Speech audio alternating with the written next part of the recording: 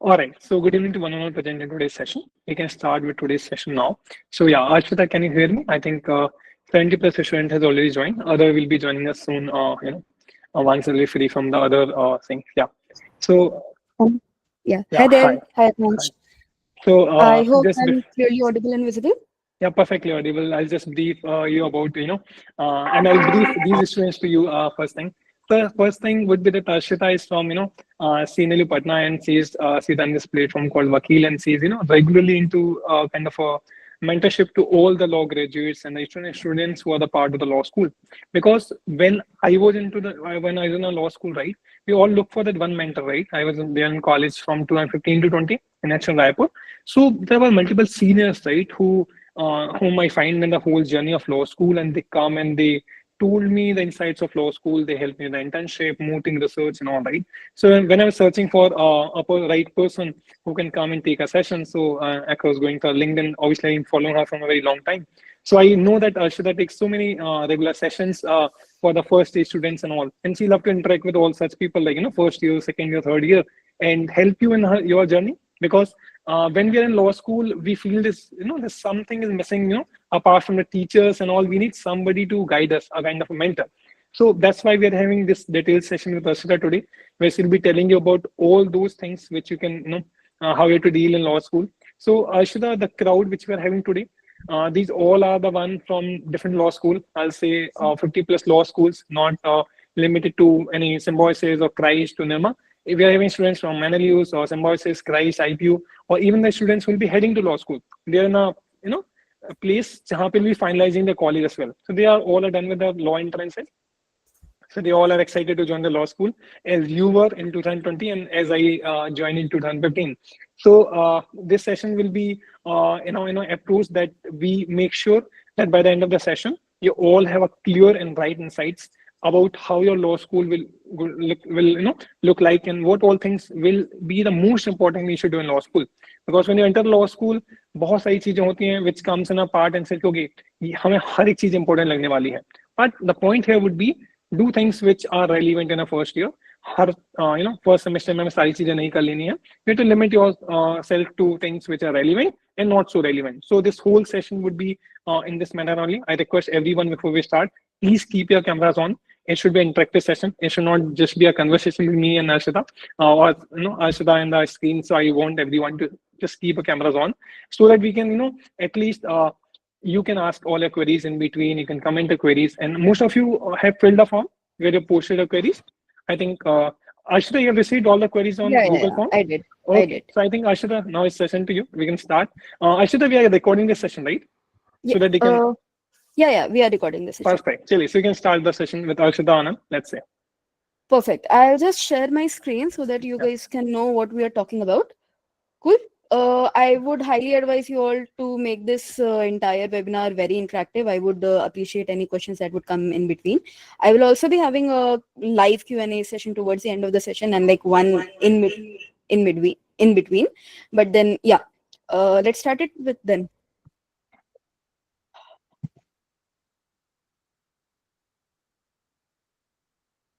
Just a second. I'm sharing it. Give me a second. Let me know if you can see this. Yeah. It's visible Can to you? everyone. Yeah. Okay, perfect. Please let me know if anyone raises their hand. Good. Is there any way I can see the screen, main screen, and not? Okay, perfect. This looks. Thank you. Cool. So, hi guys. I hope you all had a great day. Again, this is going to be a law school orientation session. Everything that you need to know before starting your law school. I hope you guys are going into great colleges. You're going to have very, very awesome 5 years ahead. And yep, that's going to be pretty much it. A few rules before starting the webinar. Don't turn off your camera. I thought this was going to be a turned off camera thing, but then since we are going to keep it interactive, let's just have our cameras open. Microphones should be switched off, please.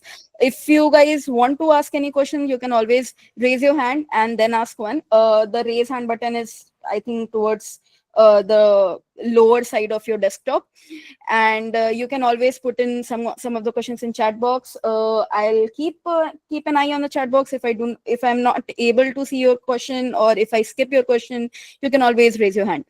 I will also be taking live question and answer sessions towards the end, and this will be your webinar outline.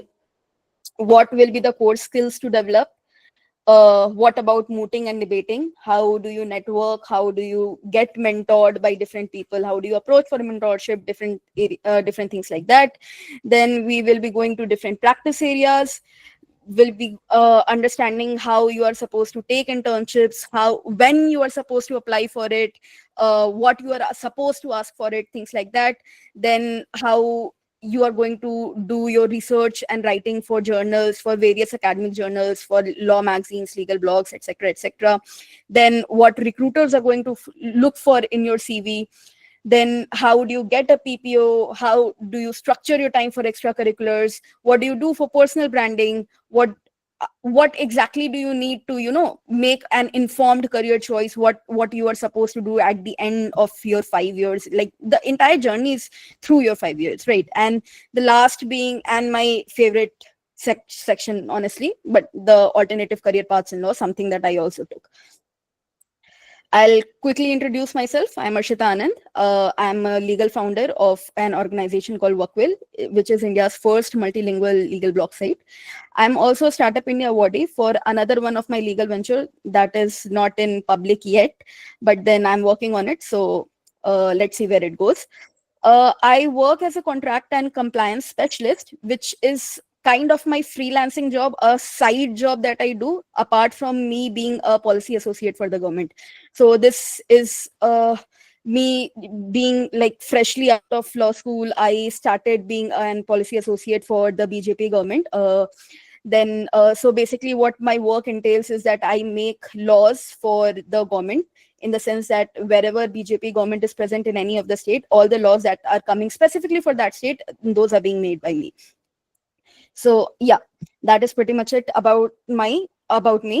And we'll just jump to the first agenda, that is developing core skills.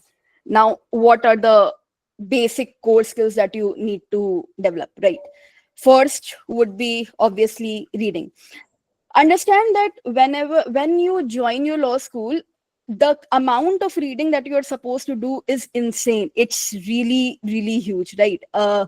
Even if, let's say, you are supposed to read one case, that can easily span to like maybe hundreds of pages, 200 pages, even like the Keshwanandan Bharati case is 700 pages, right?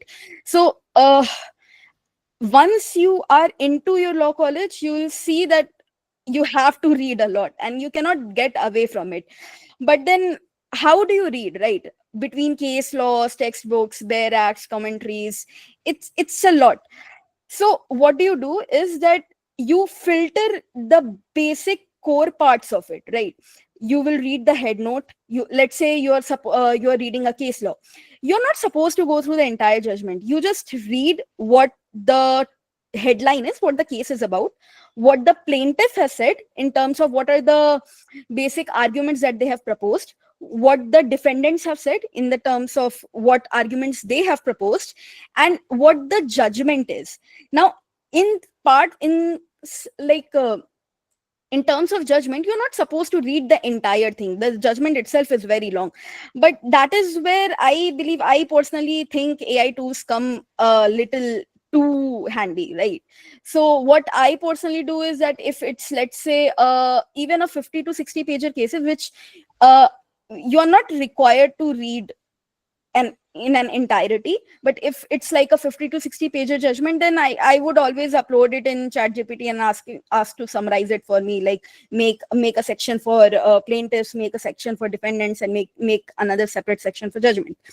But apart from that, if you are reading a very heavy case, that is like again like Keshwananda Bharati or like Vishakha judgments, things like that, it's always better to go for books.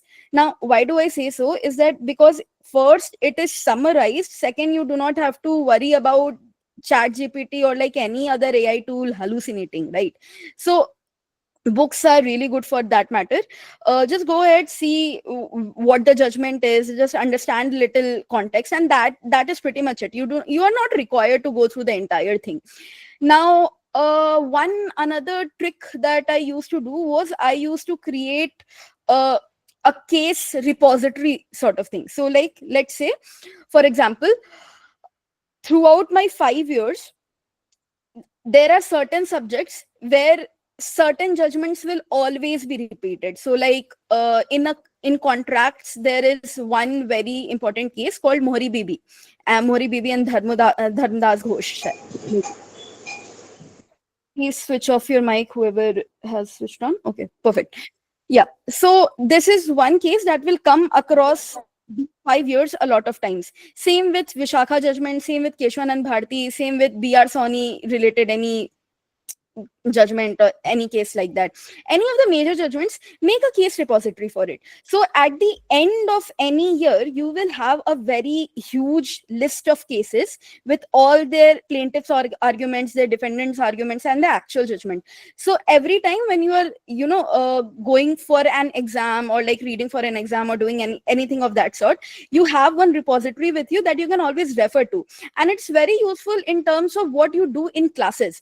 So in any school, in any law school, law college, the professors try to make your entire class very interactive. They will try to engage with you. It's only the students who do not make it engaging. You have to be beyond that. You will have to make the class engaging for that entire class to be for it to be productive for you. And this is how you do it. So I used to make this one case repository, and since these cases are going to come at any point, so I used to like, maybe when the professor is teaching us about something and somewhere down the line this case is remotely connected to the topic, I would just raise my hand and like give an opinion that, oh, this has also happened in this case.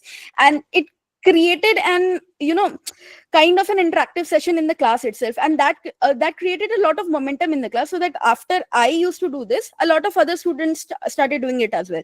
This makes the class interactive, but the major thing that it does is that it creates an impression of you in that professor's mind, and that gets you a lot of favors.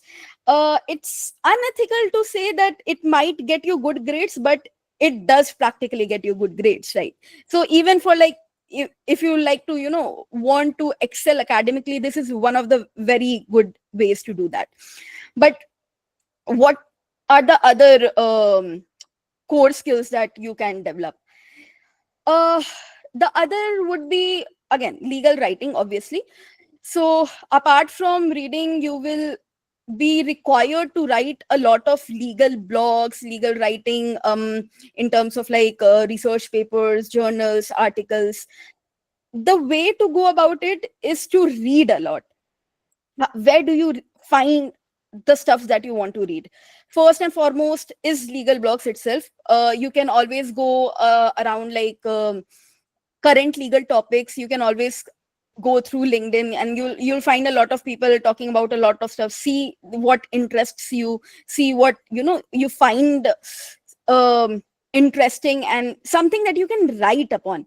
So like what I used to do was that in my first year, I thought that maybe corporate law is one thing that I want to get into. I was confused between taxation and corporate. So there is this one site called Tax Guru, and it gives you a lot of articles on different tax related topics, but majority of them are like very recent, based on very recent topics. So I used to go through it. I used to analyze a lot of cases and then understand what is being done in the current legal regime, and then make small articles out of it. Now understand that whenever you write an article, it's not necessary that it will be published, but then this does help you in starting your legal writing at least. Now whenever you write small articles, let's say you go ahead and ask NLUJ Law Magazine to publish it, and the magazine rejects your article, which will happen a lot of time actually. But then if they do not accept it, there are always n number of other platforms that will accept. So let's say if please switch off. Yeah.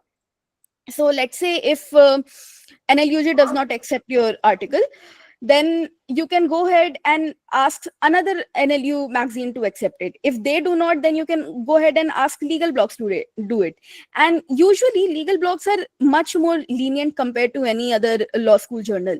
So they are a good place to get your articles published if like magazines are not accepting them and not accepting your articles, right? The third skill would be public speaking and oral advocacy. So I'm not saying that you should practice in front of mirrors, that's just awkward. But then what has actually worked for me is to get into debating society of my college. I was the secretary of my college in my 5th year of college, but then sorry, I was the secretary of my academic and debating society of my college in my 5th year.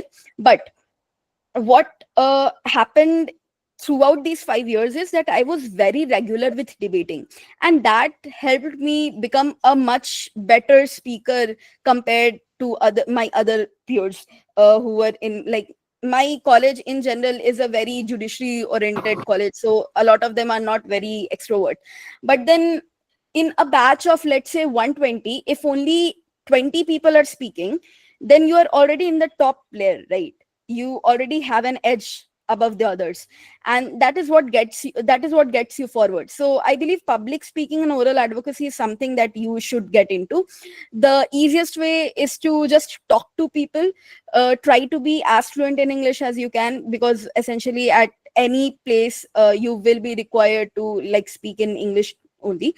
But then yeah, try to network a lot with a lot of people, try to speak a lot. Whenever you go into internships, try to connect with everyone. And even in college, try to talk to as many people as you can. This is just for you to get out of that fear of talking and like socializing in general. I understand that a lot of people would be introverts, but then law school is one thing that will push you to become an extrovert by the end of your 5 years.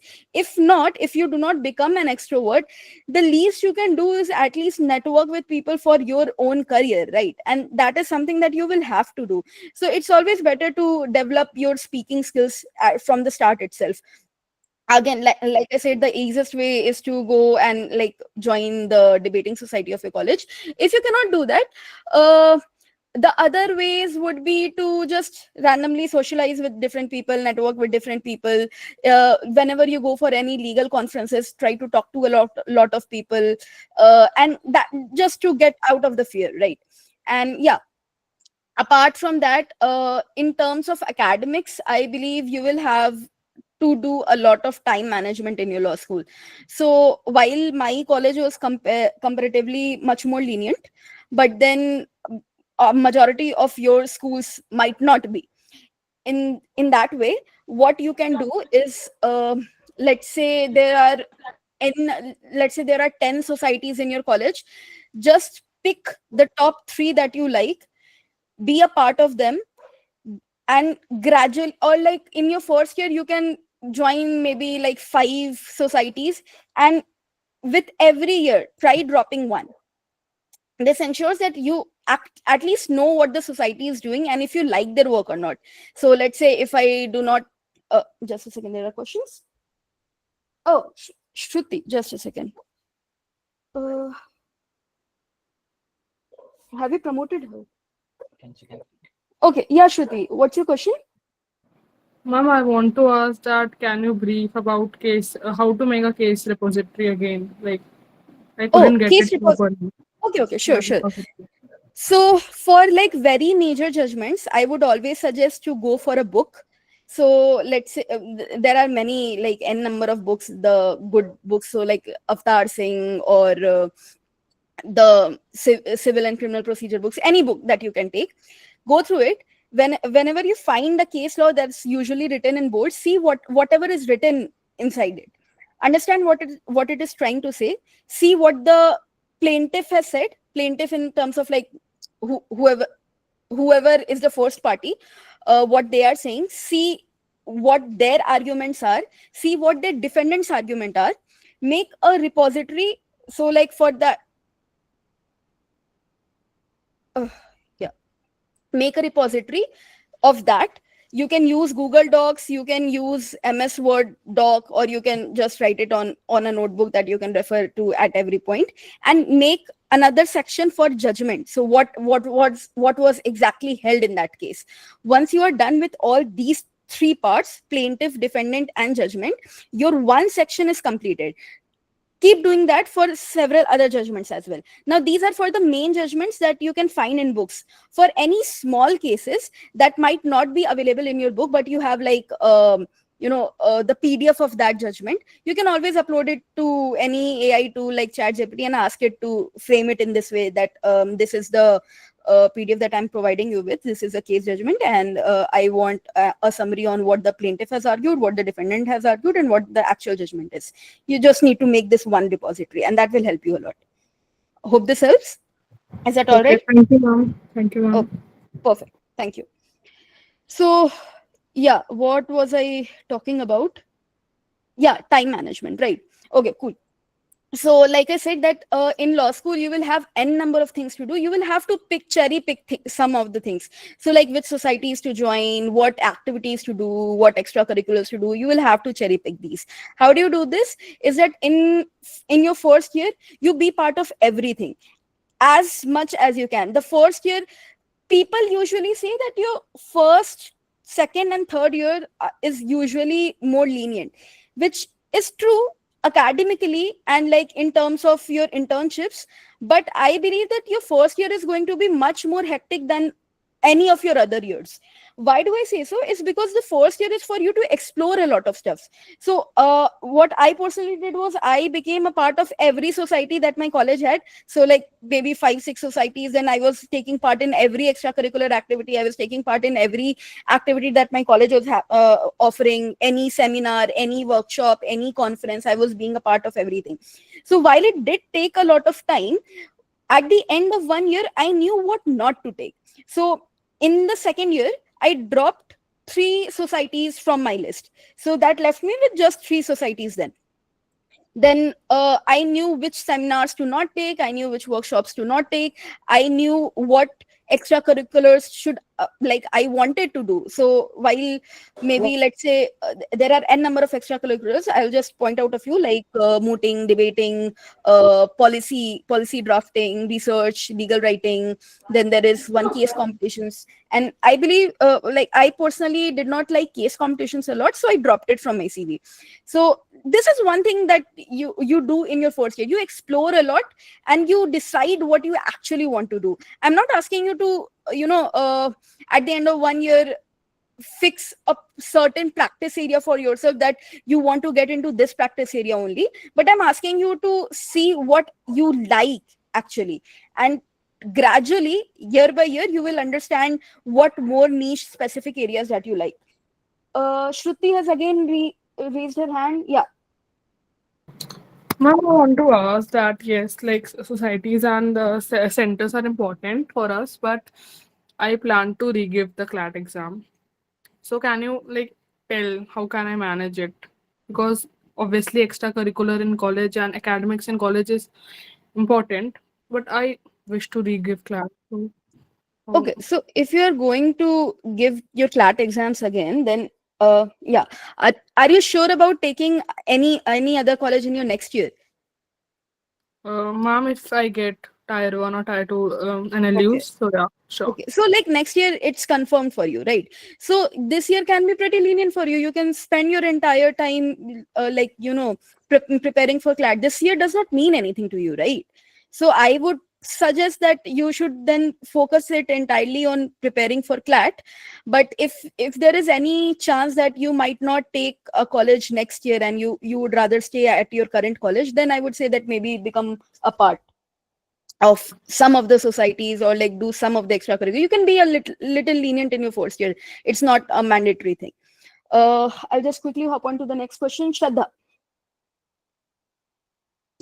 Yes, ma'am. Ma'am, my question was that as you said that when we go for the first year in college, we have to join certain like committees. So, Mm-hmm. what do you suggest that which are the best committees, top committees where we can join and we'll get more opportunity for Okay, sure. Um, There will be three major committees in any college. First will be the career and development cell, or maybe it might be called internship cell. Be a part of that. If the first years are allowed in your college to become a part of it, please be a part of it. It's one of the major committees. Second committee will be your moot society committee. And the third, you can either switch between a debate society or a legal aid society. So these were the four major at my college. It will obviously vary a lot from college to college. My college also had an ADR society, but then it was not very developed. When I got in my third year, it was started then. So yeah, these are the five major societies that you will find. If there are any other college, any other society that you might find an interest into, then you can always opt for it. But the internship committee is like a non-negotiable. Please try to be a part of it. And the second, the moot court society is like a good society to get into. Please be a part of it if you can.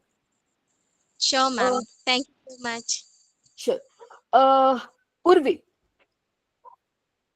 Ma'am, for societies, the differentiation should be mostly on what like the work they are doing or what we like. What we should pursue first, like the work they are doing or what we like. As a first year, I would say do not think about either of these.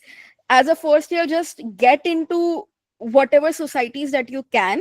Again, I'm not asking you to spread yourself very thin and like be a part of 10 societies, but like maybe four should, like there should be a cap on like 4 or 5 societies. Don't do everything. See what the work they are doing. You can always be an inactive member, right? In first year, everyone wants to be part of everything. So whenever there is a recruitment for any cell or any society for that matter, there will always be like 50-60 people applying for it, and like maybe 30-40 get recruited, or maybe 20 get recruited. Not all of these people will be working. If you do not like their work, become an inactive member, but at least see what these people are doing, what the society is doing, and then you frame your mindset on whether you want to work with them or not. Make sense? Yeah, ma'am. Thank you. Okay, sure. Adhika. Ma'am, can you please I hope I'm repeat what pronouncing is it. Yeah, site community? yeah, ma'am. Actually, Could you repeat that again?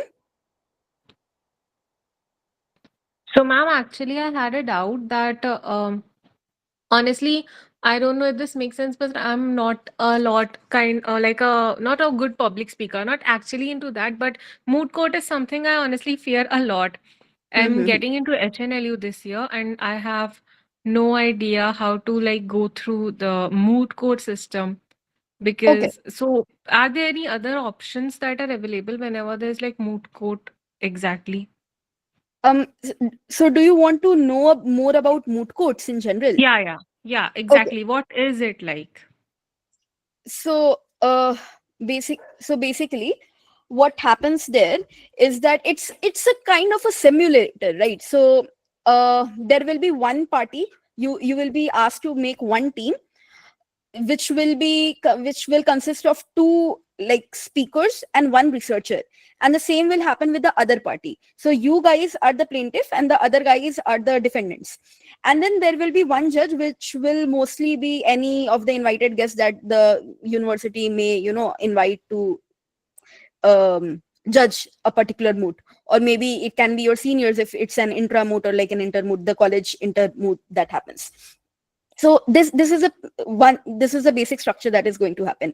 Now what happens usually is that if you are not a very good public speaker, usually you can easily go for a researcher, right? But then make sure that your researching skills are top notch.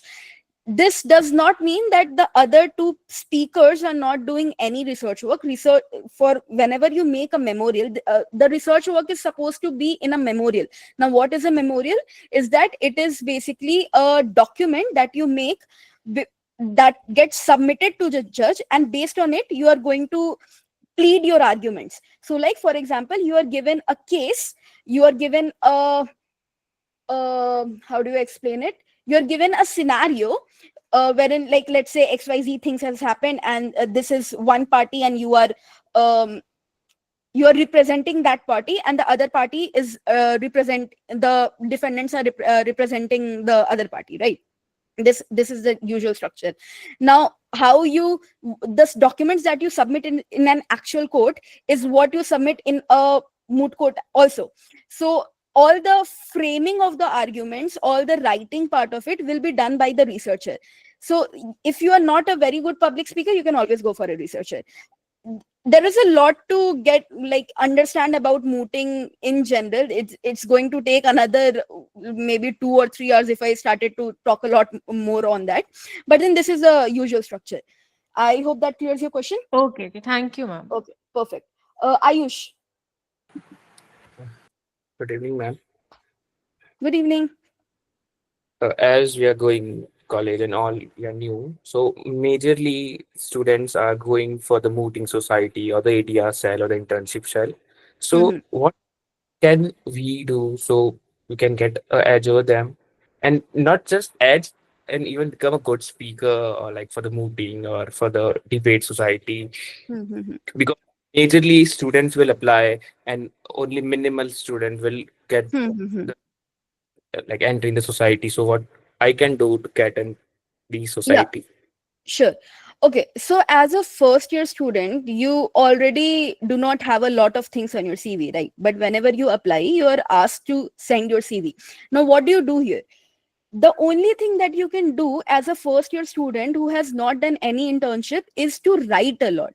This is the only edge that you will have.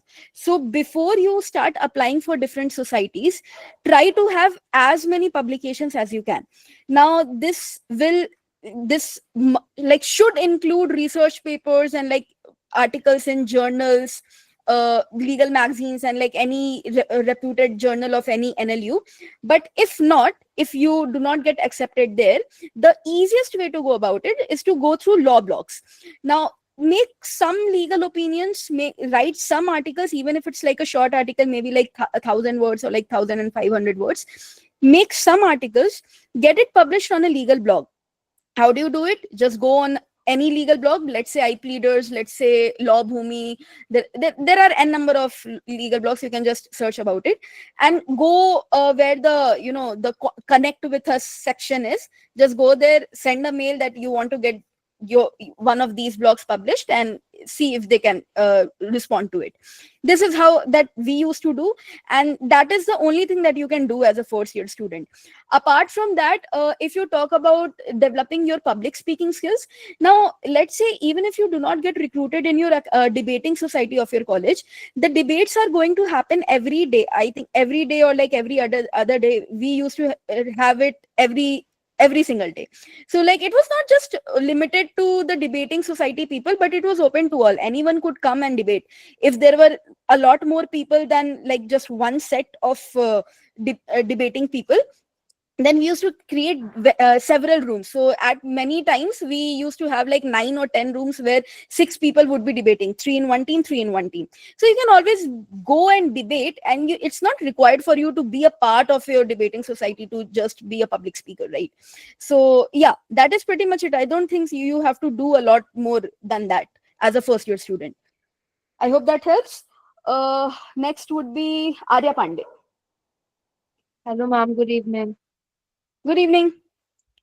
Ma'am, so my question was I did not participate in any debate competition back in my school time. So now if I want to join the debating committee, so Mhm. is that a problem? I have never participated in any debate competitions, but No, now I want to yeah, sure. So, see, a lot of people would be like you.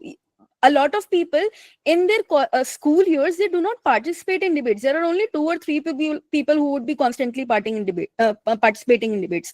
That's very common. And as a first year student, it's not even expected out of you that you would be part of several different societies. Several different societies in your school time, right? So whenever you are in college, just try to be very regular to the societies usual conferences that they are having, usual meetings that they are having. So let's say when you enter into law school, you will be given an orientation for all these societies. It's not like you are just required to get into it whenever they bring a call for interns or call for student membership form. They will be giving you an orientation session for what their society actually does. Try to understand what they are doing in that society. Talk to people who are actually recruiting. I'm not saying in terms of I'm not saying this in like an unethical way, but like try to be in touch with the people, like the 5th year people who would actually be recruiting. Take normal conversations with them. Just keep in mind that you have to make an impact, right? And that is a very short way for you to get into any of the societies. I hope that helps. And ma'am, I the- had one more question. yeah, this would Like, be the last question because we have a lot more to cover, but yeah. yes, ma'am. मतलब जो आपने बताया कि we should start writing like the research paper, legal research paper. So I watched some videos on YouTube कि कैसे start कर सकते हैं. तो समझ नहीं आया कुछ, like फर्स्ट थिंग कि टॉपिक कौन सा चूज करे लिखने के लिए. अभी तो मतलब लॉ स्कूल गए भी नहीं है, but just out of curiosity I wanted to write something. तो समझ नहीं आया. So if you can brief that how to like start writing research paper. Okay, sure. So what the easiest way again to go about it is to watch the current legal news. उसके लिए सबसे best site जो रहेगी, that would be Live Law and Bar and Bench.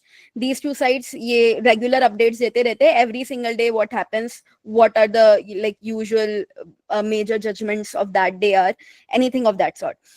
Keep a track of these two websites specifically. See what interests you, see what a very major judgment is, and then you can pick one topic from there. So let's say abhi jo hai fairly recently arbitration में कुछ आया था, कुछ तो हुआ था, मुझको अभी ध्यान में नहीं है, but like something कुछ major हुआ था जो कि Live Law and Bar and Bench ने उस पर एक बहुत बड़ा सा आर्टिकल निकाल दिया.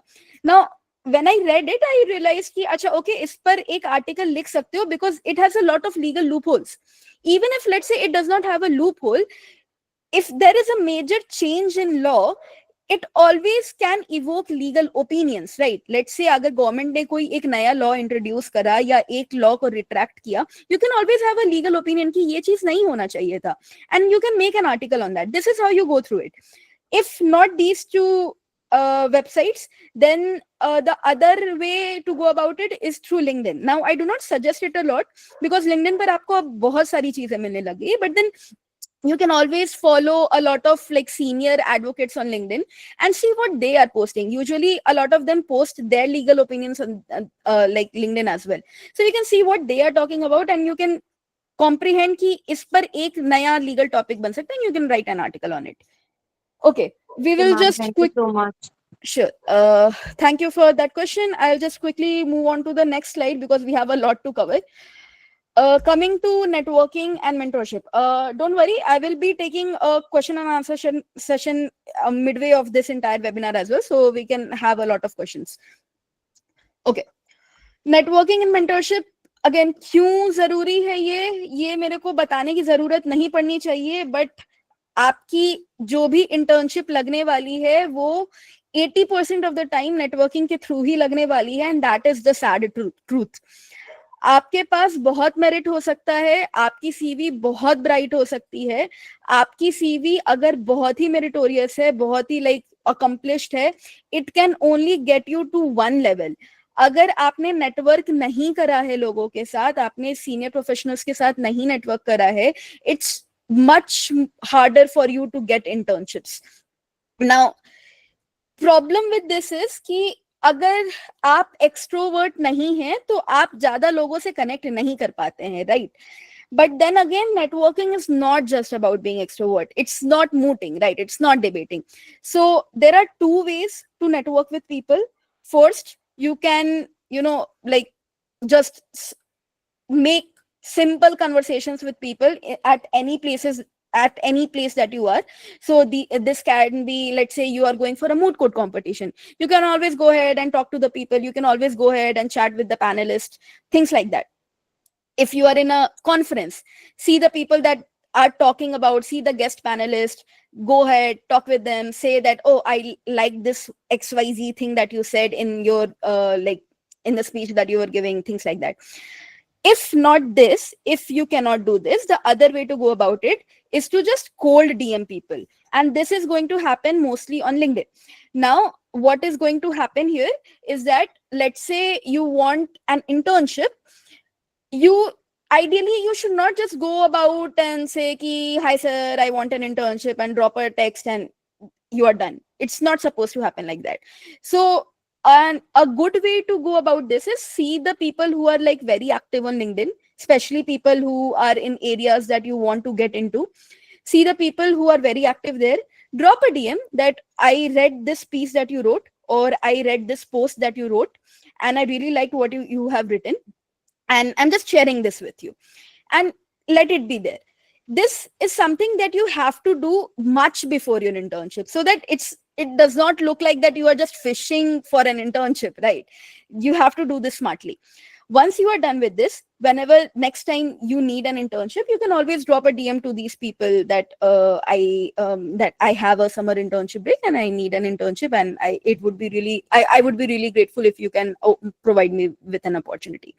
Now, what this does is that it does not make you look like a person who is like very desperate for internships and is contacting me only for internships, right? You already have a conversation with me beforehand, and that makes me much more likely to help you out with it, right? So this is why networking is important, both in person and in like cold DMs. Once you figure this out, and specifically once you figure out how to network in person, you will realize how much easier it is for you to get internships. Same thing with mentorship. I personally think that whenever you go ahead and ask a person for their advice or guidance on something, that makes them feel much more validated, right? And when that happens, they're much more likely to help you out in later terms.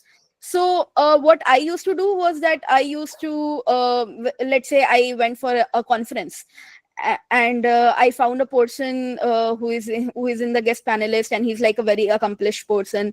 I would just go ahead and say that I'm thinking, let's say that person is an arbitrator. I would go ahead and say that I'm thinking to get into arbitration. This is one area that I like a lot, but I'm not sure if I should get into this or not, because I have n number of other areas to explore. I would love if you could brief me about this, or like how your usual work day is like. I would love to know more about it, or if you can, I would love to accompany you to like in any of the cases that you're doing.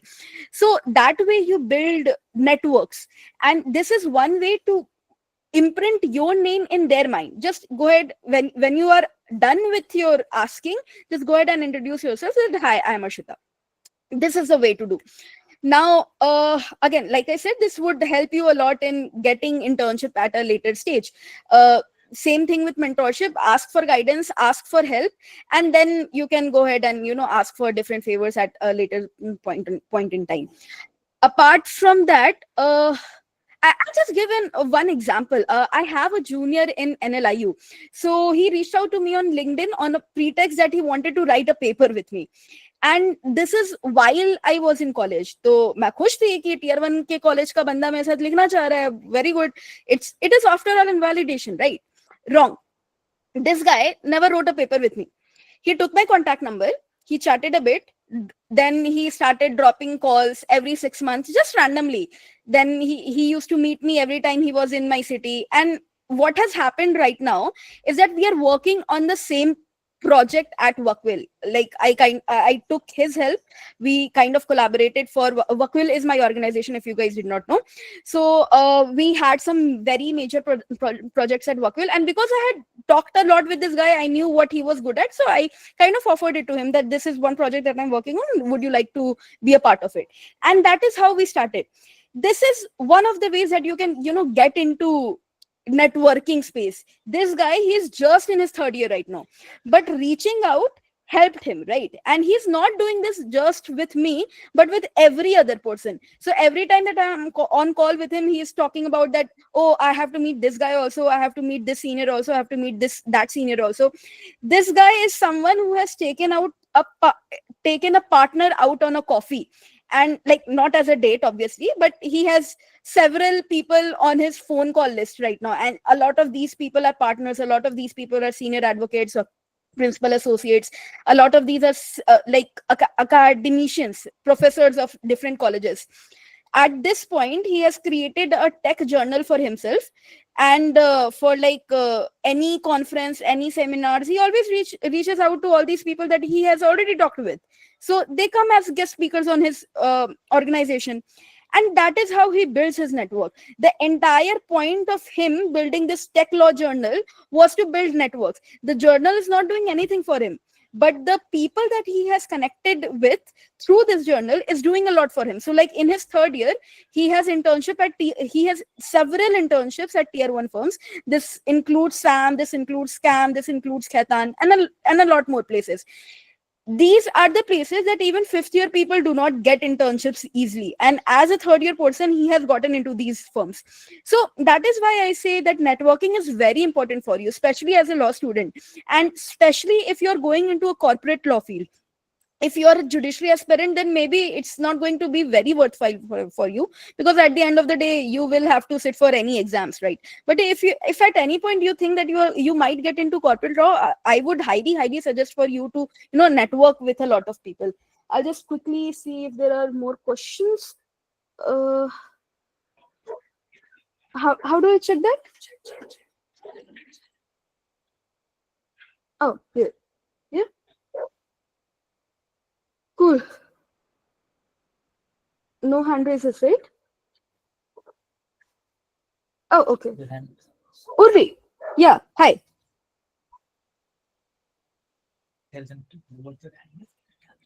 And yeah, please lower your hands if you are done. Gets very confusing. Urvi, do you have a question? Okay, you don't have a question. Aryaka. Aryaka, are you there?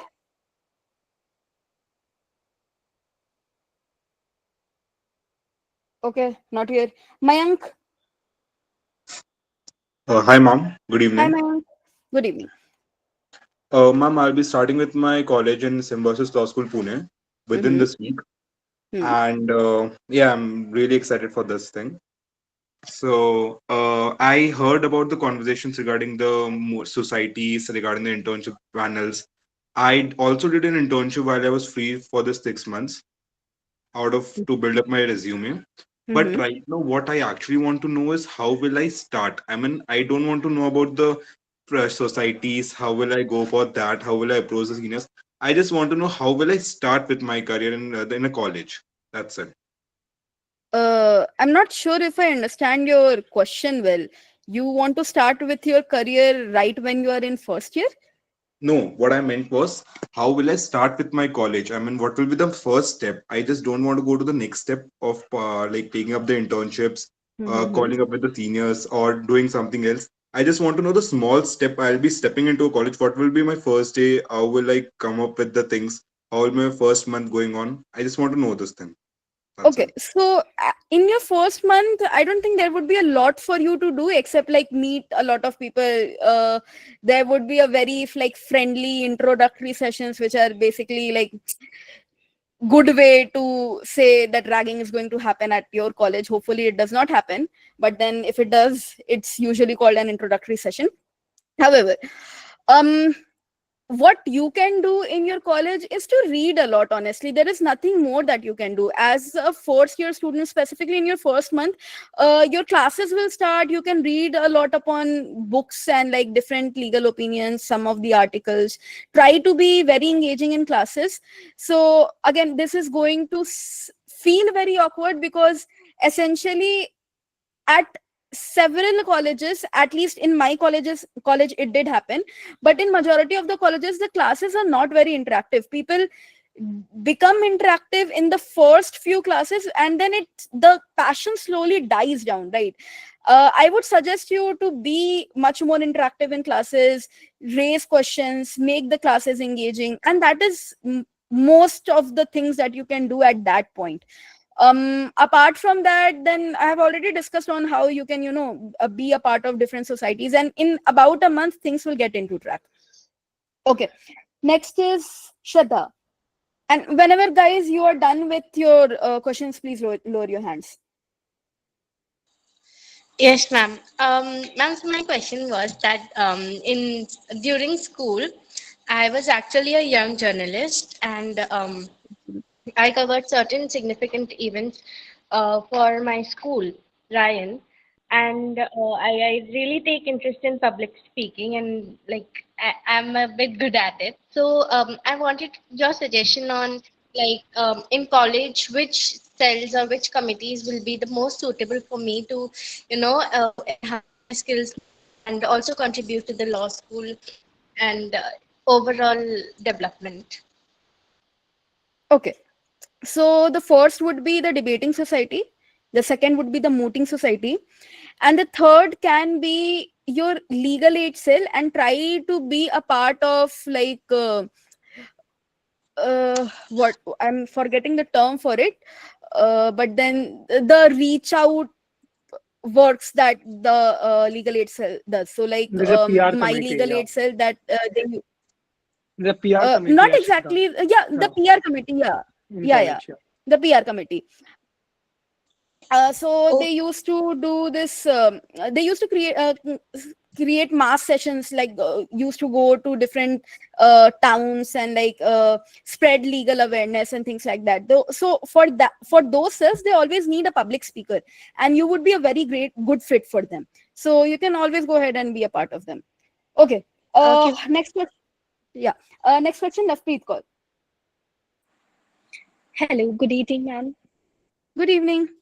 Yes, so ma'am, I actually have two questions. So, you explained about the importance of LinkedIn and networking, like in general. So, I wanted to ask about how to build on a LinkedIn profile. When you are just out of school, I have not done any internship as yet. So, how to build a CV in general. Sure. I'll get to that. There is one whole slide for it. But the usual way to go about it, I'll drop in a template after this webinar ends. So you'll see what a good CV looks like. I have a template for it ready from one of the webinars that I did earlier this week. But then apart from just that, your college will always provide you with like a template for a CV. In any college, that will be provided to you. See that it's not a Canva template. Please do not use a Canva template. Use a proper Word template that your college will provide you, and if they do not, please reach out to me. I'll provide you with one. And what you can put in your CV is, again, as a first year student, you do not have a lot of things that you can put in your CV. So you can put in things that you did in your class 10th and 12th. Some of the major things, maybe let's say you won a competition, or you were part of a debating society, or you were part of any legal help, or not legal help, but like any volunteer work, any certification course that you did, any seminar that you attended, things like that. As a first year student, it's not expected that the whole 2 pages of your CV will be filled, right? And please limit your CV to 2 pages only. Do not exceed more than that. Yeah, so it is not expected that both of these 2 pages will be entirely filled. So you can put in any random things. The only thing that I would be seeing in your CV as a first year student would be how many publications that you have. That is the only metric that I have for me to identify which lot of you is good. And yeah, that is pretty much it that you can do about it. Yeah, Okay, what's the second question? so I actually have another question as well.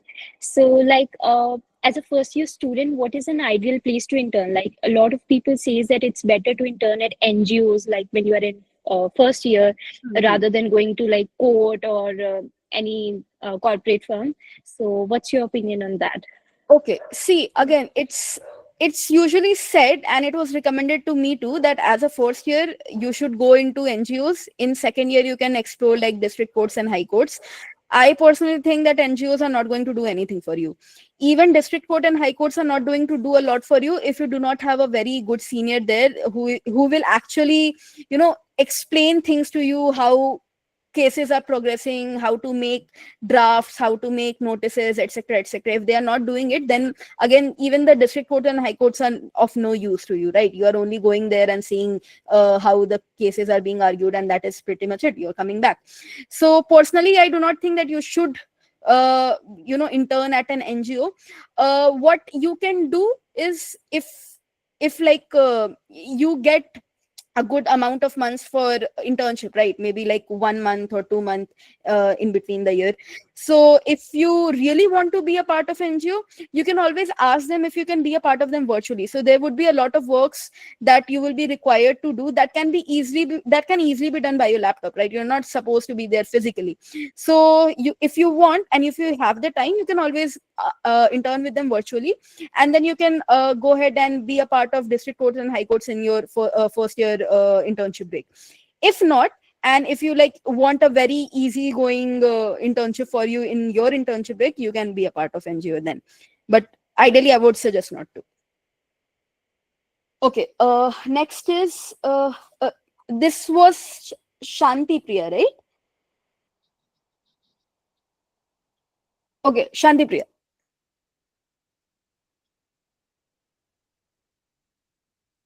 Are you there?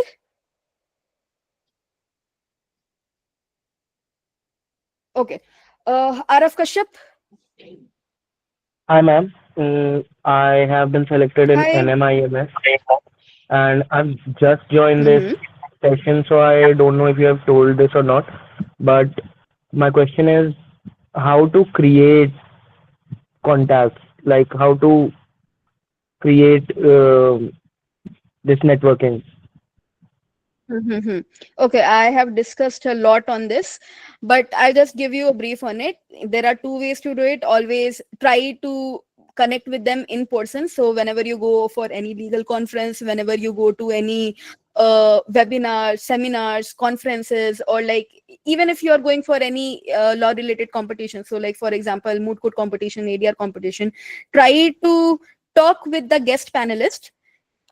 Tell them that this XYZ thing that you said really resonated with me, or like I really liked how you framed this. It clarified a lot of things for me. Or maybe go ahead and ask them for any mentorship or like guidance that I'm thinking to get into this. I'm a first year student. This is my name, and I'm thinking to get into arbitration or like let's say corporate law, and I really wanted to know what your work is like.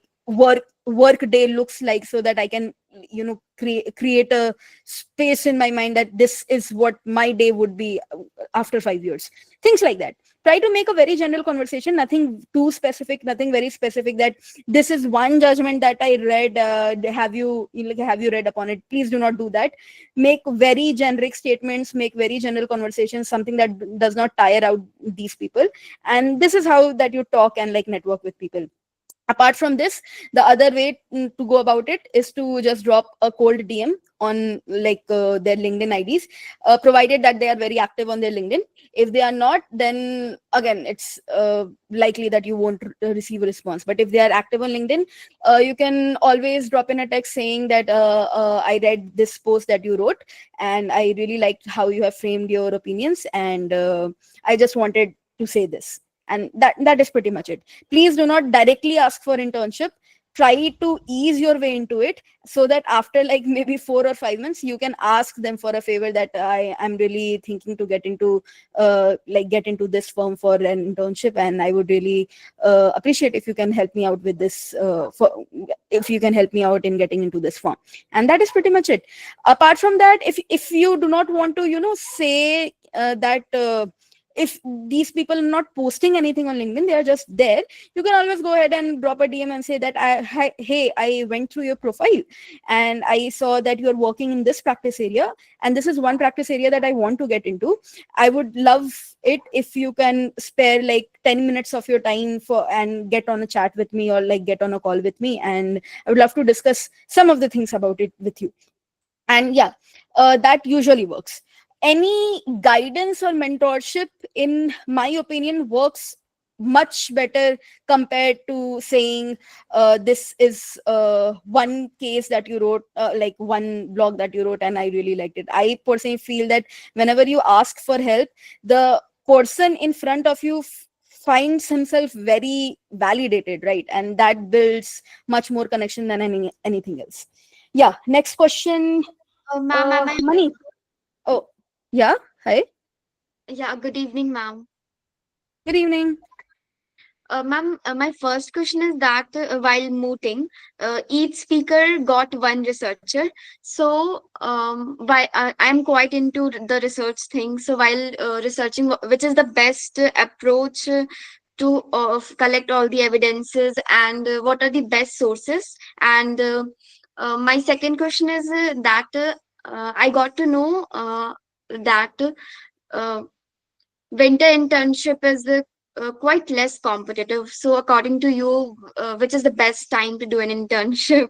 Like It's a not like semester? that. It's not like that, that winter internships are less competitive. When you will apply and you get rejected by like 500 firms in one go, then you will realize that nothing is less competitive. But yeah, coming to your first question, can you repeat your first question, please? Please do not ask two questions together. Okay, like my first question was that while researching, which is the best approach and what are the best sources to collect all the evidences, like from either from the plaintiff side or the defendant side, and like which is the best approach? Okay. Okay. So usually there are two kinds of research that you will do throughout your law school. First will be for your research papers, right? For that, what you can go through is, let's say you picked one topic. Let's say you picked data privacy as a topic, whatever the topic be, but it's related to data privacy.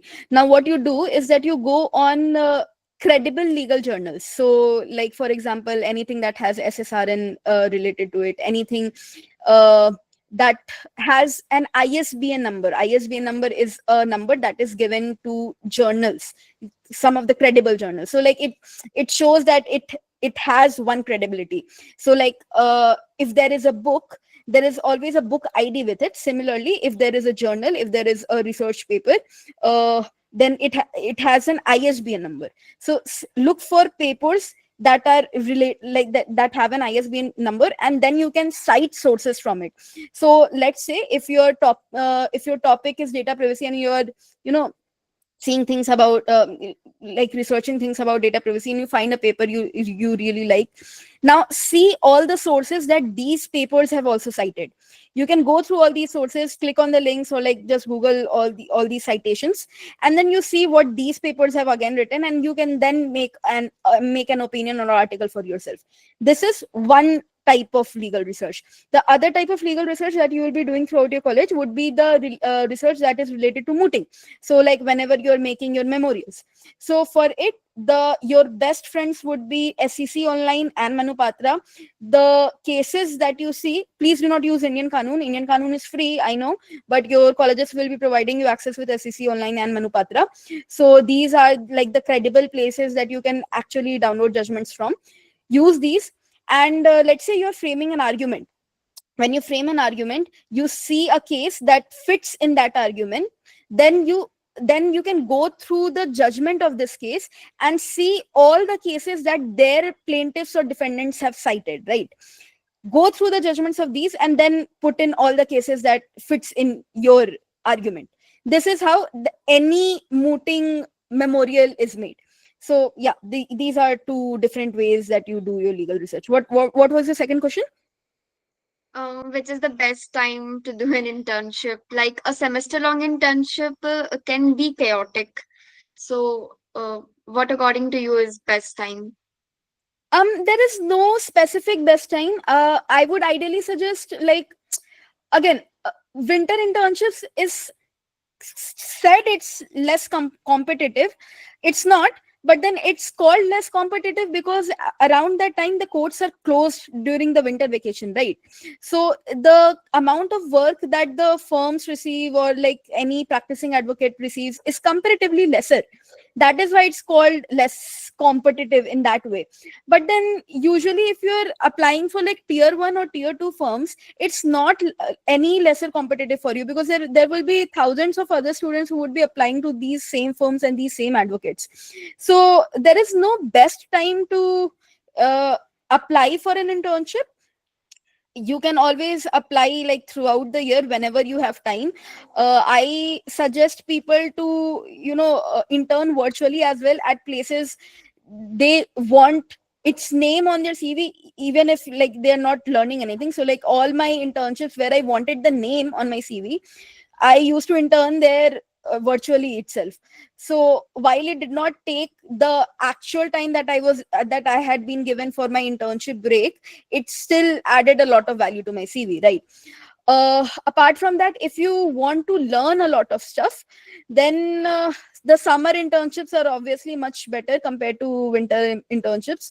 But then again, there is not a lot of distinction, because as a first year student, you won't be learning a lot. You will be given only legal research work in almost all your internships. There will be a very few number of advocates or like people who would actually teach a lot of stuff to you.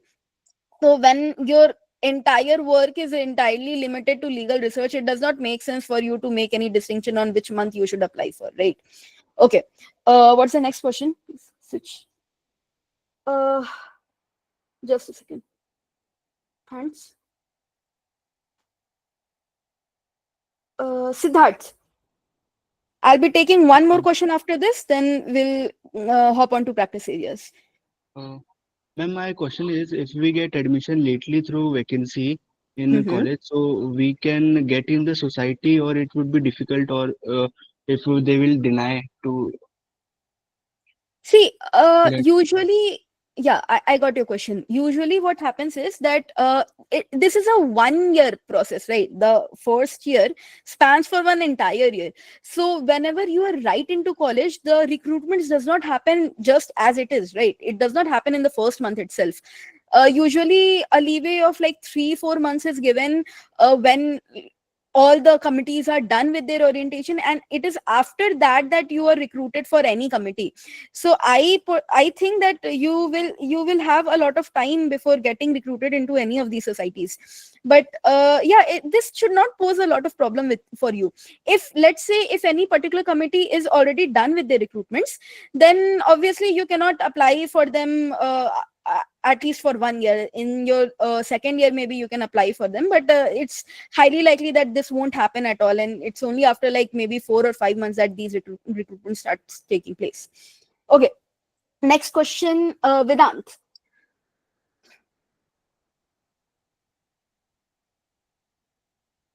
Okay, Vedant is not here. Jay Shukla.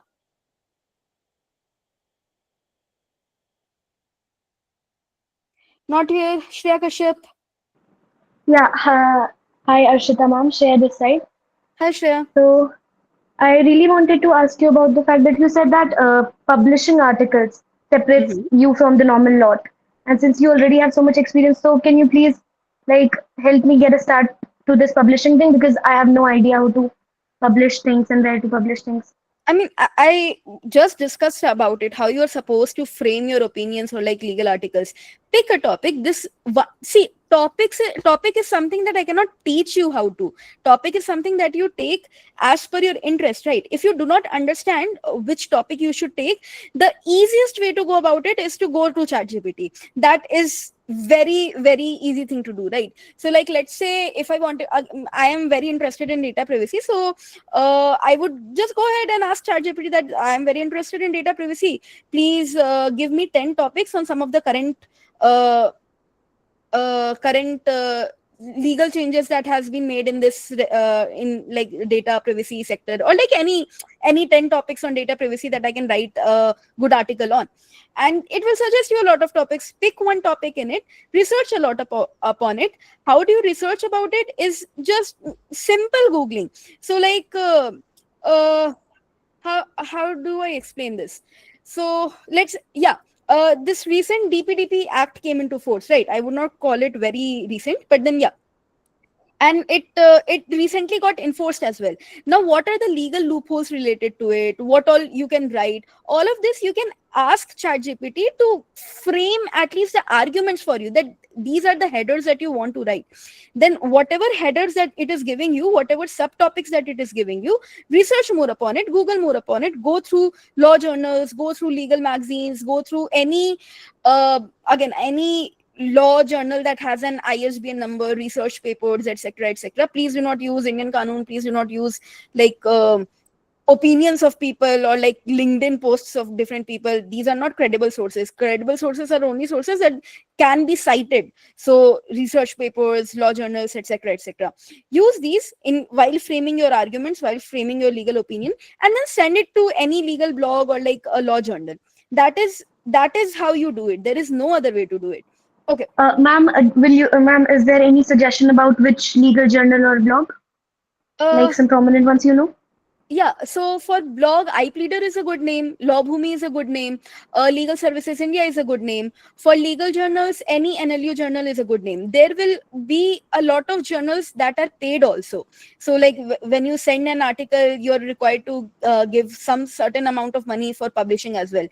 I usually do not recommend that, because if you are going to pay for your own work, you can always, it's always better to go for an NLU journal then. Usually these journals will be those which have an ISBN number. So like they're asking for money because they're providing you with an ISBN number, and they are also providing you with some of the editorial service. So like, let's say your article is lacking somewhere, so they would make some edits for you. They would frame your article in a better way. That is why they take some amount of fees. But ideally I would say opt for an NLU journal in that case, and if not, the law blogs are already there. Okay. Thank you, ma'am. Okay, thank you. Next question would be, and the last question for this segment would be Bushra Khan. Yeah, hi ma'am. Bushra this Hi side. Bushra. Now my question is, so for like the students who are not from NLUs, who are non-NLU students, so how do they get internships in tier 1 law firms like SAM or Trilegal? Two things. A good CV. And how do you build good CV is, again, as a first year student, the only thing that is making you distinct from your peers is first your publications. That is going to matter a lot in your entire 5 years. So like for any firm, publications would matter the most, even more than moots. Second thing would be your extracurriculars. So in extracurriculars, everything will include. So like your debate competition, your mooting competition, policy drafting, ADR achievements, any achievements for that matter, any merit related achievements. These two things are going to make things distinct for you. Unfortunately, and that is the truth, that you will have a setback if you are not coming from an NLU. But again, I know a lot of people who were from not even tier 2, but like tier 3 colleges, and they have had very good internships. How does that happen? Is through networking. And that is why I say that networking is one of the most useful things that you would be doing throughout these 5 years. If you are a non-NLU student, you already are one step behind others, right? Again, NLU students themselves do not get internships at like tier 1 firms all the time.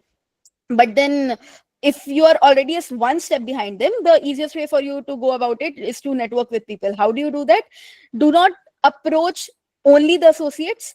Like in any firm, there are, let's say you're applying to any firm. Usually tier 1 firms or like even tier 2 firms will not be taking in first year students in the first place. So please apply to only tier 3 firms. You'll find a good list of it in like Legal 500. There is one website called Legal 500. So you can see the tiered firms there, and you can see what the tier 3 firms, tier 4 firms are, and you can make a list of it and then apply to these people. So apply to these firms. Tier 3 and tier 4 firms should be your like prime objectives as of this year. Then when you apply to these firms, please do not approach associates of that firms, but like senior associates and principal associates and even partners if you can.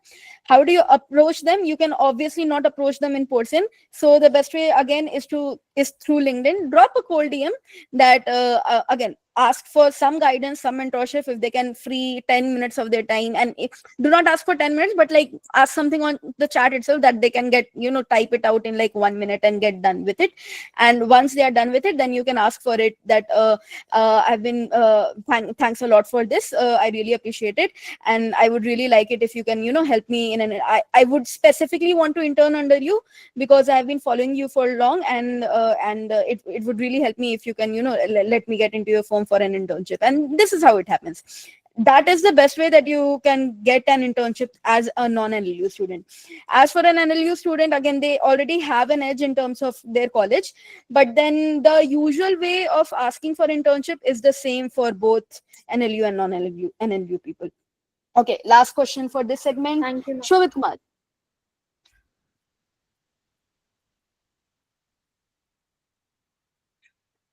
Shobit there? No? Okay, cool. Muskan Shekhawat. Hello, ma'am. Muskan this side. Hi, Muskan. Ma'am, I want to ask what is the ideal number of internships we should do in our first year? Okay, so the number of internship breaks that you have, that is the ideal number of internships. So like, let's say you get 2 internship breaks, one summer internship and one winter internship break, then do 2 internships. If you have only 1 internship break, you can always do just 1 internship. But then see, again, what the amount of work that you do as a student is always going to make your CV ahead of others, right? So while you are not interning physically in your like throughout the year, you are interning physically only in your summer internship break or like winter internship break, the rest of the year you can always have a virtual internship, right? The ideal number of internships in first year would be 1 or 2, not more than that. But that's just an ideal number. How do you make yourself distinct? That is through all these virtual internships that you would be doing. So yeah, I hope that answers your question. One last question. Ayush. Hello, ma'am. Hi. We talked earlier about you told me how to get edge in mooting, like you can research a lot, you can publish a paper and all. But as we are new and how can we publish? And like it is stereotype that it took months and year to publish a good research paper. That's true, actually. So like, let's say because a lot of thinking process, a lot of structuring your ideas, a lot of research goes into making a research paper, right? So research paper are papers like which have like a heavy amount of word number. So I'm not talking about like law blogs or like small legal articles where the article is only of like 1,000 words or 1,500 words. Research papers, actual research papers, are something that spans across 5,000 words, maybe even 8,000 words. That is why it takes a lot of time, and not just time that it took you to write the paper. Let's say you took a month to research upon it and then you made one good research paper. Now wherever you apply, those places will also be taking 2, 3 or even 4 months to review your articles, research papers, because they are already getting n number of articles, right? So please keep in mind that wherever you are submitting your research paper, the usual time that they take is anywhere between 3 to 6 months. So that is why I'm saying that while you're writing research paper, it's great that you're writing a research paper, but while you're writing research paper, please start writing some of the legal articles or legal blogs as well, so that you have something to add on your CV while that paper is not published. Okay. Last question And for this. sorry, last Which will be question. the last If question. like and if they obviously if it's a new research paper, as we are in new, so they will not prioritize like the tier 1 places like tier 1 side bar and bench or an NLU blog. They will not prioritize us. Like maybe we are not good at because we are like at our Not true. initial stage. Not true. As far as you comply with their editing guidelines, so like let's say their guidelines is that you have to use blue book citation format. It's one citation format that you will learn about in your law school. If you do not know about it, how do I explain it is okay, so let's say you wrote a research paper again on data privacy, and you want to cite like you wrote a line and you have to give the source for that information, right? You cannot just write anything out of the thin air. So you give one citation for that line, that this is the source that you picked it from. Now how do you frame that citation? There is a way that you frame that citation. I'll just quickly show you what a Harvard Blue Book citation format looks like. I hope you guys can see my screen. Yeah.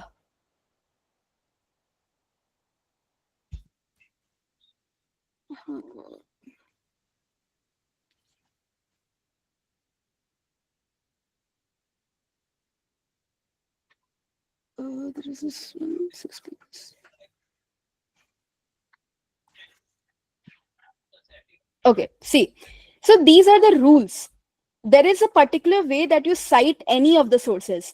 So why, as long as you are writing a good article in the sense that it's like, on a very good legal topic and has a lot of citations, lot of information related to it, it's something that people can learn from. So as long as you are doing that and the citation format is correct, there is no distinction between a first year student and a fifth year student. Me as a editor in any college, I would be checking all these papers by the same eye.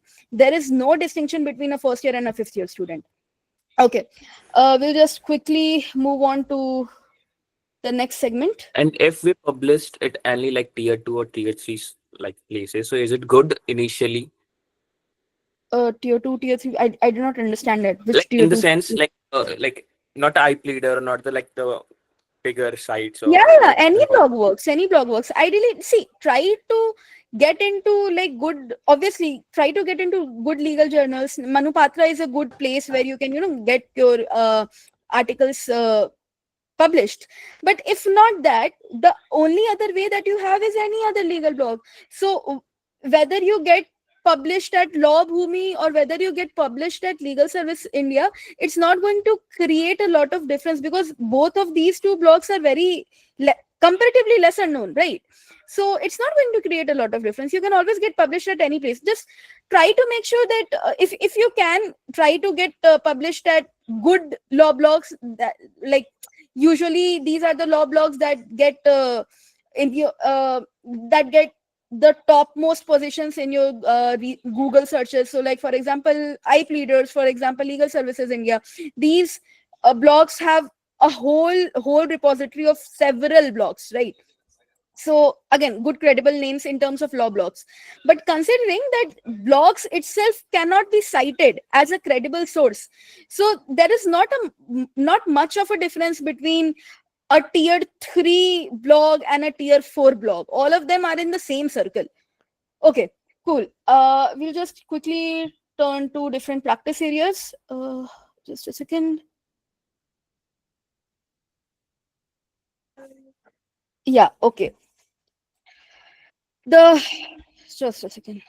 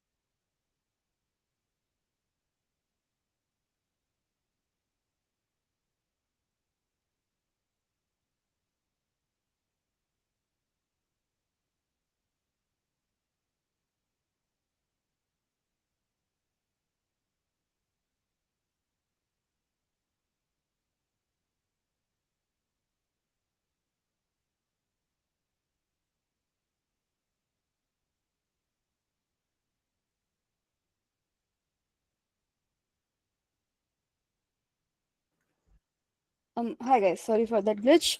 Okay, cool. So we were discussing about different practice areas.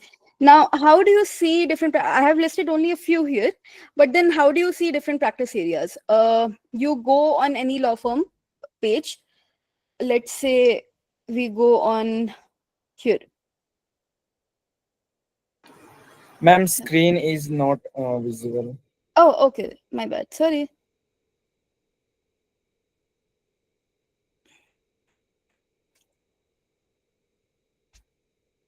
Yeah, I hope this is visible now. Yes, ma'am. Yes. Yeah, visual. Ashita. Yep. Okay, perfect. Thank you for pointing that out. I'll just quickly show how this looks like, how different practice areas look like.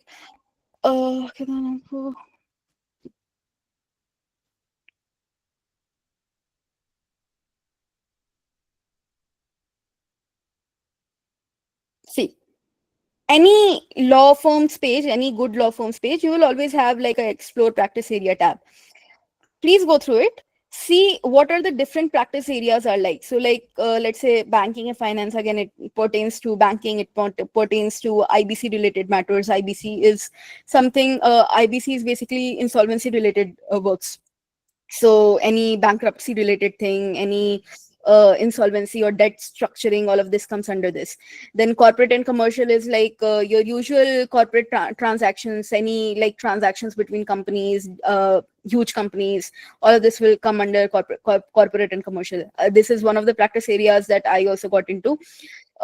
They have bifurcated debt capital markets and like capital markets and like different things, but usually comes under the same practice area.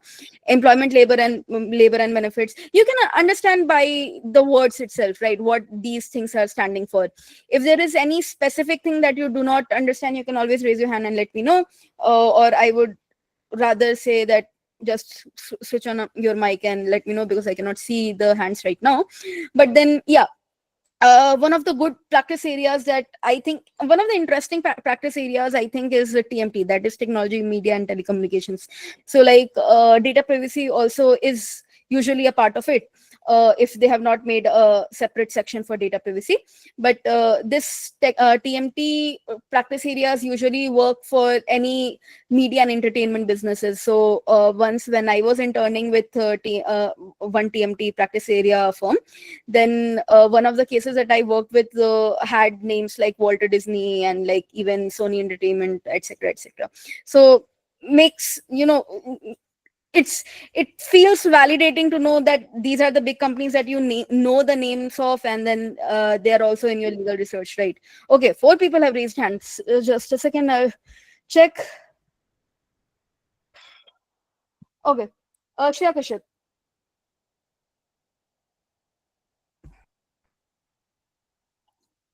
Okay, Shraddha Jain. Vedant Sonar. Yes, ma'am.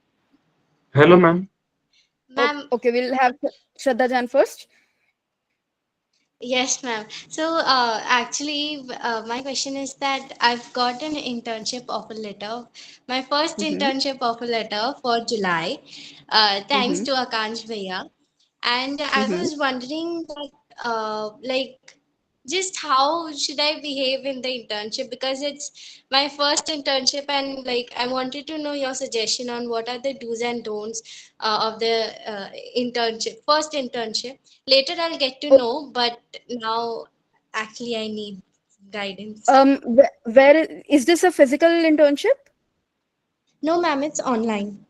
1 month. It's online, right? Then you do not need to do anything at that point. Then I think where are you interning? Nyay Sarthak. Okay, Nyay Sarthak. Okay, I know that organization. Okay, cool. So I believe the things that you will be asked to do is to provide them with research articles and like legal research blogs, etc.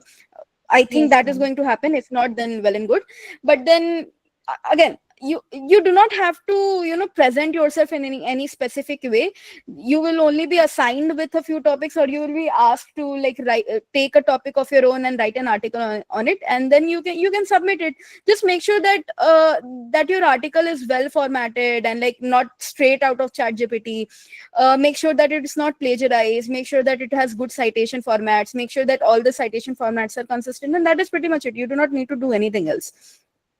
Okay, ma'am. And like, how should I present myself, formal and everything, right? Some good speaking and everything. If you are doing an online internship, this won't matter, right? You're not supposed to talk to anyone if it's an online internship. They will be providing most of the conversations that you will be having would be on WhatsApp itself or like through emails.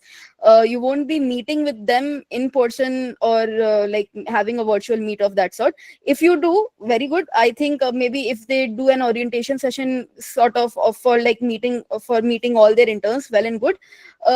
But you do not need to be very formal with them, or you do not need to wear a coat every time that you are on a virtual meet with them. Just be normal the way that you are right now. I hope you are not wearing a coat because I cannot see you. But yeah, you know, you do not need to do anything else. Just make sure that the work that you're submitting to them is decent. Okay, ma'am. Cool. Okay.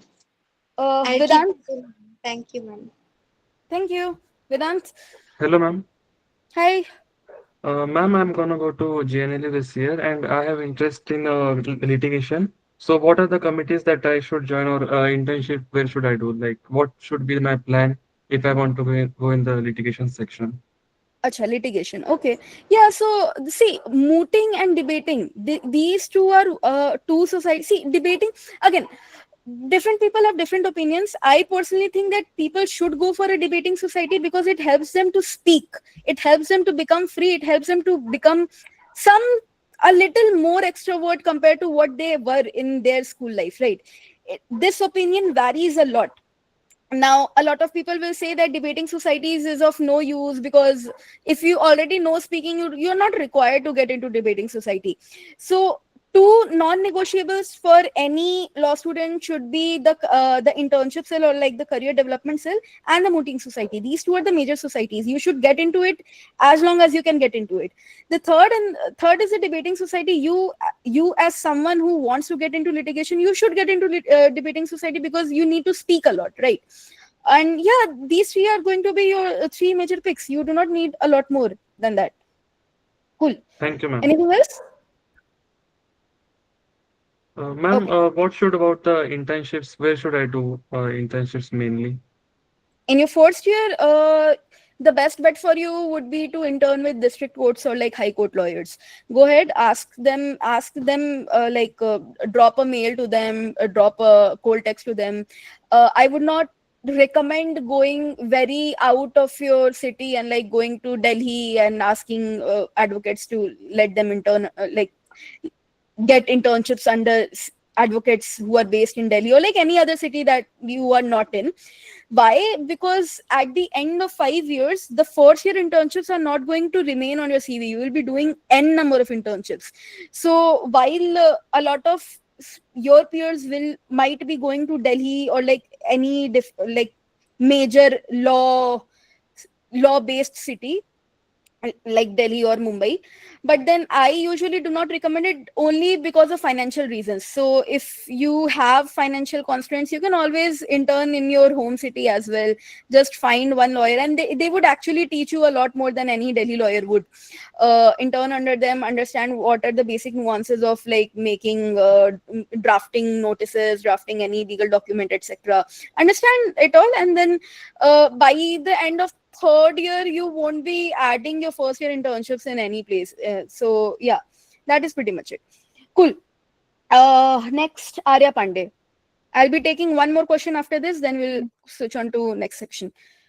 Ma'am, so I have my relatives who are practicing lawyer in district court, high court, and supreme court too. So can I just intern under them, or is there anything मतलब कि ऐसा कुछ lawyers में भी differentiation करना होता है, like sorry advocates में भी कि नहीं इनके अंदर करो because they have मतलब are you getting my point? What I'm trying to I'm say? getting you. If you have if you have relatives at Supreme Court, then I would say if they are okay with you interning under them, then you should intern under them. Now, see, you won't, I personally think that you might not learn a lot in Supreme Court as much as you would learn in like district court or high court, but this looks good on your CV, and this helps then again when you actually apply to different advocates and different firms, and you have a Supreme Court internship written on your CV as a first year student itself, then it creates a lot more impact, right? That is why I would ideally suggest that if you have connections at Supreme Court, get an internship at Supreme Court. If you have connections at High Court, get an internship with High Court. High Court, I think it's much more easier. Even if you do not have relatives there, you can just go ahead and any of the advocates that is practicing in High Court, you can go ahead and like in person, you can ask them that I would love to intern under you, and they would take you. But yeah, if you can get a Supreme Court internship, then comes the High Court, then comes the District Court.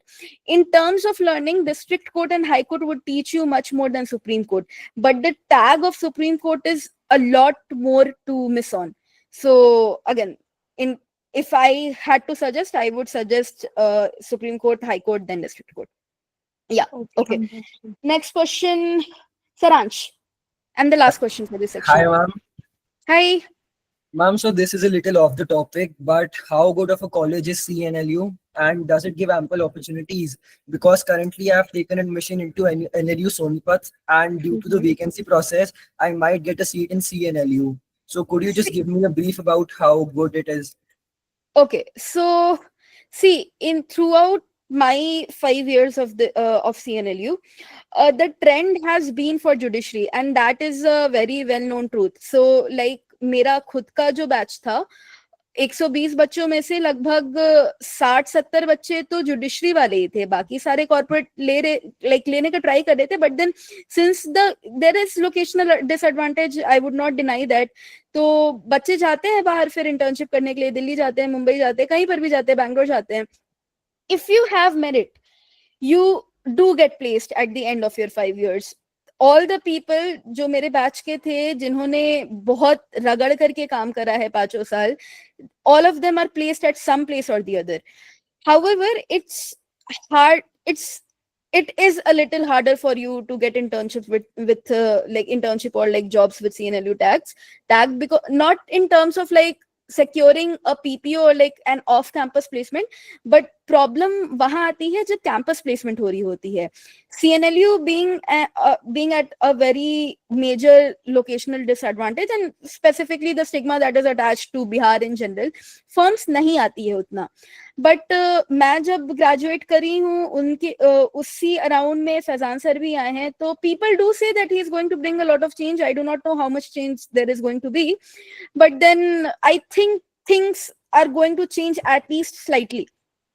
So ma'am, just to add, I live in Delhi itself and Sonipat is just an hour away from my home. So would you recommend going to a different city like Bihar and then switching from Sonipat to Bihar?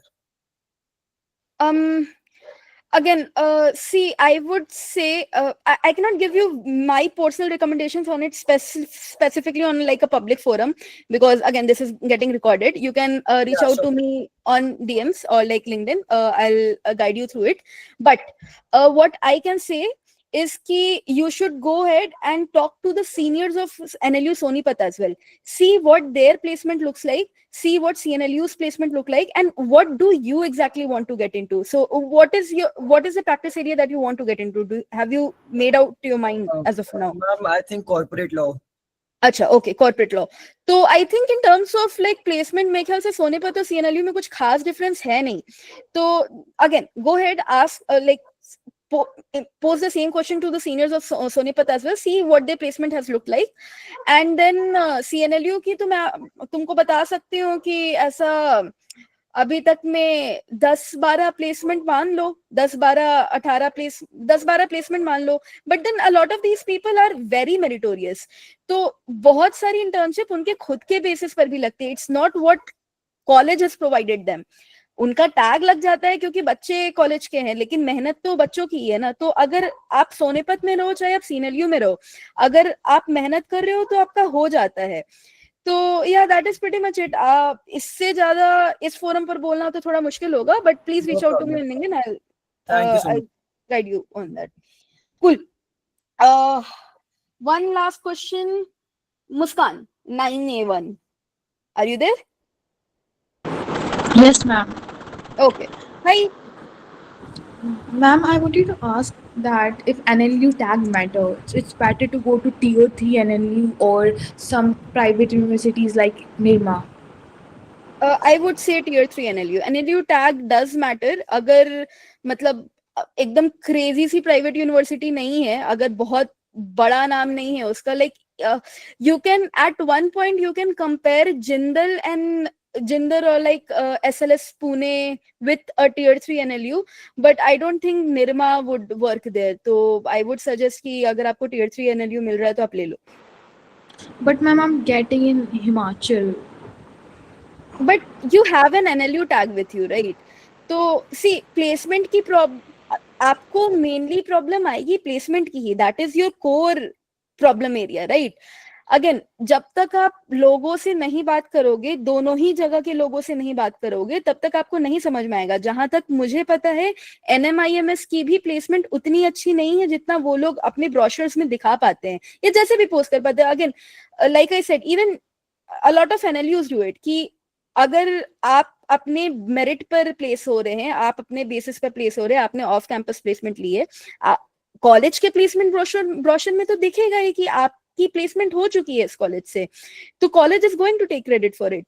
How do you know about it is to talk to the people who are actually in their 5th year or like just graduated from the college. वहां से आपको actually पता चलेगा कि placement scene है क्या. This is going to happen both for ये Himachal NLU and then your NMIMS. आप बात करिए उनसे, आप देखिए कि उनका क्या placement scene रहा है, कितने बच्चे खुद से ले रहे हैं, कितने बच्चे campus placement ले रहे हैं.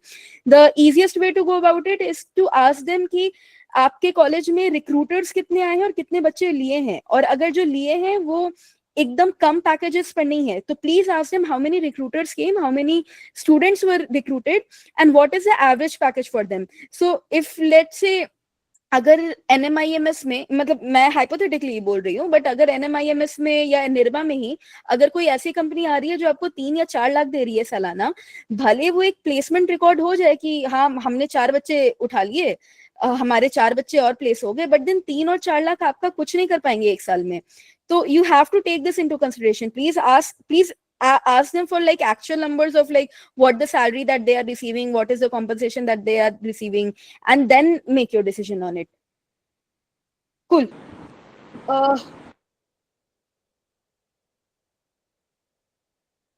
Manish. Hello. Hi, Manish. Hello. Hi, ma'am. Ma'am, I wanted to ask, like, I am the first seed of my family in this legal field. So, how would I like to approach towards my law school for networking and internships, etc.? I mean, I already spoke a lot on networking. I cannot speak any more than that.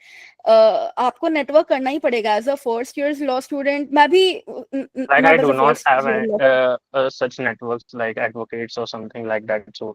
Yeah, I get it. So you have to build that network, right? I am also first generation lawyer. तो मेरी भी network रही नहीं है. मैं ऐसे ही लोगों के DMs में जाकर के बोलती थी, मैं ऐसे लोगों से जाकर के मिलती थी जो मुझे पसंद आते थे. I build my CV in that way कि वो जाकर के जगह जगह पर वो रिक्रूट हो जाए, वो सेलेक्ट हो जाए. तो this is something that you will have to do. You can not just sit and say कि मैं फर्स्ट जनरेशन लॉयर हूँ और मेरी नेटवर्क नहीं. आपको नेटवर्क बनानी पड़ती है. एंड फॉर दैट मैटर मेरे कॉलेज में, मेरे बैच में लगभग 80% people were first generation lawyers and they are doing amazing in their fields. So this should not be something that restricts you. It does pose a hurdle obviously क्योंकि आपकी connection नहीं है starting से. लेकिन जैसे अभी आपकी ही जो एक फ्रेंड है जिन्होंने बोला कि वो नया सार्थक में काम कर रहे थे. Again, this is a small block to start with. This is a small internship to start with. But at least they have a start. How do you connect with people वहाँ से? You go to an internship, you take virtual internships or you take physical internships. You go there, you talk to people. You see कौन कहाँ पर काम कर रहा है. Let's say ये जो भी न्याय सार्थक में काम करता है, forgot if it was a boy or a girl, but then अगर let's say वो न्याय सार्थक में काम कर रहा है, whoever their editor is और जो भी उनके ऊपर जो भी जिनको भी वो रिपोर्ट कर रहे हैं, they can always strike up a conversation with them, right? And it's highly likely that these people are senior to her. तो अगर ये फर्स्ट ईयर में है और वो जो भी इनके जो हेड हैं वो अगर 4th ईयर में है, you already have a 4-year gap. These people are going to help you a lot in not securing internships, I would say, but help you a lot in guidance and mentorship, and you can get into a lot of places through these people. कि अगर आपको वो एक भी clue दे दिए कि हाँ इस फर्म में लाइक इंटर्नशिप्स ये लोग अभी कॉल फॉर इंटर्न्स किए हैं, तुम यहाँ पर अप्लाई कर लो. So this is how you get to know people and like get to know firms and apply there, right? So I don't think you being a first generation lawyer should pose a lot of hurdles for you. Also, ma'am, out of the box question. So can I ask? I would like to know greatly for your experience from your law school towards founding a law firm. So how did you founded that law firm? What is the first approach or how did you did that?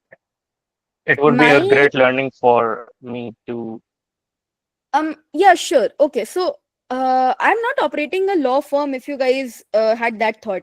What I'm operating is a legal blog, and I do a lot of freelance consultations and like a lot of freelance work that has kind of converted it into a law firm. So again, how do you differentiate a law firm from like a single person? A law firm is a group of people, right? I'm not working with a group of people. I'm only one single person. So how I started it was that in my fourth year, I think fourth year or third year, I started this blog. Again, name is Wakwil. I'll just drop in the actual spelling for it.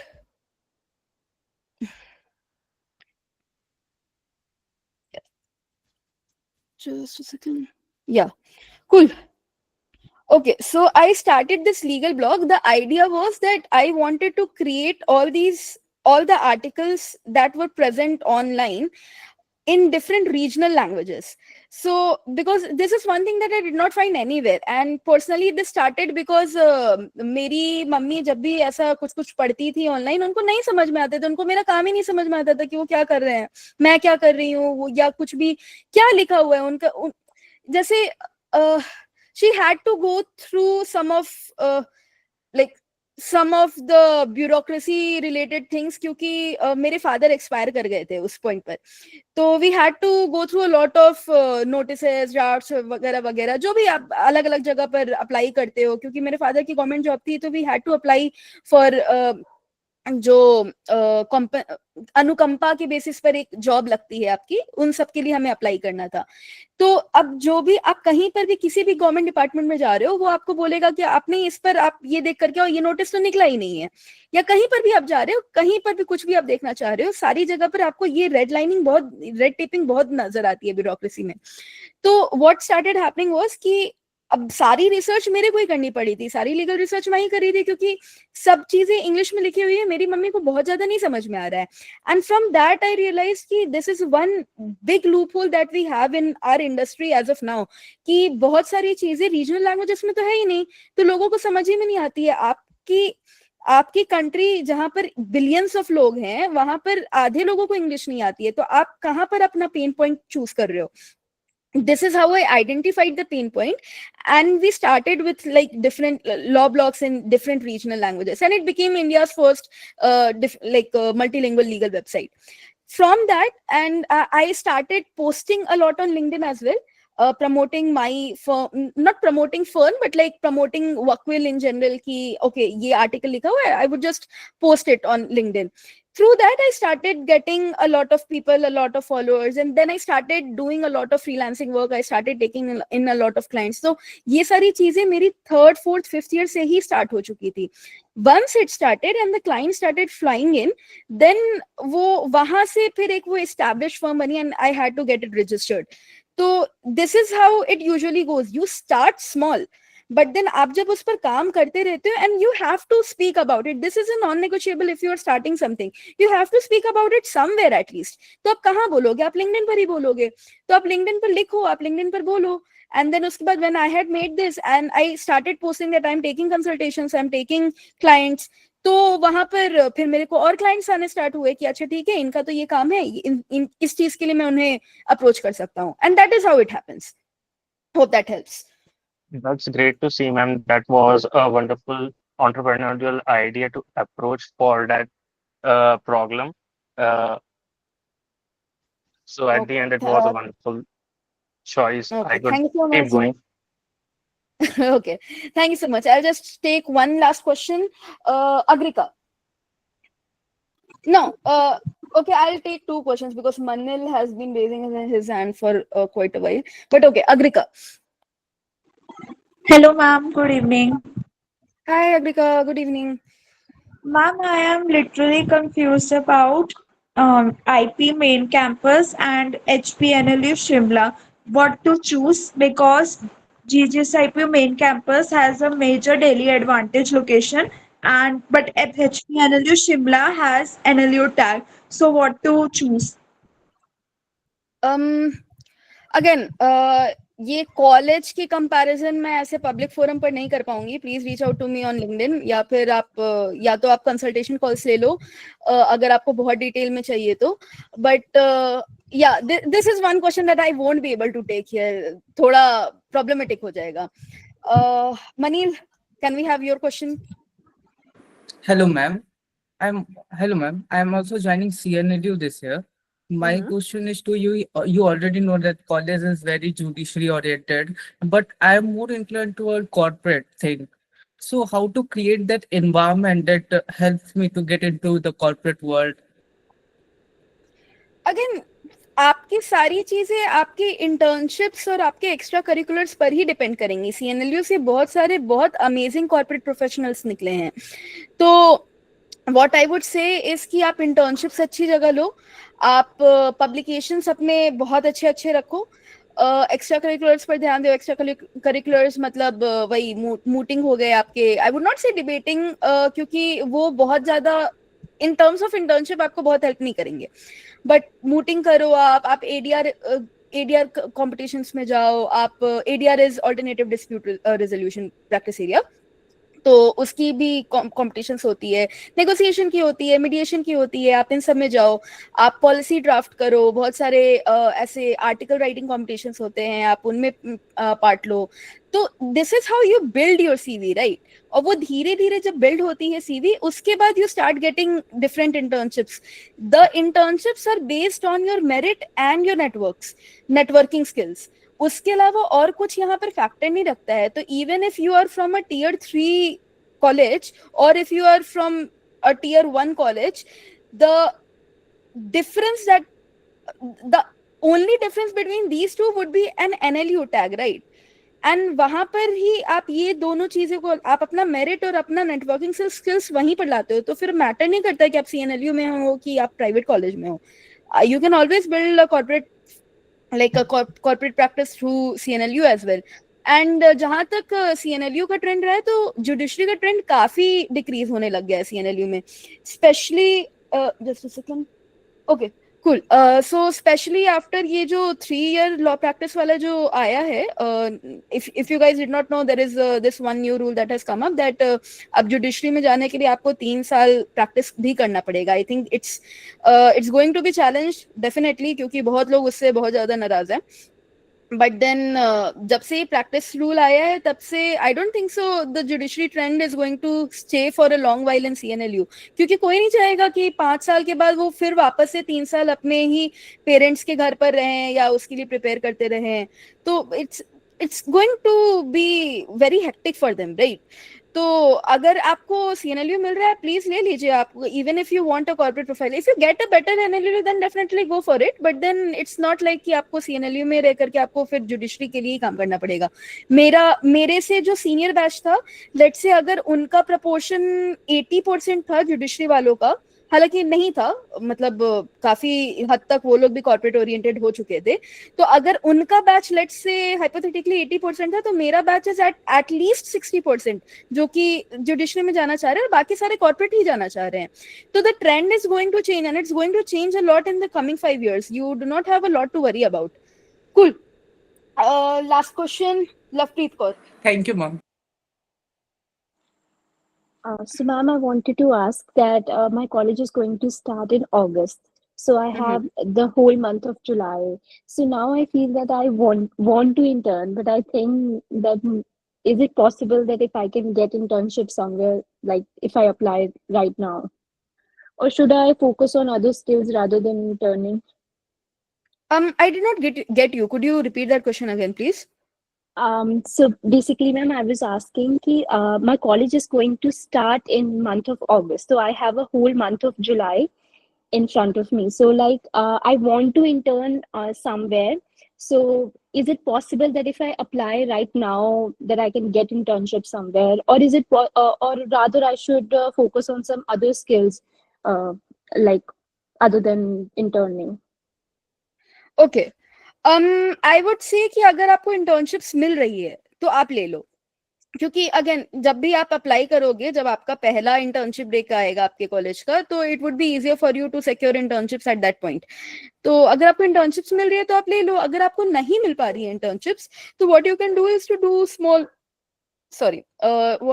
you can do is like small ऐसा legal conferences के part बन सकते हो आप, small certification courses कर सकते हो, seminars वगैरह में अटेंड कर सकते हो, ये सारी चीजें कर सकते हो. you do not have something specific that you need to develop sort of, कि ऐसा कुछ बहुत rocket science नहीं है जो आपको सीखना पड़ेगा कॉलेज में आने से पहले. You can always like हाँ, एक चीज और जो आप कर सकते हो अगर आपको internship नहीं मिलती है तो is to start writing legal blogs. तो छोटे छोटे आर्टिकल्स लिख लो, लीगल ओपिनियंस लिख लो, कहीं कहीं पर पब्लिश करवा लो, and you are good to go. Okay, ma'am, thank you so much. So I have another question as well. So like if a person want to do like masters abroad, like from a well-reputed college, so how should a person move in like 5 years? Like what should be the major focus so that you can get into those major colleges abroad? Okay. Again, ये तो I think this will take one another session because this is one huge topic. But some of the basic things that I can tell you about is कि आपकी यहाँ पर जैसे internships is not going to matter a lot, but the quality of internships that you have done is going to matter. तो for example अगर आपने let's say आपने एक टियर 3 लॉ फर्म में काम किया है या फिर आपने एनएचआरसी में काम किया है, तो यहाँ पर एनएचआरसी की इंटर्नशिप लेना is comparatively easier, but then it's a government body, right? तो ये आपकी जो फॉरेन एप्लीकेशंस है वो थोड़ा सा इस पर ज्यादा फोकस करती है कि अच्छा ये this is a big name that they have worked with. तो these are some of the tweaks that you make in your CV at that point कि you do a lot of publications, and I am not talking about legal blogs यहाँ पर specifically when you are like applying for like foreign LLMs. तो you do a lot of publication like reputed law journals, reputed journals, maybe like SSRN or like ResearchGate journals. These are two different sites. If you guys did not know, you can Google about it. And यहाँ पर जो publications होती है, these are considered very credible. तो आप वहाँ पर अपना कुछ publish करवा सकते हो. You can write a book instead of like a research paper. You can always write a book. It's very hard to write definitely, but then it gives you a good edge, right? Then आपकी जो internships होती है आप government bodies में करते हो, वो आपको ज़्यादा help करता है. So like for example, Competition Commission of India हो गया, बीसीसीआई हो गया. मेरी एक स्टूडेंट थी अभी लाइक 2-3 दिन पहले ही, she got an internship with BCCI. Now I know for a fact that she is not going to learn a lot. मैं भी जब कंपटीशन कमीशन ऑफ इंडिया में गई थी as an intern, I did not learn a lot of stuff. They do not require you to do anything, but वो जो tag लगता है आपके सीवी के साथ वो बहुत बड़ी टैग होती है. तो these are the places that you intern with for like foreign LLMs. Then उसके बाद आप क्या कर सकते हो इसकी again, take a very good session on this foreign LLM. This is not something that I can give at this point. Maybe I could do a consultation on it, but I would ideally say कि जो ऐसी organizations है जो foreign LLM का मतलब foreign studies के लिए, specifically foreign studies के लिए बनी हुई है, आप उनके वेबिनार्स अटेंड करो, आप उनके कॉन्फ्रेंसेस अटेंड करो, because you will need to know a lot more than just knowing what goes on your CV. You will need to do a lot of other works also. One of the societies that you should absolutely get into if you are doing a foreign LLM is your legal aid cell. तो आपके जो volunteer works वगैरह हैं वो बहुत मायने रखेंगे. तो ये सारी चीजें बस ध्यान देने हैं, बट हाँ, that is pretty much it. Cool. Okay, ma'am. So and I have another doubt actually. So yeah, ma'am, there are people like I've read it somewhere that you can intern under like United Nations, but again they are very big organizations. So I really want to intern under them like during my law school journey. And again, I'm not going to an NLU. So I know it will be pretty difficult to get in. So like, what should I do? Again, the same things, because I have get into those government like websites, and the requirements usually start with like they want the final year students. If you want to intern there, the minimum requirement is you should be like in your last years of your law school. So like, what should I do? Okay, तो जहां पर criteria दिया हुआ है कि final year student ही चाहिए या 4th year student ही चाहिए, वहां पर तो आप कुछ कर ही नहीं सकते हो, फिर उसका कोई मतलब नहीं बनता है. बट फिर आप बाकी गवर्नमेंट बॉडीज में जाओ, जैसे आई don't think so NHRC has a cap, तो आप एनएचआरसी में जा सकते हो. अगर आप एनएचआरसी नहीं जा सकते हो तो फिर आपके जो स्टेट के जो होते हैं, जैसे बिहार में, मैं बिहार में रहती हूँ, तो मेरा बिहार लेजिस्लेटिव स्टेट असेंबली जो भी हुआ, BLSA बोलते हैं या जो भी वर्ड है, I am forgetting the actual word, but then that is the body that is governing all the like district courts and high court वहां का. तो आप उस बॉडी के साथ आप इंटर्न करो. अगर जैसे आप यूएन का ही बात कर रहे हो, यूएन में if you do not get like an internship sort of think of other things that you can do related to UN. So जैसे मेरे कॉलेज में there was this one cell called CRY. It was called CRY, and it was not CRY. I think it was CRC, something related to UN. It was like a subset of UN. So like UN has a lot of cells in different NLUs and different colleges as well. So like that help people understand law, that spreads legal awareness, things like that. Basic volunteering work basically. तो I intern with them कि अगर मैं UN के साथ नहीं काम कर सकती हूँ, मैं सीआरसी के साथ तो काम कर ही सकती हूँ ना. And I will put it in my CV कि मैंने यूएन के साथ काम करा है, या like I have worked with a body that is working for UN. So technically I have worked for UN, right? So this is one thing that you can do. Secondly, see all the projects that these people do. So like UN ka, there is this program called UN Millennium Fellowship Program. Again, I don't think इसका भी कोई cap है कि कौन सा year का student आकर के कर सकता है ये. This is open to everyone, I think. So as long as you are meeting the criteria, there are some of the assignments that you are given कि आप ये there is some section written कि आप क्यों UN Millennium Fellowship करना चाहते हो. तो it's basically a program which sees what the students' vision is like, what is the actual volunteer work that they want to do, and for that they will fund you or like give you their name to use. तो मैं अपने एक student को जानती हूँ who took a millennium fellowship.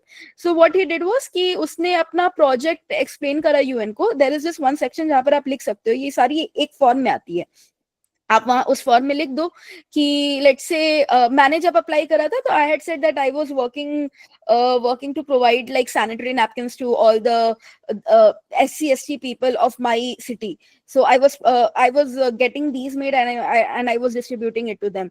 So this is one awareness that I want to spread, and that is why I want this Millennium Fellowship. आप वो सारे काम करो, आप वहां पर जाकर के अप्लाई करो. If you get the fellowship, well and good. If you do not get the fellowship, then there are n number of other government bodies that you could approach. Cool. Thank you so much, ma'am. This was really insightful. Okay, thank you. We'll quickly hop on to internships. बहुत ज़्यादा बात हो चुकी है internships पर पहले भी, but again we'll just discuss it one by one कि आपको कहाँ intern करना है first year में. Usually it's recommended NGOs. I personally do not recommend it क्योंकि वहाँ पर कुछ आप सीख नहीं पाते हो. अगर आपको NGOs में करना ही है तो आप जाओ and you can always intern with them virtually, क्योंकि आपका कुछ खास physically काम नहीं होता है until unless you are in their PR team or like the word was sensitization, right? Okay, cool. तो तो आपका एनजीओस में कुछ खास काम नहीं होता है except like if you are supposed to be present there physically, then आपका काम या तो PR का होगा, या तो आपका काम sensitization का होगा, या फिर आपका काम वो like fund raise करना होगा. तो अगेन अगर आप फॉरेन LLMs वगैरह करने का सोच रहे हो तो देन वहां पर आप सोच भी सकते हो कि आप एनजीओस में कर लो internship, लेकिन otherwise I would not recommend. It does not help you a lot in building your legal skills. Where you can intern is again high courts and district courts. आपके एक peer का connection supreme court में भी था, तो अगर आपको मिल जाए बहुत बढ़िया, आप कर लो वहां पर भी. अगर आपके पास ये तीनों ही नहीं है तो आप कभी भी आप रैंडमली किसी भी लॉयर को अप्रोच कर सकते हो. आप हाई कोर्ट में अगर आप फिजिकली भी चले गए, आप डिस्ट्रिक्ट कोर्ट में यदि आप फिजिकली भी चले गए, there will be n number of lawyers and they will be ready to take you in, क्योंकि लॉयर्स तो बहुत आते हैं, उनका कुछ वैसा है नहीं. तो अगर वो आपको अपने साथ लगा ही लिए कि हाँ ठीक है तो मेरा नोटिस ड्राफ्ट कर दो, तो it's going to only help them, right? तो आप वो कर सकते हो. अगर आपका स्पेसिफिकली श्योर है कि आपको लिटिगेशन साइड जाना ही नहीं है, आपको करना ही नहीं है, आपको पूरा आपको कॉर्पोरेट में जाना है, एंड दैट कॉर्पोरेट एरिया जहां पर आपको कोर्ट का काम पड़े ही नहीं. तो again for example data privacy, आपको कोर्ट का काम नहीं पड़ेगा, तो वहां पर आप ऐसे फर्म्स को लिस्ट आउट कर सकते हो जो कि tier 3 tier 4 है, एंड हाँ वही tier 3 tier 4 है, and then you can approach them कि I would love to intern with you, I have specifically I have interest in this practice field and या वही सारी चीजें कि आप उनको डीएम करो, आप उनको मेल भेजो and do that if you can get into law firms. It's usually first year में लॉ फर्म्स में नहीं इंटर्नशिप लगती है, तो B like expect a lot of rejections in your first year if you're applying to these places, but yeah. Second, which law firms to look out for? Again, आप legal 500 में जाओ, आप देखो जो भी tiers हैं जो law firm के, आप tier 4 tier 5 देख लो, आप tier 3 भी देख लो, वहां पर जाकर के आप apply कर दो. When to apply? कहीं पर भी आप apply कर रहे हो, please have a leeway for about 3 months at least. Specifically if you're applying for like tier 1, tier 2 and even tier 3 firms actually. तो आप 3 महीने का तो लीवे लेकर के रखो कि आपको 3 महीने पहले आपको अप्लाई कर देना है.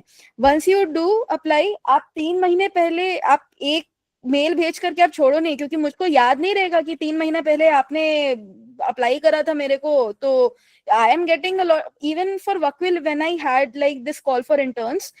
मेरे ख्याल से अभी 1 हफ्ता हुआ है मुझको कॉल ऑफ इंटर्न्स डाले हुए. अब तो खैर रिक्रूटमेंट हो गई, बट 1 हफ्ता हुआ है मुझे कॉल ऑफ इंटर्न्स डाले हुए. And I am not kidding, I have received 2000 plus applications. And Vakil is not a very known firm, right?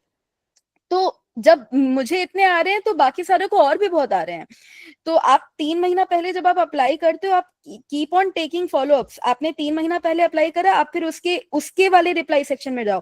Do not frame a new mail, frame like in there reply section की वो आपका जो show coated text करके नहीं आता है वैसे आए. So it would be a threaded mail then. तो आप वैसे रिप्लाई करो कि I had mailed you on let's say 31st of June and this is a follow up to that mail. I was wondering if you have any vacancy as of now so that I could intern with you. You will send one mail third like 3 महीने पहले, then you will send a second mail in your second month, then you will send a third follow up mail in the fourth, जब आपका 1 महीना बचा हुआ है, the first month, and then you keep on taking followups हर हफ्ते. उसके बाद तो जैसे 4 हफ्ते बचे, अगर आपको इंटर्नशिप नहीं मिली है, आप हर हफ्ते एक मेल भेज दो कि मैं फॉलोअप ले रही हूँ. थोड़ा सा मेहनत पड़ता है, but this is how it gets done. आपको अपना मार्क छोड़ना पड़ेगा. आप कैसे छोड़ोगे? आप यही सब करके छोड़ते हो. Then who to reach out to? Like I said, LinkedIn पर जाओ, लोगों को देखो, लोगों से बातें करो. Specifically अगर आपको law firms में जाना है, senior associates, principal associates and partners, these 3 are your best bets. Associates से मैं नहीं उतना बोलूंगी करने को, क्योंकि उनके पास खुद पावर नहीं है कि वो आपको internship दिला सके. तो just reach out to these senior associates, principal associates. If you're going to go for law firms, अगर आपको district court, high court वगैरह में जाना है, तो फिर आप तो randomly किसी भी lawyer से आप बात कर सकते हैं. They will get you to good places. Apart from these 2 people, one major thing that I would advise you to do is to connect with the alumni of your own college. तो आप सबसे पहले तो अभी जब आपका ये session खत्म होगा, आपके कॉलेज के जितने alumni हैं, आप सबको जाकर के मेल भेज दीजिए. मेल नहीं भेजिए, LinkedIn पर कनेक्ट भेज दीजिए, so that you at least have connections with them and you can text them whenever you want. आप, if you guys did not know, you cannot text a person on LinkedIn if you're not connected with them. वो आपका limit रहता है characters का. So connect with all of these people, any alumni that you have in your college, and then just ask them if they can help you out. Usually when you are coming from the same college, they are much more likely to help you. Okay, and how to properly send mails for internship. अगर आप tier 1 और tier 2 firms में भेज रहे हैं अपने internship applications, आपका cover letter honestly कोई नहीं पढ़ रहा है, तो आप वहां पर तो आप अपना कवर लेटर मैं उसको बोल रही हूँ कि आप जो मेल बॉडी में लिखते हैं, कवर लेटर आपको सेपरेटली एक डॉक्यूमेंट में लिख करके उसको अटैच नहीं करना है. Cover letter is your mail body and उसके साथ आप अपनी सीवी मेल में अटैच करते हो. बट अगर आप tier 1 tier 2 को अप्रोच कर रहे हो, जो कि आपको फर्स्ट ईयर में तो वैसे भी नहीं मिलेगी, बट अगर आप उनको अप्रोच कर रहे हो, तो आप उनको तो कुछ भी कवर बॉडी में आप कुछ भी ChatGPT से लिखवा लो कि I am very keenly interested in XYZ practice area, I have intern here and here, जो भी वो आप भेज दो एंड वो उनके सिस्टम में जाकर के स्टोर हो जाएगा. No one is reading it. But if you are approaching a tier 3 onwards law firm or a boutique law firm or like specifically any particular advocate or like a small law firm जहां पर आप करना चाह रहे हो, Please personalize those mail, and please do not use ChatGPT. It is very easy to understand which mail has been written by ChatGPT. मुझको इतने सारे एप्लीकेशंस आते हैं और मैं जैसे ही देखती हूँ कि ये कीन इंटरेस्ट और डीप डाइव और वगैरह वगैरह वर्ड जो बहुत कॉमनली यूज्ड वर्ड्स हैं ChatGPT जो देता है, वो मैं जब भी देखती हूँ मैं I straight away reject these. The good way to write the cover letter is to not make it very long. पहले पैराग्राफ में जस्ट इंट्रोड्यूस करो कि introduce yourself, who you are, which college you belong to, which year you are in. Second paragraph में list out the things that you have done specifically. अगर उनके practice area में aligned है तब तो बहुत ही अच्छा. If not then just give a few bullet points on some of the major works that you have done. Please do not use ChatGPT again, वो बहुत easily discernible होता है. खुद से ही लिख लो, ज्यादा नहीं लिखना है. And then third paragraph में you just concluded, I would be very grateful if you could provide me an opportunity to learn with you. If not, I would any recommendations would help as well. Finish it there, add your CV, attach your CV and send it. Do not do anything else. Just take proper follow-ups every now and then. अगर हो सके connect भी कर लो उन लोगों से, LinkedIn पे connect कर लो. अगर उनका मेल आईडी हो तो मेल भेज दो कि मैंने भेजा था, देख लो जो भी करके. But this is how you do. Do not use ChatGPT. If you are like applying to any firm that is beyond, like it's a tier 3 and onwards firm, or like a small law firm or a boutique law firm. Cool. I'll take some of the questions.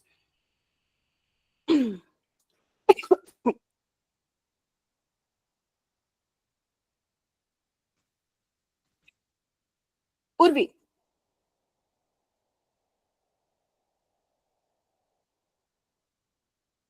Okay. Tannu. Tejas.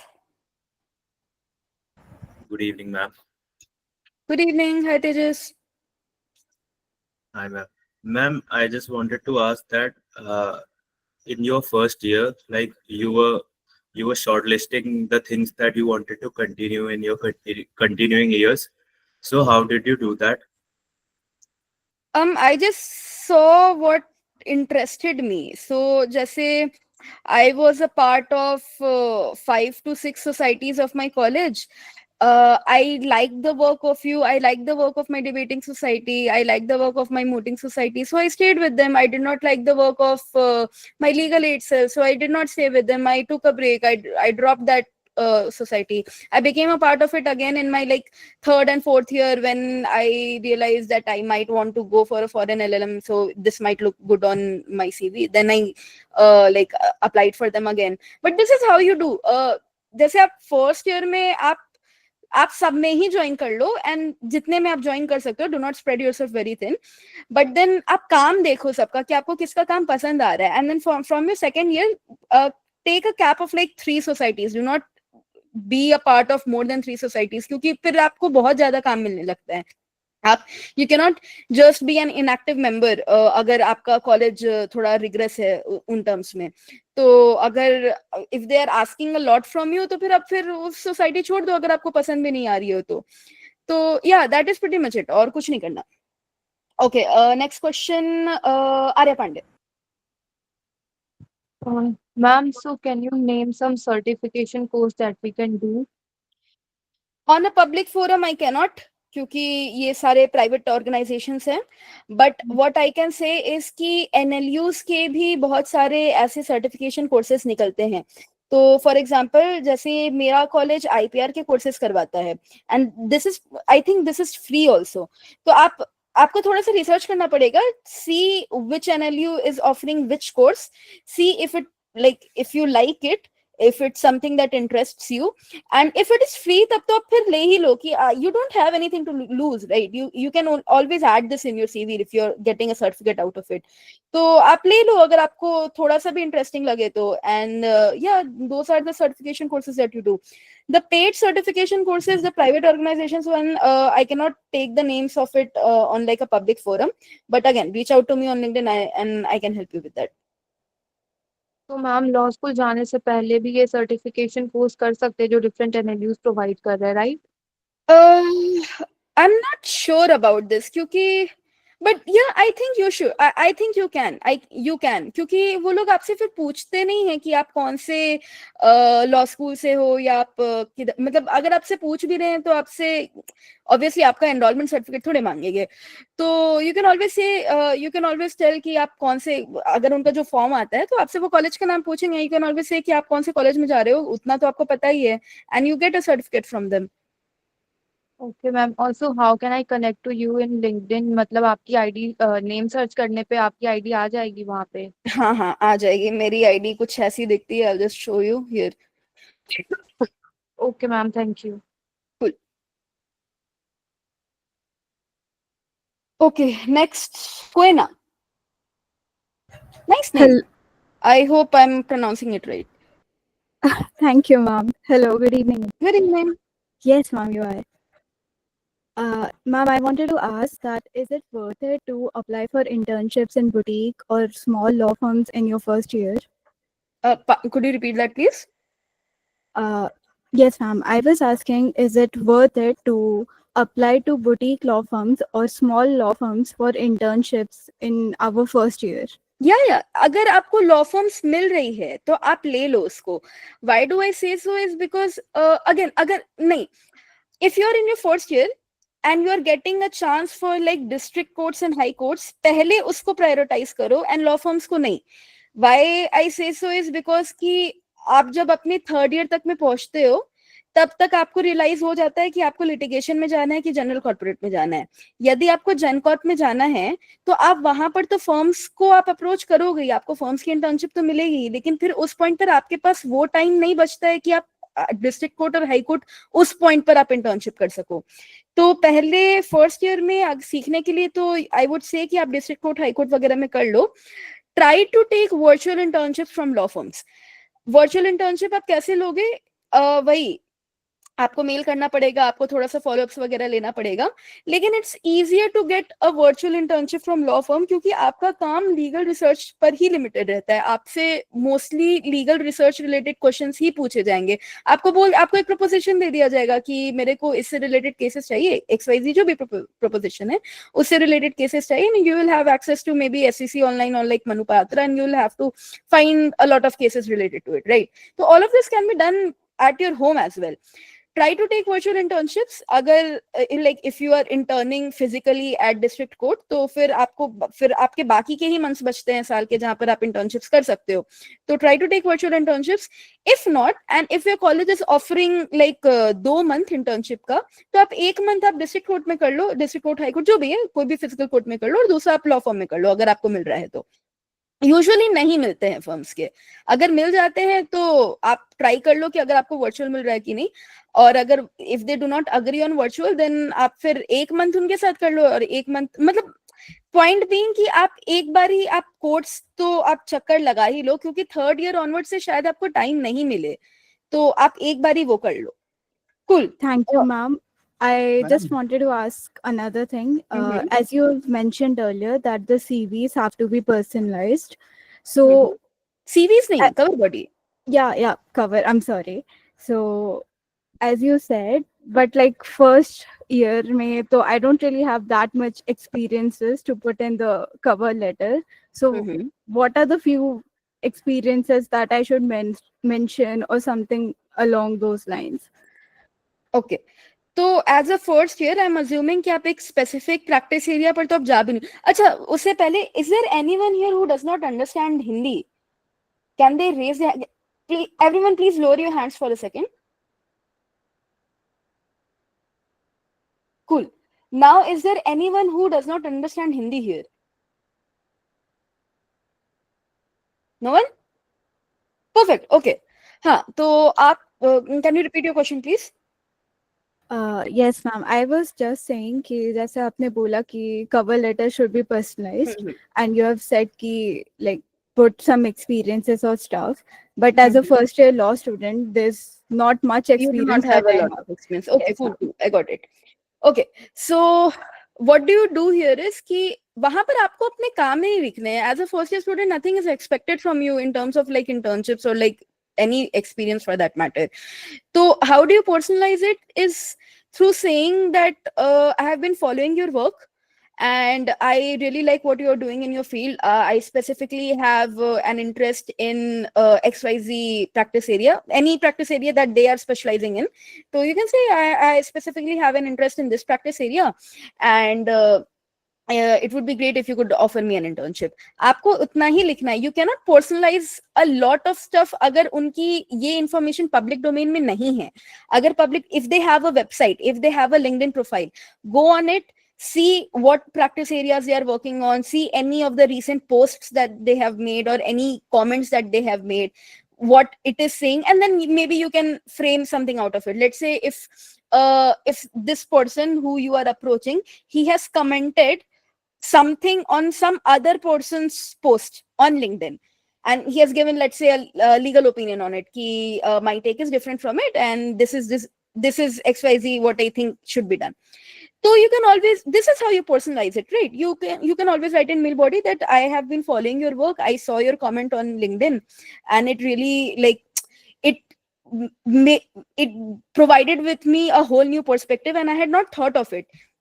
And yeah, so like I would love to intern under you, provided you have any slots available, provided you have any vacancy, and specifically if I can intern with you, that would be really great. And you attach your CV and you send it. That is how you personalize it. Cool. Next. Thank you so much, ma'am. Welcome. Next is Saransh. Yeah, ma'am, I have a question that I think you could answer the best, as your law school offers both BA and BBA. I'm a commerce student going to study BA LLB, so I'm very new to this, new to the discussion as to how hard it would be to cope with BA subjects. So if you could just help me out with that. Okay, so मुझको problem हुई थी क्योंकि मुझको law subjects in general से problem हुई थी क्योंकि मैं साइंस स्ट्रीम से आ रही थी, तो मुझको रटने का आदत नहीं है, and you have to do a lot of rote learning in law school. But in terms of what BA LLB or BBA LLB or BSc LLB would be, there is not a lot of difference. BBA LLB is a little more technical क्योंकि आपको थोड़ा सा वही management related subjects पढ़ाते हैं. मेरे college पढ़ने में कुछ खास डिफरेंस नहीं था.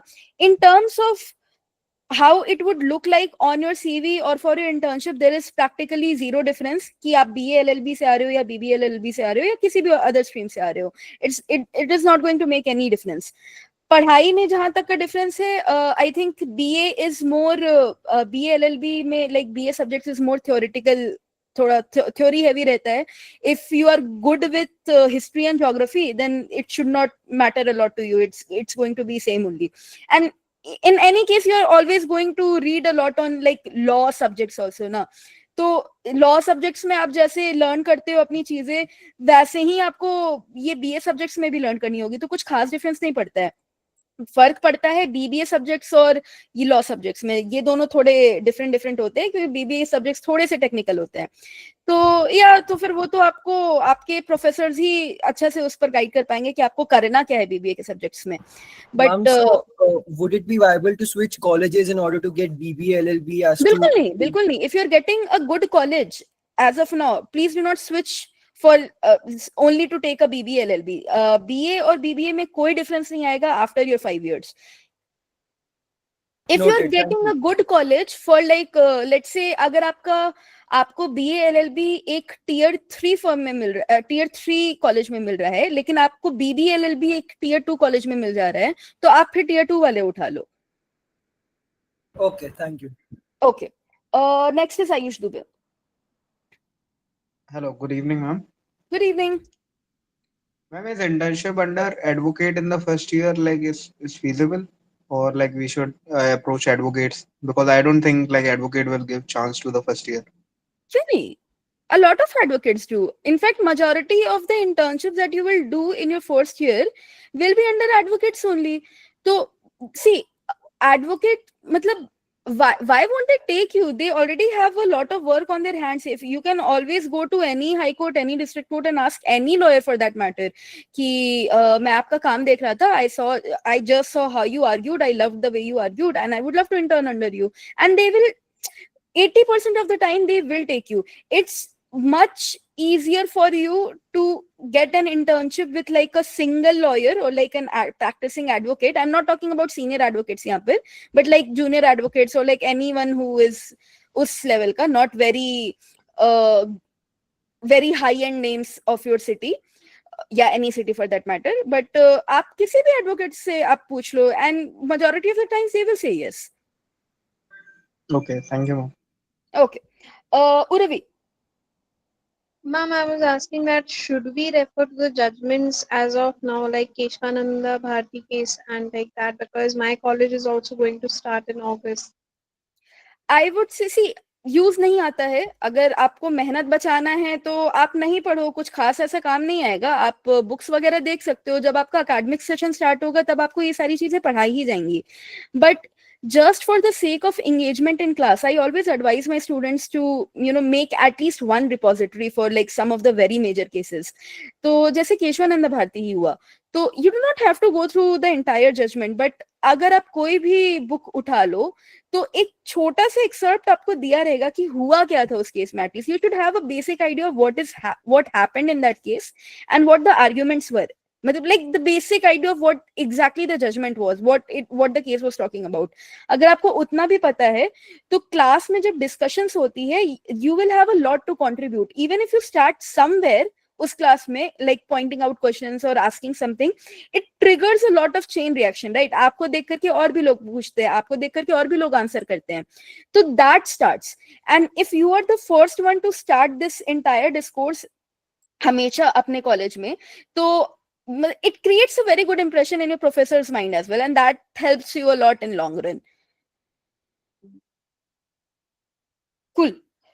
Okay, no more questions, I think. If there is any left, please bata do. Yeah, okay, cool. No more questions. I have no idea why this is still here. Again, cool. Research writing. आपको मैंने अभी citation format तो दिखाए थे, जैसे Harvard blue book citation format था जो उस समय एक साइटेशन दिखाया. सिमिलरली देयर इज ऑस्कोला की citation format, there is APA, there is MLA, there is Chicago. All these citation formats are things that you use when you are like framing research articles, research papers वगैरह for reputed high-end places. If you are doing it for a blog, or let's say for like any small scale journal or blog, until and unless they have mentioned specifically कि उनको कोई और citation format चाहिए, you can always use either Harvard Blue Book or you can use an Oscola. Blue Book is like usually more in use compared to any other citation format, specifically in India. तो आप जब भी research करो, आप जब भी articles वगैरह लिखो, just use this citation format. कैसे आप articles लिखोगे? Like I said, अगर आपके like if you think there is any particular topic that you write on, that you can write on, that you want to write on, great, then you can always like, you know, research more about it, Google more about it, go through different research paper, blogs, journals, articles, etc. Cite them in your while you are drafting the article, and you're good to go. If you do not know about what you want to write, you can always pick one area. Let's say if you want to write on constitution law, go on ChatGPT, ask it to suggest you 10 different new topics, ask it to suggest you some out of the box ideas. So that if you prompt it to give you some out of the box ideas, I have realized that it gives you very good topics actually. So you can always go ahead and do that. Take some of the topics from there.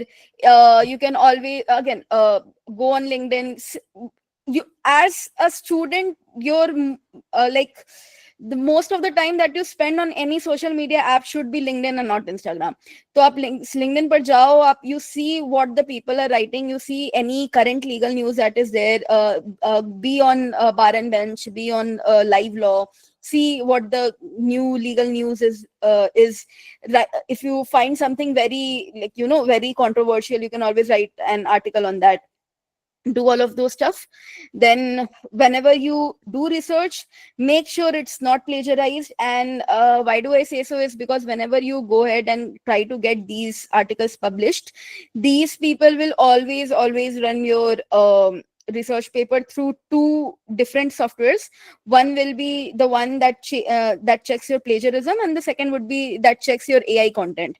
Now AI content is again to detect an AI content, the software that is used for it is pretty expensive, so not a lot of people are using it, but there are a lot of free checkers available online as well. So just make sure that your article does not cross a 10% criteria for like both this plagiarism and the AI content. It should not cross 10%.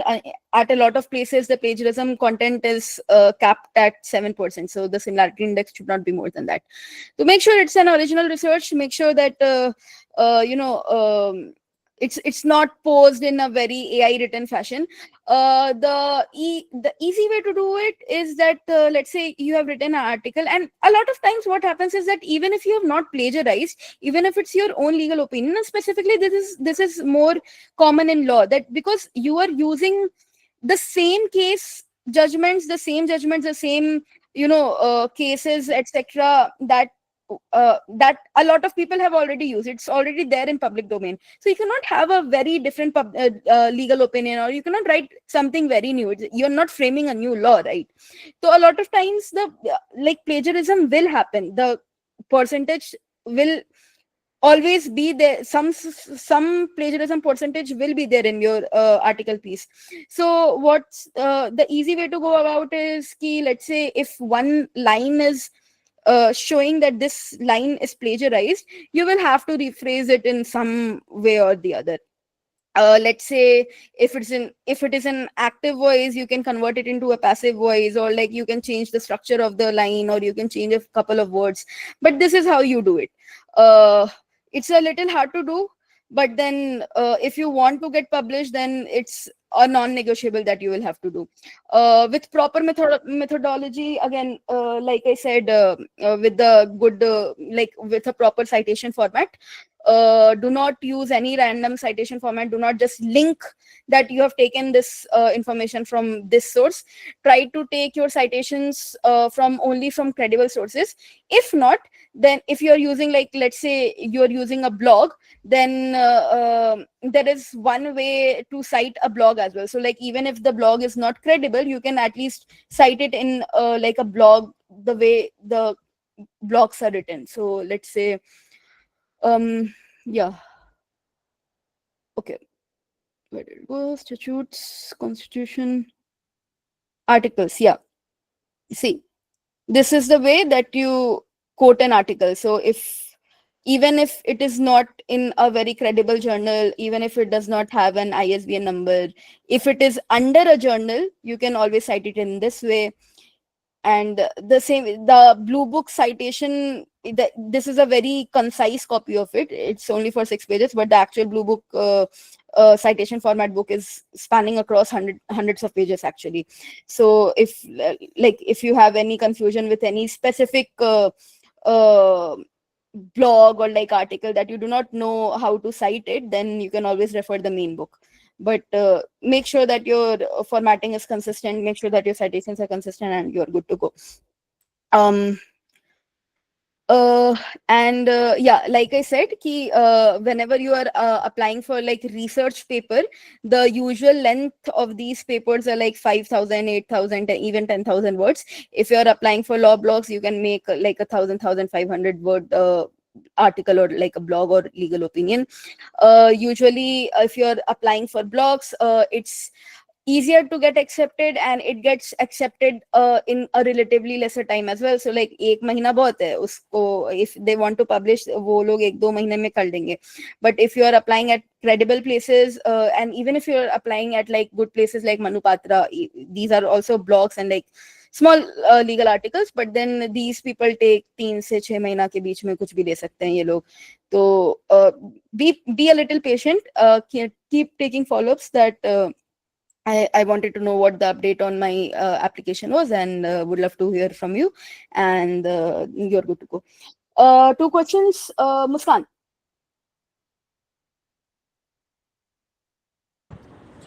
Ma'am, it might be unrelated to this topic, but I wanted to ask in general, which is better to start internship with, Just Corpus or Nyay Sarthak?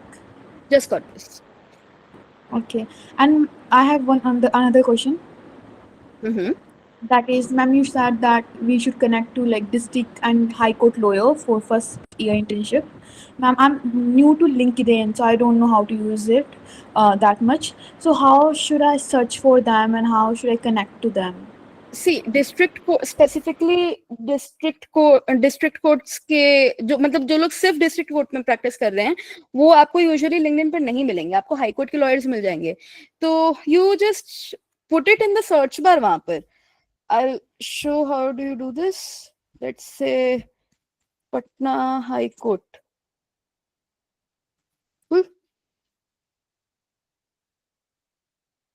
Now you go on the people here and you see all these people who are at Patna High Court, right? This is how you do this. This people section is very handy. Who, like whatever firm that you want to work with, whatever code that you want to work with, just put in the keywords here and you will find a lot of people related to it. Let's say I want to work with someone who has, you know, worked with Nyay Sarthak.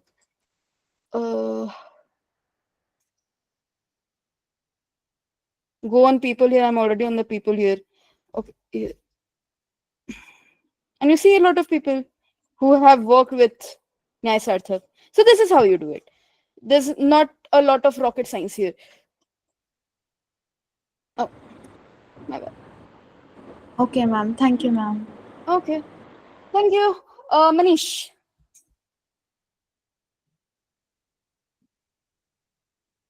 Hello. Hi. Hi, ma'am. Ma'am, I would like to ask you that can you please suggest me some websites or something that could let me check the lines or in a research paper, if I write a research paper, then which lines have a plagiarism or something like that? Again, this would be very confidential for me to share with anyone क्योंकि ये सारे articles वो हैं जो students ने लिखे हैं, खुद से लिखे हैं. तो अगर मैं उनका ही plagiarism percentage आपको दिखा दूं, something that has not yet been published, तो वो Any उनके लिए site भी जो उसको डिटेक्ट करती हो कि इस लाइन में अच्छा, okay. plagiarism, yeah. Agar if you're looking for free resources, then Grammarly is a great tool to have. Grammarly, wait a second.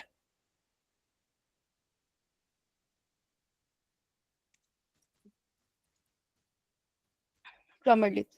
Okay, this site, this will check your plagiarism. You can upload any of the articles that you have. You can upload it here, and it will check even the plagiarism percentage or like AI content for you. Also, I'm not logged in right now, but yeah.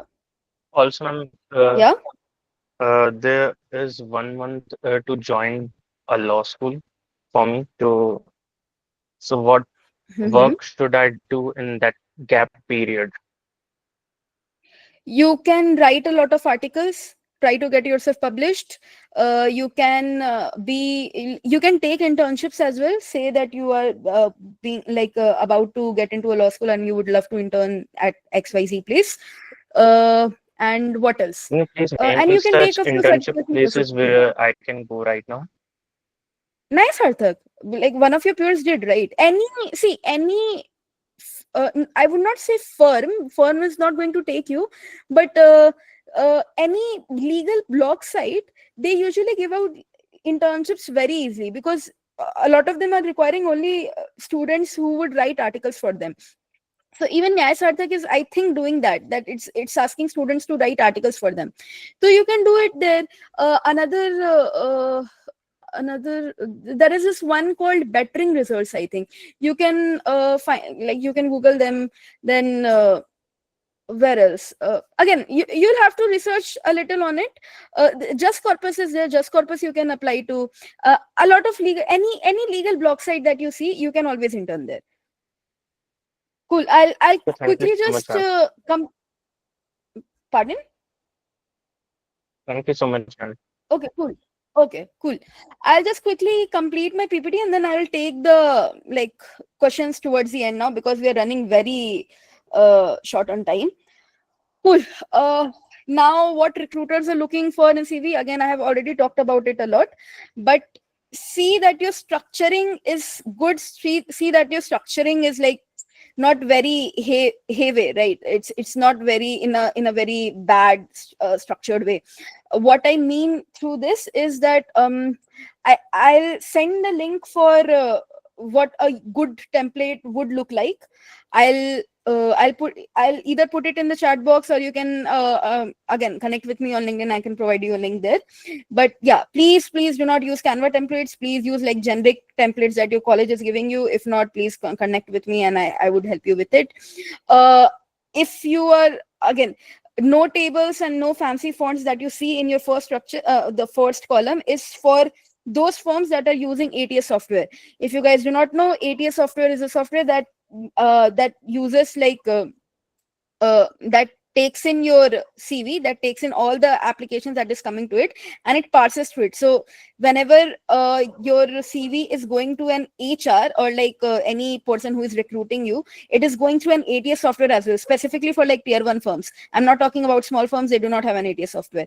But अगर आप ऐसा high end वाले firms पर apply कर रहे हो, तो अगर आपके CV अगर वो Canva template पर है, या फिर उस CV में बहुत सारे ऐसे tables वगैरह बने हुए हैं, या फिर बहुत आपने fancy fonts यूज किए हुए हैं, तो the software is not able to read those.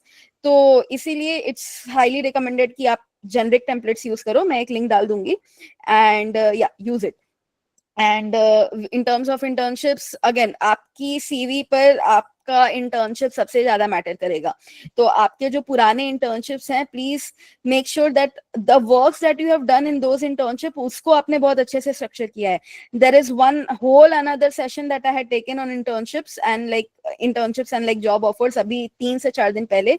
तो वो अलग ही 3.5 घंटे की क्लास थी जो कि मुझे लेनी पड़ी थी. बट तो सारी चीजें मैं यहाँ पर नहीं बता पाऊंगी, बट अगेन आपको स्ट्रक्चर करना पड़ेगा अच्छे तरीके में. सो इन द सेंस कि अगर आपने लेट्स से आपने एक हाईकोर्ट लॉयर के साथ काम करा है, तो you can not just say कि you write the advocate's name and you put a bullet point under it and you write interned with this lawyer. You do not say this. What you do is कि आपने जो भी specifically जो आपने काम किया है, let's say आपने 3 notices बनाए, तो you say that you drafted 3+ notices, or you say that you researched on XYZ proposition. These you have to put in some very specific things in whenever you are making your CV. आपको बहुत specialise करना पड़ेगा. You cannot make generic statements कि you worked on corporate and commercial matters और you worked on civil matters. नहीं, आपको उसको specify करना पड़ेगा कि आपने सिविल मैटर में क्या काम करा. तो लेट्स से अगर आपने एक डिवोर्स रिलेटेड प्रोपोजिशन पर कुछ आपने रिसर्च करा, तो यू राइट दैट कि you research for this XYZ proposition in a family law case. तो this is how you structure it. Now apart from that, आप क्या क्या करते हो, आप लीगल रिसर्च के आपने जितने भी आर्टिकल्स वगैरह लिखे हैं, आपने जितने भी ब्लॉग्स वगैरह लिखे हैं, वो सारे आप डालते हो. And you do not just put कि आपने 5 लॉ ब्लॉग लिख दिए. नहीं, आपने जो भी लॉ ब्लॉग लिखे हैं, अगर वो पब्लिक डोमेन में है तो आप उसका लिंक भी ऐड करो. आप उस ब्लॉग का नाम भी लिखो and you put a dash and you put a link for it as well. Apart from that, there are what other things you can add on CV is कि आपका extra curriculars, again the third section, इसमें आपका publications आएगा, moots आएगा, आपके जितने भी articles वगैरह हैं, आपके जितने भी achievements हैं, even if it's let's say not even related to law, but as a 4th year student आपका priority क्या है कि आपको 2 pages अपने भरने हैं. आपकी CV 2 पेज की होगी. Try to fill those 2 pages. Do not, आप उसको 1 पेज तक नहीं लिमिट करो, या आप उसको अगर आपसे हो सके तो आप उसको 2 पेज तक में ले करके जाओ. नहीं हो तो थोड़ा फॉन्ट बढ़ा दो, लेकिन कुछ तो करो कि आपका 2 पेज भर जाए. क्योंकि अदरवाइज आप कहीं पर भी अप्लाई करोगे तो फिर you have a lot of other competitors as well, right? तो वो लोग अगर 2nd 3rd year में, उनके पास obviously आपसे ज्यादा edge है. आप where do you take a distinction is through all these extra curriculars, right? These are your filler section. अगर इन सब के बाद भी आपके पास नहीं, आपके सीवी में जगह बच जाती है, तो there is one section, there are two sections that we add for like specifically filling the CV, and that is areas of interest and positions of responsibility. Areas of interest में आप वो सारे एरिया डालते हैं, वो सारे practice area डालते हैं जहां पर आपको काम करने का मन है. सो लेट्स से अगर आपको टीएमटी में मन है, आप टेक्नोलॉजी मीडिया एंड टेलीकम्युनिकेशन डाल दीजिए, आप डेटा प्राइवेसी डाल दीजिए, आप एडीआर डाल दीजिए, जो भी है. मेक श्योर कि आप ऐसा 10 प्रैक्टिस एरिया नहीं डाल रहे हैं और 2 बहुत डिफरेंट प्रैक्टिस एरिया नहीं डाल रहे हैं. सो आपके एरिया ऑफ इंटरेस्ट में general corporate, like corporate and commercial and litigation दोनों साथ में नहीं आने चाहिए, दोनों poles apart है, दोनों like exactly opposite of each other. तो थोड़ा सा related practice areas डालिए अपने areas of interest में. For example, let's say आपने IPR डाला और आपने ये corporate and commercial डाला, तो थोड़ा सा रिलेटेड. आपने डेटा प्राइवेसी डाला और आपने टीएमटी डाला, तो वो थोड़ा सा सिमिलर. वैसे करके 3 या 4 एरियाज ऑफ इंटरेस्ट रखिए अगर आपको अगर आप वो सेक्शन बना रहे हैं तो. सेकंड आपका पोजीशंस ऑफ रिस्पॉन्सिबिलिटी, तो आप ये जितने भी सोसाइटीज आप जो ज्वाइन कर रहे हैं उनका आप नाम लिख दीजिए कि आपने इनमें काम किया, इनमें काम किया है. You do not write like an entire line, but you can always just say कि member comma debating society, member comma moot court society. That is pretty much it. You do not do a lot of stuffs. Cool. How to get PPO बहुत late में आएगा. इसका काम आपको 5 साल के बाद पड़ेगा, लेकिन ये 5 साल में आपको क्या करना है वो आप देखिए. आपको नेटवर्किंग आपको करना ही पड़ेगा. It's a non-negotiable. You cannot go a lot only based on your merit. तो आप लोगों से बात करिए, talk to as many people as you can, talk to a lot of senior professionals, especially talk to the alumni of your college, क्योंकि there is much more chance of them helping you out than any other person. Apart from that, again, cold DMs are your best bet. आप LinkedIn पर message करिए, आप in person जाकर के मिलिए, do all of the stuff. Whenever you go for any legal conference, whenever you go for any like moot court competitions, any ADR competitions, see the guest panelists, talk with them, try to strike up any conversation and do those things. Then उसके बाद आपका networking के बाद आपका internships ही आता है. आपको internships कहाँ से मिलेगा? आपकी इंटर्नशिप्स 2 जगह से आती है. First is through these networking things that you do. The second, like networking and like cold mailing or like applying, this is the basic thing. The other thing, the other way that you get your internships is through competition. So like let's say you go into a competition which is organized by, let's say, Khaitan, and आप वहाँ पर even as a second year student आप वहाँ पर जीत गए हैं. आप like you were the winners of that competition. So then Khaitan is like it is mandatory for Khaitan to give an internship for you because you guys won and they had promised this. So usually जब भी आप किसी competition में जाते हो, check their brochures कि who is sponsoring this event and if they are offering any internship slots or not. If they are offering any internship slots, then you can always go ahead and like go ahead and take part in these competitions and try to win. If you do win, you will it's a short way for you to get an internship. Then will come your skills. Again, आपकी skills आपके internship के through ही आएगी. So if you think that you can go at an internship and just sit and not do any work and still have like a good CV, that won't happen because वो आगे 5 साल के बाद आपको PPO में वो convert नहीं होगी. If let's say again, I had interned at Khaitan. There were 5 more interns with me. 2 of them were not working at all. They had come with their internal connections. They were not working at all. So at the end of my internship session, when we had like our presentation, etc., I was able to explain my work. My co-interns were able to explain their work. These 2 interns were not able to. So this is how you leave an impact on the recruiter's mind, right? That at least this person knows what he or she is doing. तो आप कहीं पर भी internship पर जाओ, please try to make sure that you learn a lot of stuff. It's not an idle internship for you. Try to take a lot of work. A lot of time what happens is कि आप कहीं पर भी जा रहे हो internship के लिए, आपके साथ 10 इंटर्न्स हो रहे हैं और काम उतना ज्यादा नहीं है, तो 5 लोग तो ऐसे ही बैठे जाते हैं. तो please make sure that you're asking for work, and it's not just some work that is assigned to you. If you're sitting idle, please go ahead and ask for work. Ki I'm sitting idle, ma'am, can I have some work from you? And they will, most of the times they will provide you with something at least.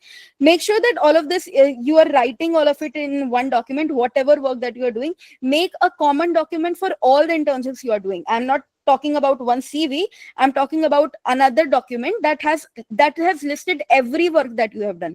So like for example, if in a 1 month internship आपने मान लो आपने 12 काम करे हैं total, आप अपने CV में सारे के सारे 12 बुलेट पॉइंट्स नहीं ऐड करते हो. इवन अगर अपना इंटर्नशिप आपको इंटर्नशिप सेक्शन अपना बड़ा बनाना है, उसके बाद भी आप 12 के 12 पॉइंट नहीं ऐड कर दोगे. That looks very weird. तो आप चेरी पिक करते हो उसमें कि आप 3 पॉइंट लिखोगे, 4 पॉइंट लिखोगे या 5 पॉइंट लिखोगे. तो वो 5 पॉइंट आप कैसे फिगर आउट करोगे? आपने एक सेपरेट डॉक्यूमेंट बनाई होगी तब तो make sure that you have one separate document जहां पर आपने फर्स्ट ईयर से अपने 5th ईयर तक अपने सारे इंटर्नशिप्स लिखे हुए हैं. That helps you a lot. I did this very major mistake in my law school that I did not make this document. तो अब प्रॉब्लम क्या हो रही थी कि मैं अपने 5th ईयर में आकर के मैं अगर कहीं ऐसा ऑफ बीट जगह पर अप्लाई करना चाह रही थी, तो आई did not even remember what were the internships that I did in my first year, और like what specific works that I did in my first year. मुझे याद ही नहीं था, इतने सारे डॉक्यूमेंट हो गए थे. So that is why I would recommend it a lot for you to make a separate document for all the internship works that you have done, and like the time frame for it also, कि आपने कहाँ पर, किस जगह पर, किसके under कितना time काम किया है. तो अगर आपने न्याय सार्थक में 1 महीना काम किया है, तो आप जून का महीना लिखिए वहां पर कि आपने जून का महीना काम किया है, क्या क्या काम किया, वो एक सेपरेट डॉक्यूमेंट में बनाते चलिए. Apart from that, publications, the major thing that any law firm would look into in your CV is your publications. Why? Because it is the only thing that shows कि आपको अपने practice area के बारे में कितना चीज आता है. यूजुअली आपका जो रिक्रूटमेंट होता है वो या तो पार्टनर ही कर रहा होता है या फिर प्रिंसिपल एसोसिएट कर रहा होता है. तो दे टेक योर इंटरव्यू. वो आपका सीवी देखते हैं and they see the publications that you have done, and वो उससे रिलेटेड क्वेश्चंस बहुत पूछते हैं. यदि आपके पास पब्लिकेशन ही नहीं रहेंगे तो वो पूछेंगे क्या? तो let's say for example you went for an ADR competition, let's say for example you went for a debate competition. There is nothing to ask about it, right?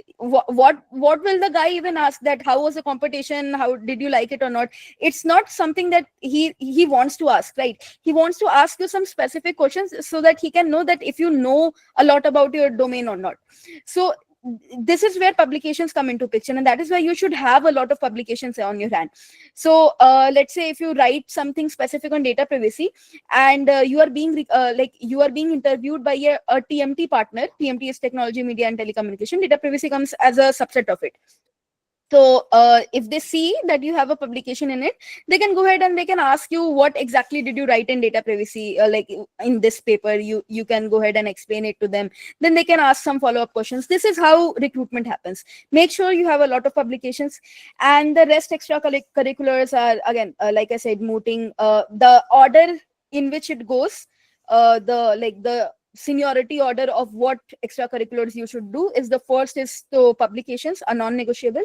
Then will come your mooting. Then your ADR mediation, negotiation, etc. competitions. Then will come your debating and not debating, sorry, policy drafting competitions. Then your debating, and then any legal hackathons or anything different than all of these. Cool. Then extracurriculars, yeah, like I said, this is the order. Again, one major thing that please do not in like while you are working for your extracurriculars or your co-curriculars, please do not neglect your academics. Your academics will be the first bar on which your CV will get shortlisted. So like even for like let's say campus placement, अगर मान लीजिए आपका CGPA like GPA का जो range है वो 10 GPA तक जाता है आपके कॉलेज में, तो कई बार क्या होता है कि whenever companies come for campus placements, they put a cap कि 8 CGPA के ऊपर के ही बच्चे चाहिए, उसके नीचे के बच्चे नहीं चाहिए, तो आपकी CV वहीं पर फिर हट जाएगी. तो make sure that you are very good at your academics, make sure that you maintain a decent CGPA level, so that at least when you sit for campus placements, your CV is not rejected outrightly. It is only after this that your interview will even happen, right? So make sure that your academics are good. Then your publications, moods, debates, certification courses. Again, I do not recommend it until unless it's for like personal growth and understanding, because it does not help you per se in internships. It might help you in like let's say if you put an IPR certification course in your CV and you have already been shortlisted for an interview, then they might ask you something that what did you learn in this certification course, tell me something about it, etc., etc.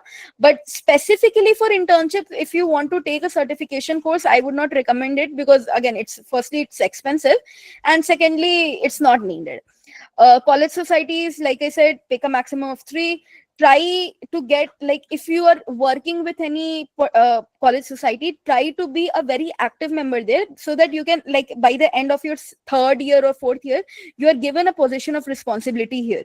Now your position of responsibility would look like, let's say in any society, in let's say your debating society has 50 members.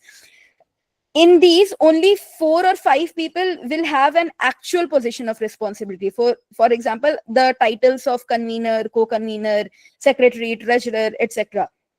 So try to hunt for these titles, because it does matter at times. It pushes your CV a little ahead compared to others, specifically the title of a convener or a co-convener.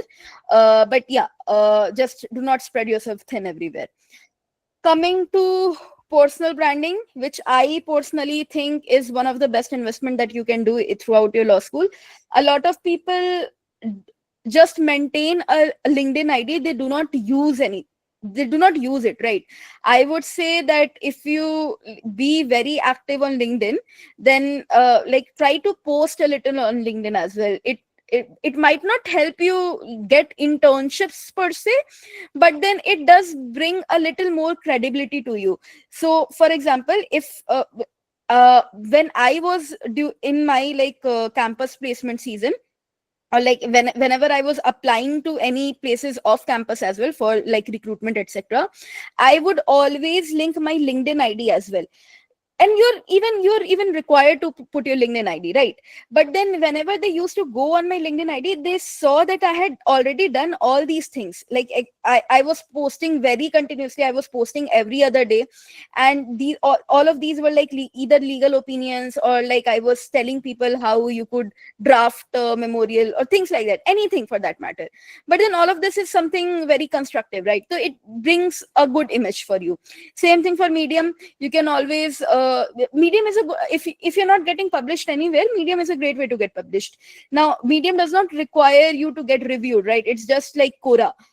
You can write something, you can write an article and just post it there, and while it might not get a lot of views, but then if you are not having anything credible on your CV, you can always add a Medium link. It's a good thing to have.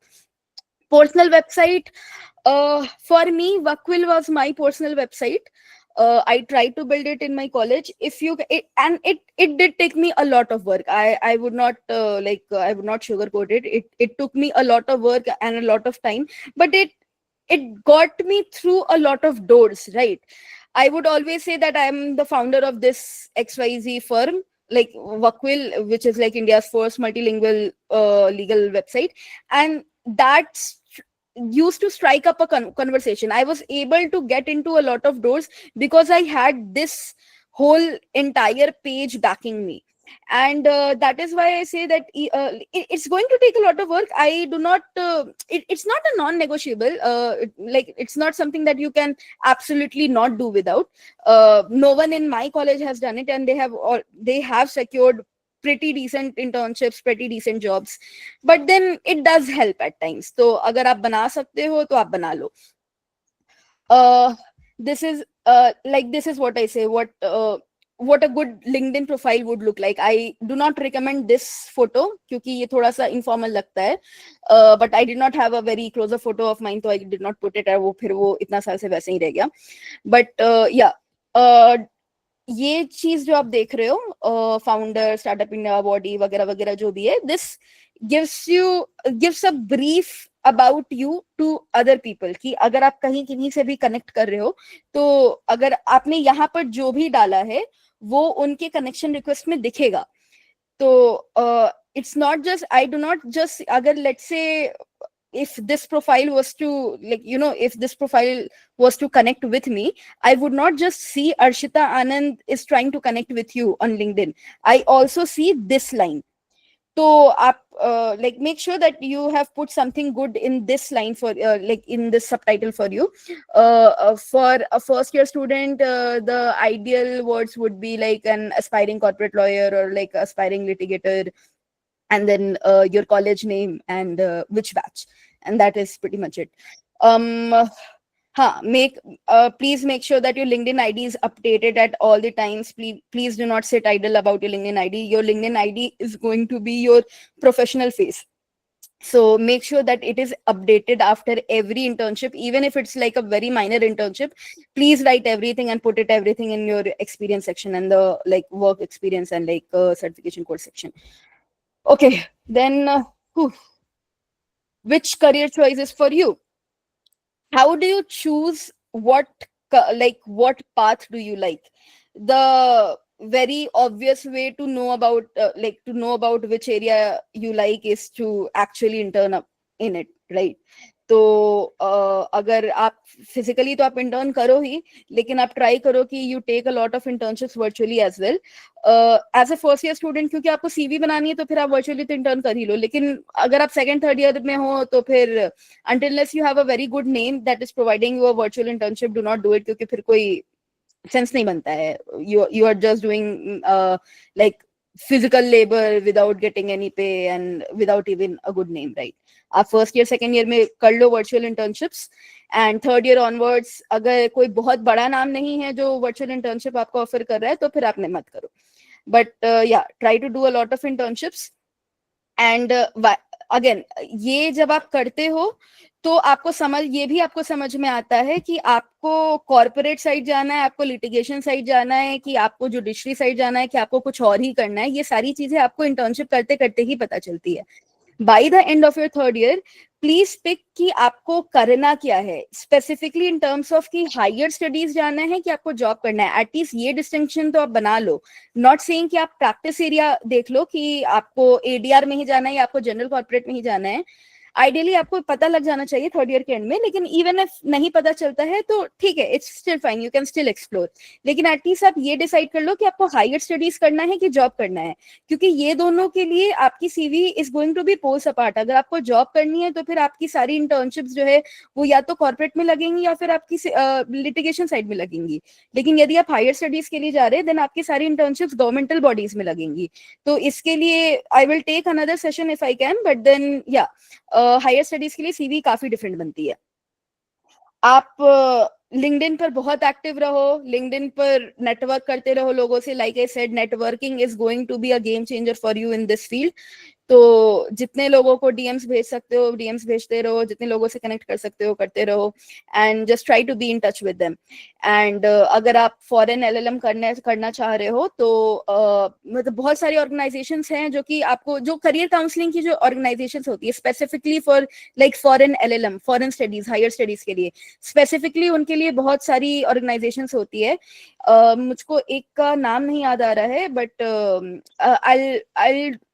if I share I think I'll be sharing a resource with you, or I will post it on my LinkedIn ID in like any one of the next posts that I do in like in the upcoming few days. तो I'll share the resource with you, and उसमें वो लिखा होगा CV वगैरह कैसे बनाते हैं, research वगैरह कैसे करते हैं.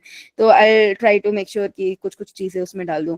But then point being कि अगर आप LLM वगैरह के लिए जाना चाह रहे हैं, फॉरेन स्टडीज के लिए जाना चाह रहे हैं, do not go for like any career consultation, but please go for those career consultation जो लोग specifically फॉरेन स्टडीज के लिए कर रहे हैं.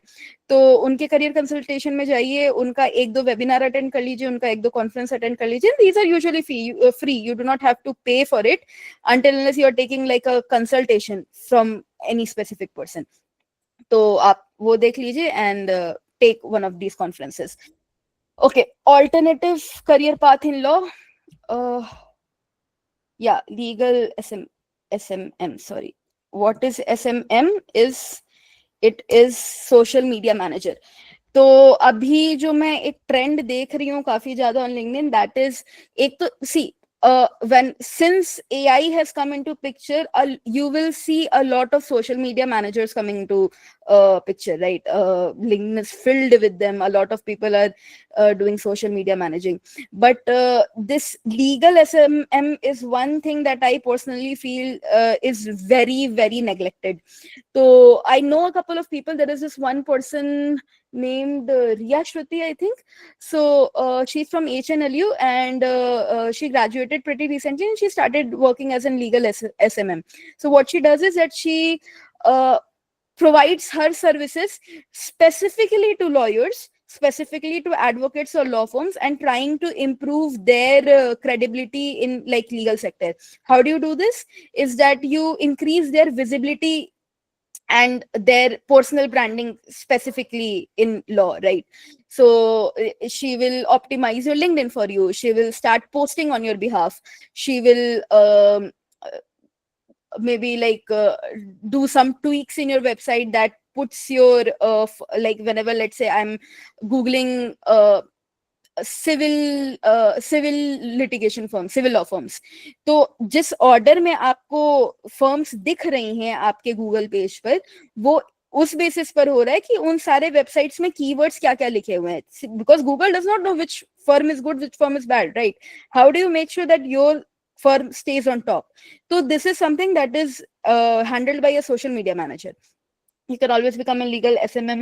You can always become a legal product manager. Now what it means is कि आप ऐसा कोई tool बना लीजिए, आप मतलब again this is a very entrepreneurship mindset वाला, कि आप कोई एक नया tool बनाइए, आप कोई कुछ भी, आप अगर आपके दिमाग में कुछ ऐसा नया है जो आप बनाना चाहते हैं, you can make one and you can become a legal product manager. Legal content and education is something that I am doing abhi. I do a lot of other things, but content and education is one of the things that I do. तो अभी जो मैं कर रही हूँ, it would come under it. LinkedIn पर मैं जितने भी post डालती हूँ, every single day there is one post from me. So all of this will come under legal content and education. How do you make a career through this? Is that you will have to invest a lot of time in it, obviously, because not a lot of people will come to you. But then since I started doing this from my fourth year itself, so by the end of fifth year, I had a good set of clients that were coming to me through LinkedIn, and a lot of these people were also students who would come to me for mentorship and like guidance. So they used to take they used to take consultations from me. They used to book consultations from me. So it like gradually it became a career path for me, right? So this is what what happens in legal content and education. How is EdTech legal educator different from it? Is that I meant here the educators that are present on like virtual platforms. So like for example, Unacademy, for example, CLAT Prep, any of the Byju's, or I don't think so Byju's is even working anymore, but yeah, you get the point, right? So EdTech legal educators would come there. You can always go ahead and even my senior who was in her fourth year at that time, she was working as an EdTech legal educator. She had a good LinkedIn brand, and then she got approached by one of the like Unacademy or like some EdTech platform, and she started teaching this. Just she was making good money even when she was in her fourth year. So this is one thing that you can like get into. Policy analyst is another thing that I do.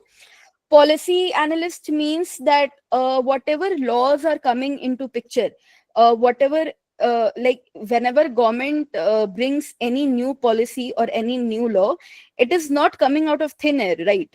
Where does it come from? It comes from either think tanks or it comes from like member of parliaments. Now these member of parliaments are not the people who are making the law. These are only the names from which these laws are coming. The laws are and the policies being framed by some whole different people, and those people are policy analysts. So currently I'm working for like I'm framing the laws in all the states where BJP is functioning. So whatever laws that you see in any BJP ruled state is one policy that I might have made or I might have reviewed. So this is what a policy analyst does. Legislative assistant to MP is a similar role to that. There is a fellowship called LAMP fellowship that you take after your college, after you have graduated from college. Usually people take just people take LAMP fellowship just when they have moved out of college, or like maybe a year after graduating. So here what happens is, let's say you are supposed to do all the legal work for an MP. So let's say you get a LAMP fellowship. There are a lot of chances you might even work with Shashi Tharoor. So whatever speech that he's giving at parliament, whatever speech that he's giving at any place for that matter, you might be involved in all of these. What he has to speak, what he has to propose, what the reforms he has to bring. So all of these are the things that you would be working on as a LAMP fellow. International organizations, again, like I said, what I talked about in the UN Millennium Fellowship Program. So while this is not a career path, not the Millennium Fellowship Program, that is not a career path. But then if you keep on interning with these government bodies, it's easier for you to apply to these international organizations as a legal head.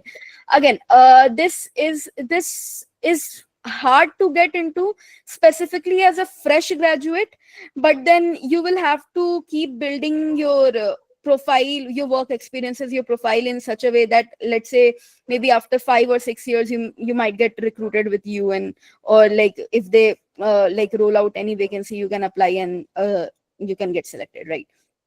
Then comes the ADR ODR professional.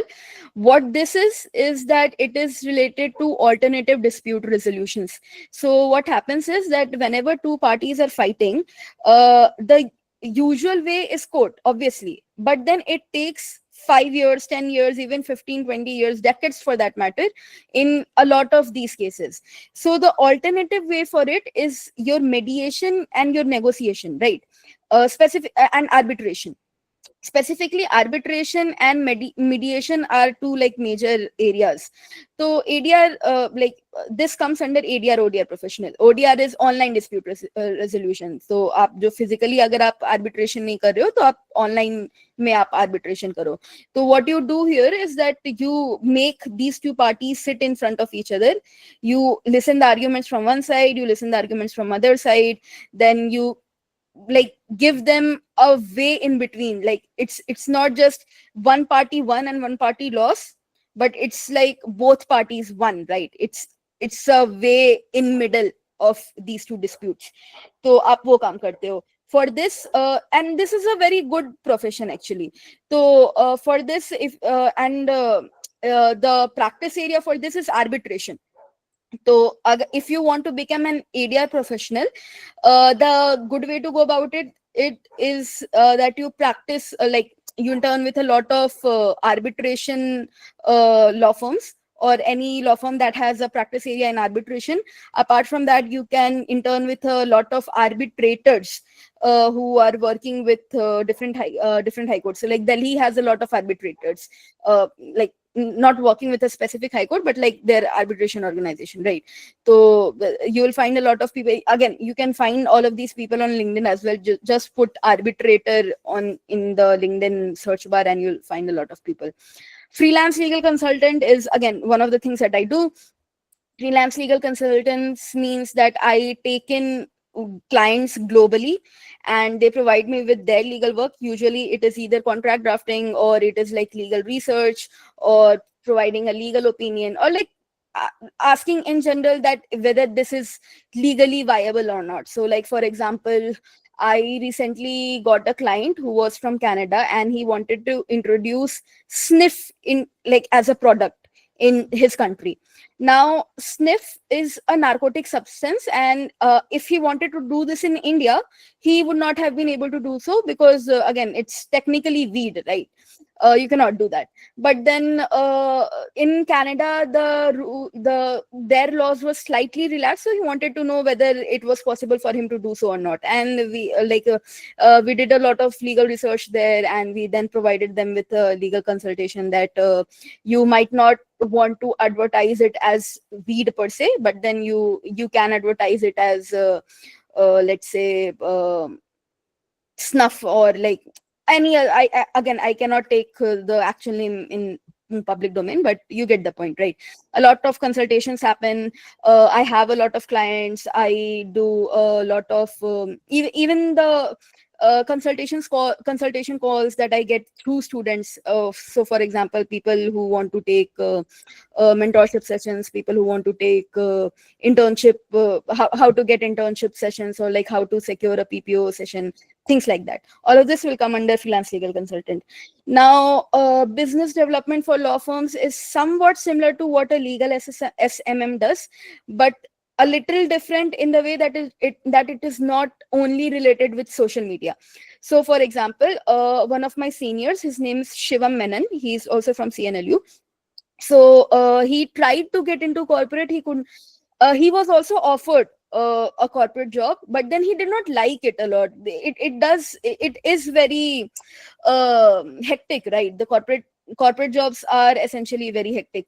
So after maybe like 1 or 2 years, he was done with his corporate job, that he does not want to work there at all. So what he did was that at that point he had his own page. It was called Socio Legal Corp. So like I have Workwill, he had Socio Legal Corp. It is not operating as of now, and even if it's operating, like new stuffs are not being added to it. But then because he had an idea of how the web pages are maintained and how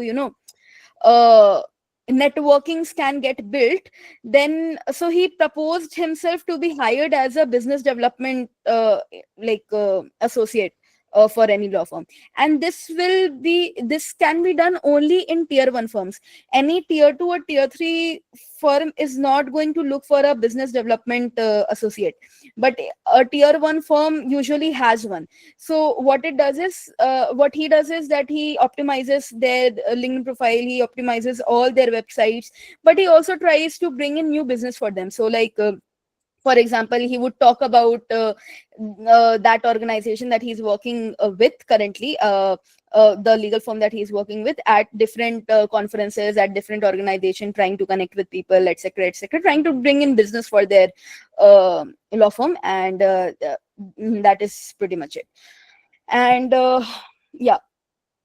With this, we come to the end of the session.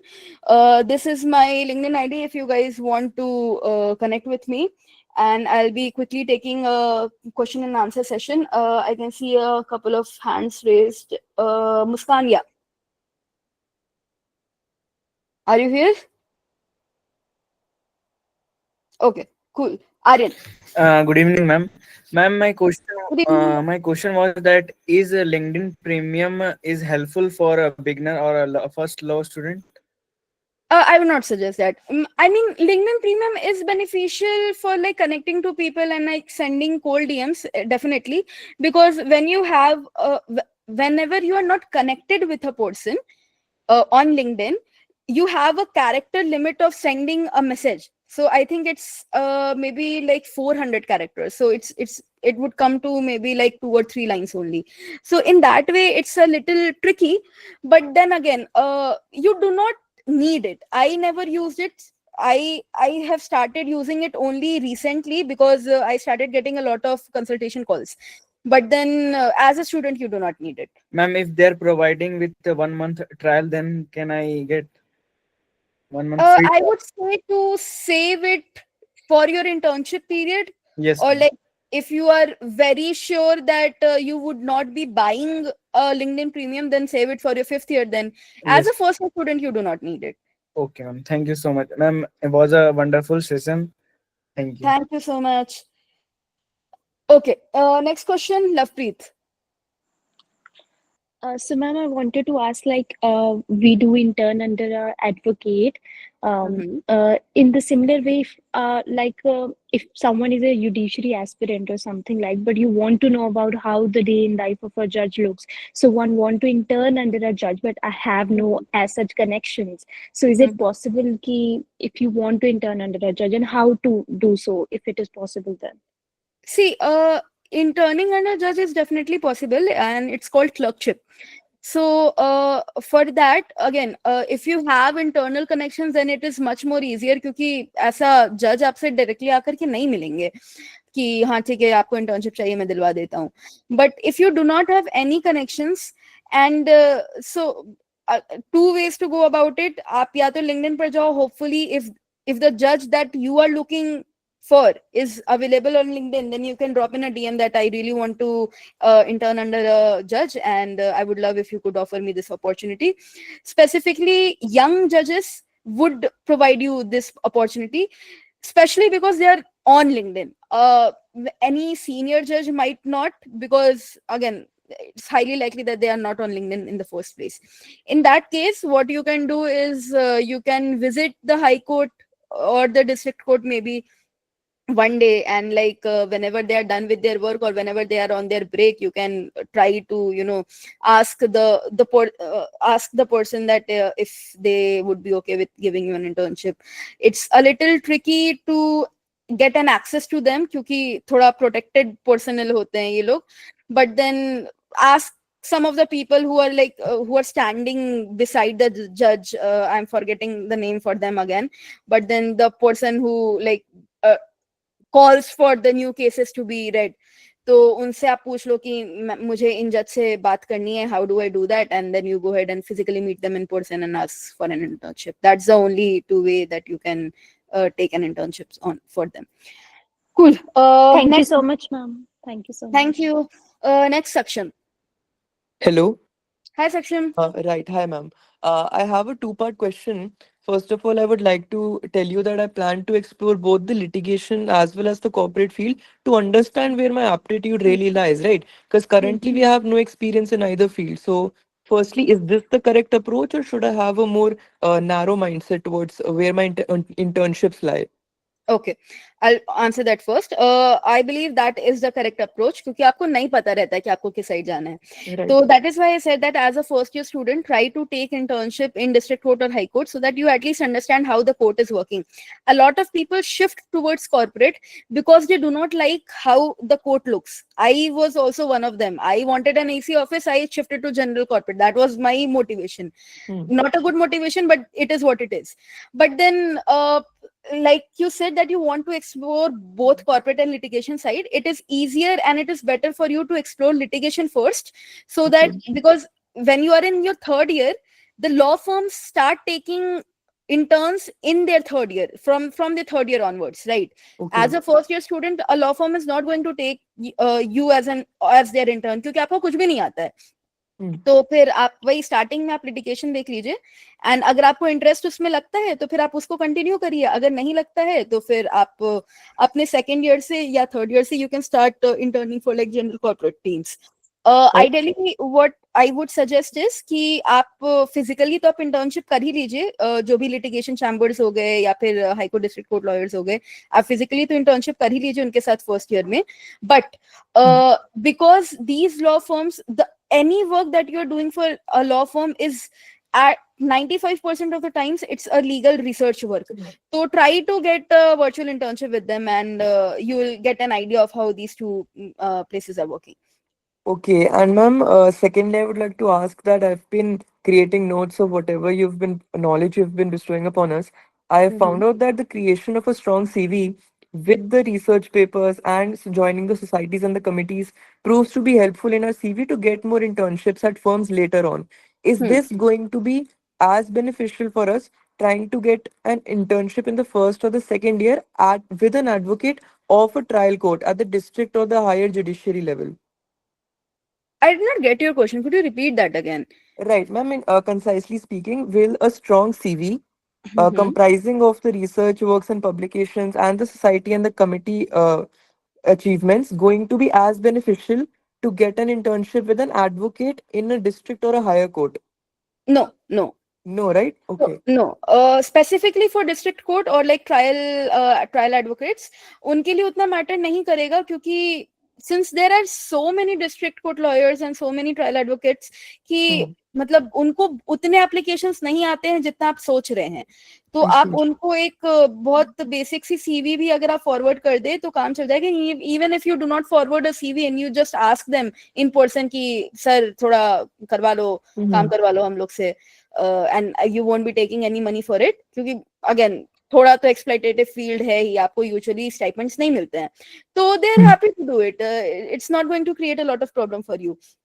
But high court lawyers might have a few applicants, तो वहां पर I would say कि आप थोड़ा सा उनसे network बना करके रखो, आप पहले से बात करके रखो कि सर मेरी इंटर्नशिप ब्रेक इस महीने में होने वाली है. आप 3 महीने पहले ही बात कर लो कि मेरी इंटर्नशिप ब्रेक इस महीने में होने वाली है and I would love to intern under you.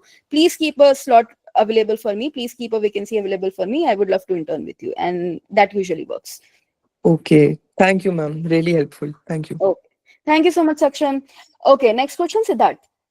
My question is there any certification? Not audible, Siddharth. Am I audible now? Huh. My question is there any certification course to learn how to write a research paper and article? I mean, there are a few. So like, for example, Loctopus is offering one. I think Law Seco also offers one. I should not be taking their names, but then these are some major organizations, so आप देख सकते हो उनका. But I would not suggest इन लोग का. Well, personally, because मैंने तो नहीं लिया है, तो मेरे को आइडिया नहीं है कि उनका कोर्स कैसे स्ट्रक्चर्ड है. But I would say कि अगर आपको कोर्स करनी है तो आप ऐसे लोग का करिए जिन्होंने खुद रिसर्च करी है, खुद उन्होंने बहुत सारे पेपर्स लिखे हैं. तो again, try to find people who on LinkedIn who are working in the sector and they provide like specific consultations for it. आप या तो आप किसी का कंसल्टेशन को बुक कर लीजिए कि आपको समझ में तो आए कि आपको लिखना क्या है. Do not just go into any random course just because it's a big name. Loctopus is a big name, agreed. It also has a lot of courses, agreed. But वो कितने helpful है, कितने मतलब you know again कितने effective है वो मैं नहीं बता सकती क्योंकि मैंने देखा ही नहीं है. So it's better for you to go to a person who already has done some work or like is either active on LinkedIn or like is a known face in general. तो आप वो एक देख सकते हैं. अगर आपको कुछ भी नहीं समझ में है तो फिर you can always go for like these corporate organization. Bettering Results is one of them. I've not taken their course, but then one of the organization that keeps coming up in my field. Do your organization offer this course? I do consultation on it. I am preparing a course on like drafting, like creating legal research and like research paper journals. How do you write it? How do you do all of it? I can provide you with a guidebook. Again, since it's like a very heavy guidebook that I had made, it comes with like obviously it is paid, but then it is available on my profile. It's not available currently, but I'll try to add it in like next week or so.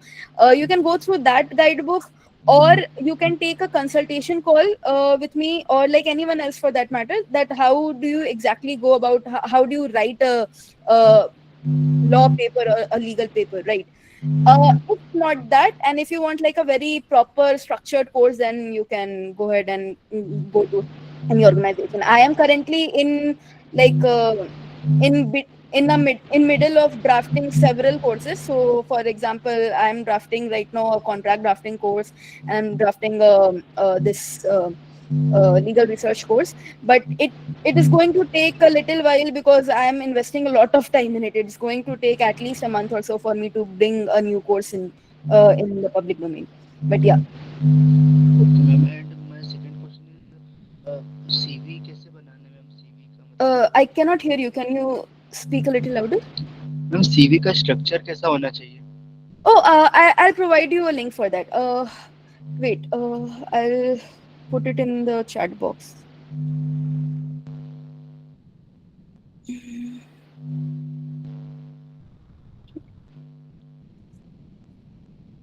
See, my screen is not shared, right? Yes, ma'am. Okay, cool. Just a second. Hmm.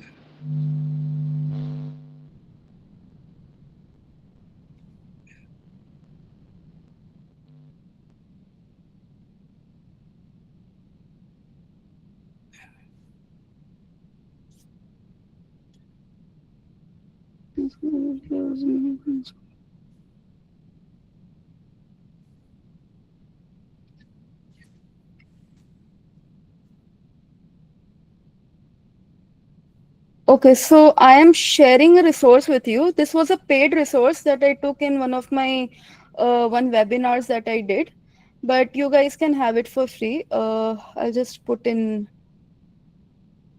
These are a list of okay, cool.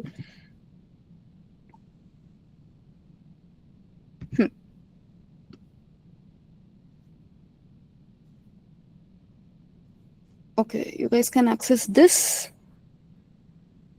Please do not spread it. Obviously, for obvious reasons, this was a paid resource. But yeah, you guys can access this. Okay, thank you, ma'am. And lastly, can I reach out to you for suggestions for this writing article and research paper? Pardon? What did you say? Can I reach out to you for learning to write article and research paper? Yeah, definitely. You can reach out to me on LinkedIn, and if I'm not available there, you can. If you want like a very detailed consultation on it, you can book a consultation call. But I'm also available on LinkedIn if you have like very specific small question. Thank you, ma'am. Okay. Who's next? Ayush. Hi, Ayush. If you're here. Yes, ma'am. Hi, Yes, Ayush. ma'am. Hi. I just wanted to ask that like first year में हमारे पास उतना कुछ तो होता नहीं है CV में भरने के लिए तो लाइक वो 2 पेजेस जो आप कह रहे हो उसको लाइक फिल कैसे करेंगे बिकॉज अभी तो लाइक 12th किया है एंड जस्ट क्लेट दिया है हाँ, तो मतलब जैसे गॉट इनटू सी आप हाँ, आई गॉट योर क्वेश्चन. आपके पहले 6 महीने में थोड़ी आपको प्रॉब्लम होगी 2 पेज भरने में. That's true. तो what do you do about this is कि आप सबसे पहले तो आप ऑनलाइन इंटर्नशिप्स लेना स्टार्ट करो. आपका जैसे रुकिए मैं आपको एक टेम्पलेट दिखाती हूँ जो मैंने अभी जो लिंक शेयर करी है उसमें भी वो टेम्पलेट है. But this is how it's going to look like, right? तो अच्छा, ओके, मेरा स्क्रीन ही शेयर नहीं हो रहा है. Sorry, my bad.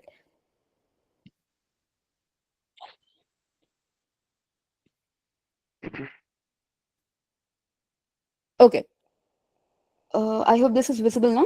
कूल. तो इतना जैसे ये आपका यूजुअल फॉर्मेट है. ये मुझे मेरे कॉलेज की तरफ से मिला था. आपके कॉलेज का मे बी डिफरेंट हो, but this is how it looks like. तो आपका इतना पोर्शन, ये पोर्शन तो आपको ऑलरेडी भर गया. आपको ध्यान देना है कि आपकी इंटर्नशिप और आपकी पब्लिकेशंस बड़ी बड़ी हो, राइट? तो आप ट्राई करिए कि you take a lot of virtual internship so that you can put in at least 2 और 3, कम से कम 3 का तो आप टारगेट लेकर के चलिए. And the best part about virtual internship is कि आप 2-3 जगह पर साथ में भी काम कर सकते हो. I did it. It's a little hectic but then it's doable, right? तो आप 2-3 जगह पर आप इंटर्नशिप कर लो. And usually these internships would be those जहां पर आपको आर्टिकल राइटिंग करनी है. तो while there is not a lot to learn, you do get a lot of publications with them also, right? तो आप इंटर्नशिप एक्सपीरियंस में तो आप डाल ही रहे हो, लेकिन वो आपका पब्लिकेशन सेक्शन में भी चला जा रहा है. तो 2 पार्ट तो आपके ऐसे ही भर गए. देन उसके बाद आपका moot court and other achievements है. अगेन आप मूट कोर्ट अभी स्टार्टिंग में नहीं कर पाओगे, लेकिन आप बाकी जो लाइक कॉम्पिटिशन्स है उनमें तो आप पार्ट ले ही सकते हो. सो फॉर एग्जांपल आपके डिबेट कॉम्पिटिशन्स हो गए, आपके नेगोशिएशन मीडिएशन वगैरह के कॉम्पिटिशन हो गए. यदि आपका कॉलेज अलाउ कर रहा है आपको as a first year student जाने को, तो आप उसमें पार्ट ले सकते हो. यदि आपको नहीं अलाउ कर रहा है तो आप आर्टिकल राइटिंग कॉम्पिटिशन्स में जा सकते हो और आप पॉलिसी ड्राफ्टिंग कॉम्पिटिशन्स में जा सकते हो. And there is this one very different competition that usually does not happen. I have seen only Amity conducting it, but then it is a legal hackathon. So it's basically like you are supposed to provide them with a legal tech. तो आपको बना करके नहीं दिखाना उनको. It's not like a computer hackathon वाला, but then आपको बस पिच करना है अपने प्रोडक्ट को कि आप ये बनाने का सोच रहे हैं, and the entire proposal that is behind it कि आप कैसे कैसे बनाएंगे. अगेन आपको एक फाइनल बॉडी नहीं दिखानी कि आपका ऐसा दिखेगा जो भी आप टूल बनाने का सोच रहे हैं, but then you get the point right, कि आपको पूरा उसका पीछे का लीगल बैकिंग दिखाना होगा कि आपने कैसे कैसे क्या करने का आप सोच रहे हैं. So this happens. Again, there is this one very good competition that CNLU conducts, and it started conducting it पिछले साल से ही, and it's called व्यापार. तो वहां पर while it's open to every stream, जहां पर आप अपना कोई भी entrepreneurship like product आप अपना pitch कर सकते हैं, but then it's also since it's coming from a law school, a lot of legal like law related people are also applying for it. तो आप वहां पर जाकर के आप compete करिए. आप even if you do not win anything, your participation also matters. So you can always write here participated in XYZ, participated in XYZ. That is how you fill this.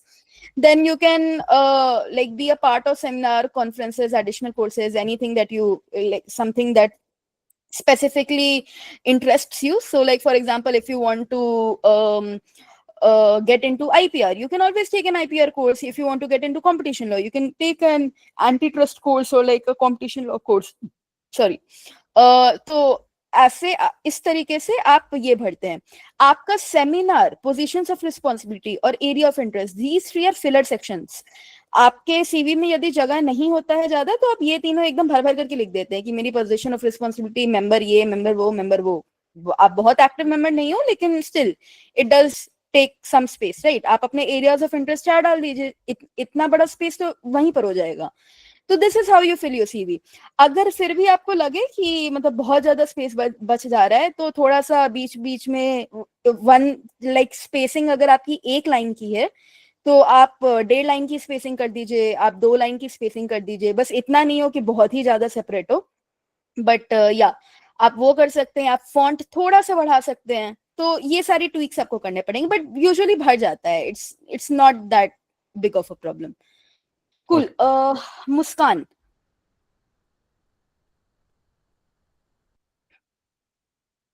Are you there? Okay. I'm assuming she's not here. Cool. I hope all the questions are covered. I'll just quickly check the chat if something is there. Session recordings. I think it is being recorded. You might get something. Yeah, okay, Priyansh has already replied. Can you tell me how to make a case repository in brief? Already answered. Tax Guru, okay, same, okay. When CLAT applications forms start for registration, you'll have to Google this. Please do not ask these kind of questions that you can simply Google. Okay. Which is a perfect place to intern for a first year? Already answered. Go for a district court, high court, any advocate for that matter. And if not, then like try to take at least one internship in a court, and uske baad you can start exploring other things. Kyunki specifically, why do I say this is because आपका अगर मन बन जाता है corporate के लिए आपके 3rd year तक में, तो आपके पास टाइम नहीं बचता है कि आप वापस से कोर्ट में जाकर के इंटर्नशिप कर पाए. Okay. Bankrupt now. Okay, cool. Is there any format to write article? Like I said, आपको बस citation format देखना है. There is no specific way to write any article. आप अपने मन से जैसे भी आपको लिखना है आप लिख सकते हैं. But the citation format has to be very technical. So जैसे ये जैसे ये हार्वर्ड ब्लू बुक का फॉर्मेट था, साइटेशन फॉर्मेट था. यूजुअली लॉ स्कूल्स में यही यूज होता है, यूजुअली कहीं पर भी यही यूज होता है. बट अगर आपका जहां पर आप पब्लिश करवाना चाह रहे हैं अपना आर्टिकल, यदि वहां पर स्पेसिफिकली मेंशन किया हुआ है कि आप ऑस्कोला यूज करिए, ऑस्कोला इज अनदर साइटेशन फॉर्मेट, या फिर आप शिकागो स्टाइल यूज करिए, तो आप प्लीज वही यूज करिए. Okay. How long does this? It's going to end soon. Okay, Hi Saksham, yeah. Hello ma'am, yes. Ma'am, I wanted to ask that how long does an internship usually last for? Okay, usually 1 month. You can get it extended for another month if you have like a 2-month internship break, but then ऐसे 1 month ही चलता है. And ma'am, do we get breaks for internships after our semester examinations end? Is that the time period where internships take place? Usually, yes. So, Okay. like, for my college, we had two exams. एक mid year होता था, एक towards and year होता था. तो हम लोग को Okay. दो इंटर्नशिप ब्रेक्स मिलते थे. A lot of colleges have only one exam, तो उनके एक ही इंटर्नशिप होते हैं. एक Hmm. इंटर्नशिप ब्रेक होता है, बट वो लंबा होता है, उनका 3 महीने का इंटर्नशिप ब्रेक हो जाता है. तो वो बस आप देख लीजिएगा कि आपका कॉलेज क्या ऑफर कर रहा है, बट हाँ. Okay, and ma'am, also I have 1 month's time before my college session officially starts. So would it be viable if I go for an internship at a court in this 1 month time, Yeah, or should yeah. I wait? No, I no, can go, definitely right? go. Yeah, sure. Okay. Okay, thank you, ma'am. Okay. Okay. Okay, if we have not attended any MUNs, do we lack somewhere? Not at all. MUNs, essentially, they do not do a lot for you in law college either. So basically, वो बस आपका it's just one of those competitions जहाँ पर आपकी argumentative skills देखी जाती है. तो even if you have not done any, in a law school, you will do a lot of other activities that would be similar to MUN, if not better than MUN. So it's not a lot that you are missing on. Arya Pandey, yes, we can intern before law school. Which is better, just corpus? Okay, already answered. What are the core skills NLU students must have? Nothing is specifically limited to NLU student. Two things that you have to keep in mind. Not two things, three things. That firstly, you should be good at legal research. That is again very obvious thing to have, but you should be good at legal research क्योंकि आपका सारा काम at any internship is going to be legal researching only. You will be given a proposition that please find me cases on it. तो ये तो आपको करना ही है. दूसरा आपका ये the way you present these these research that you have done. तो बस मतलब जैसे जाकर के आपको खाली केस का एक लिंक नहीं दे देना है कि मैंने ढूंढ करके दे दिया, आपको दे दिया. Don't do that, please. Make like another document, structure it, what the like proposition is actually saying, what the plaintiffs and defendant argument is. If not that, then at least let's say अगर आपको कोई case law मांगा गया है कि ये मेरा proposition है, please try to find similar case laws here. How do you present the cases? You provide them with the PDF of the case, but you also make one document जहाँ पर वो relevant paragraph का number दिया हुआ है. तो like let's say आपने देखा कि जो आपको proposition में मांगा गया था वो paragraph number 65 में कहीं पर कुछ तो उससे related लिखा हुआ है. तो आप एक document में देखिए paragraph 65, you copy the entire paragraph 65 and you bold the lines, the actual relevant lines, and you provide that document as well to the associate who is asking that work from you. Cool. What is the format for writing legal articles? Already answered. How is the environment at CNLU? It's great. It's amazing. Actually, compared to other NLUs, I feel like कि CNLU के बच्चे थोड़े से ज़्यादा decent होते हैं. बहुत ज़्यादा इधर उधर नहीं करते हैं. मतलब सारे तो मतलब ऐसा 50% बच्चे तो जुडिशरी वाले ही हैं, तो you won't find a lot of distractions there. Cool. Even if you wanted to, let's say, get into corporate, then also CNLU is getting better at it. For non-NLU student, ये सब change हो जाता है, like we don't get internship easily. So what should we do? Like I said, दो चीजें हैं. आपका CV काम करेगा और आपकी networking काम करेगी. आपको CV पर काम करना ही पड़ेगा. You will have to, if you are lacking in internships, the way for you to make up with it, कि आप अपने extra curricular strong करो, आप अपने achievements वगैरह strong करो, आप अपने publication strong करो. तो एक काम आप वो करोगे और दूसरा और सबसे major काम आपको networking करनी पड़ेगी. You will have to send a lot of cold DMs, but it is what it is. Why should we not Indian Qanun? This is because Indian Qanun is not a credible site. So like it is not citing the PDF of the judgment, right? It is like it's like a very well used, well known law blog. तो ये issue हो जाता है उसके साथ। अगर आप कहीं कोर्ट में भी अगर एक्चुअली कोर्ट में अगर आप कहीं आर्ग्यूमेंट कर रहे हो, वहां पर भी आप इंडियन कानून को नहीं साइट कर सकते हो। They do not have a legal backing there. वहां पर भी एससीसी ऑनलाइन या फिर मनुपात्रा के ही साइटेशंस यूज होते हैं। तो that is why we do not use Indian कानून in any of the legal research. You can do preliminary research for it. Obviously, you can read through a lot of cases on Indian Kanun. But in terms of citation, please use either SCC online citations or like Manupatra citations. Okay. Was it CNLU? Yeah, I was in CNLU, Arya.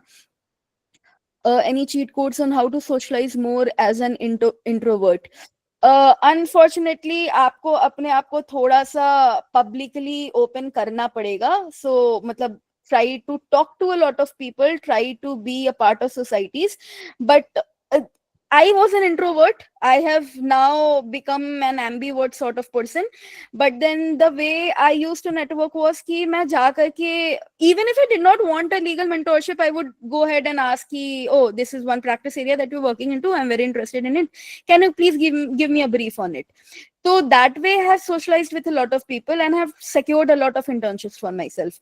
तो आप वो काम कर सकते हो। अगर आप वो नहीं करना चाहो तो आप जनरल कॉन्वर्सेशंस तो आप हमेशा कर सकते हो। आप इंटर्नशिप पर please don't be like those interns जो सिर्फ काम करते हैं अपने इंटर्नशिप पर, स्पेशली अगर आपका एक्सेस है अपने सीनियर्स से। So for example like in Khaitan, जब मैं काम कर रही थी तो खैतान में इंटर्न्स की चेम्बर ही अलग होती है। तो वहां पर आप बहुत ज्यादा एडवोकेट्स के साथ बात नहीं कर सकते। Even if you wanted to talk with them, they do not have time to chit chat with you. तो वहां पर आप नहीं उतना कर सकते हो। लेकिन बाकी जहां पर कहीं पर भी जहां पर आपके पास like there is a place और अ गैप फॉर यू, जहां पर आप you can talk to the advocates और लाइक द लॉयर्स और सीनियर्स, वहां पर आप जाकर के बात कर लो। कुछ भी रैंडम आप बात कर सकते हो, but you will have to put yourself out there. Okay. Do we add our opinions while legal blogs? Definitely, you can put it. तो जैसे because आप blog लिख रहे हो तो it is not very ऐसा कि आपको एकदम ही authentic credible चीजें ही लिखनी है। मतलब obviously you put in sources that are credible, but towards the end you can always put a paragraph that my legal opinion is that XYZ is good or XYZ is bad, and why do you say so, etc. etc. Then use AI to generate topic to what I don't know ये question है कि statement है, but then ठीक है।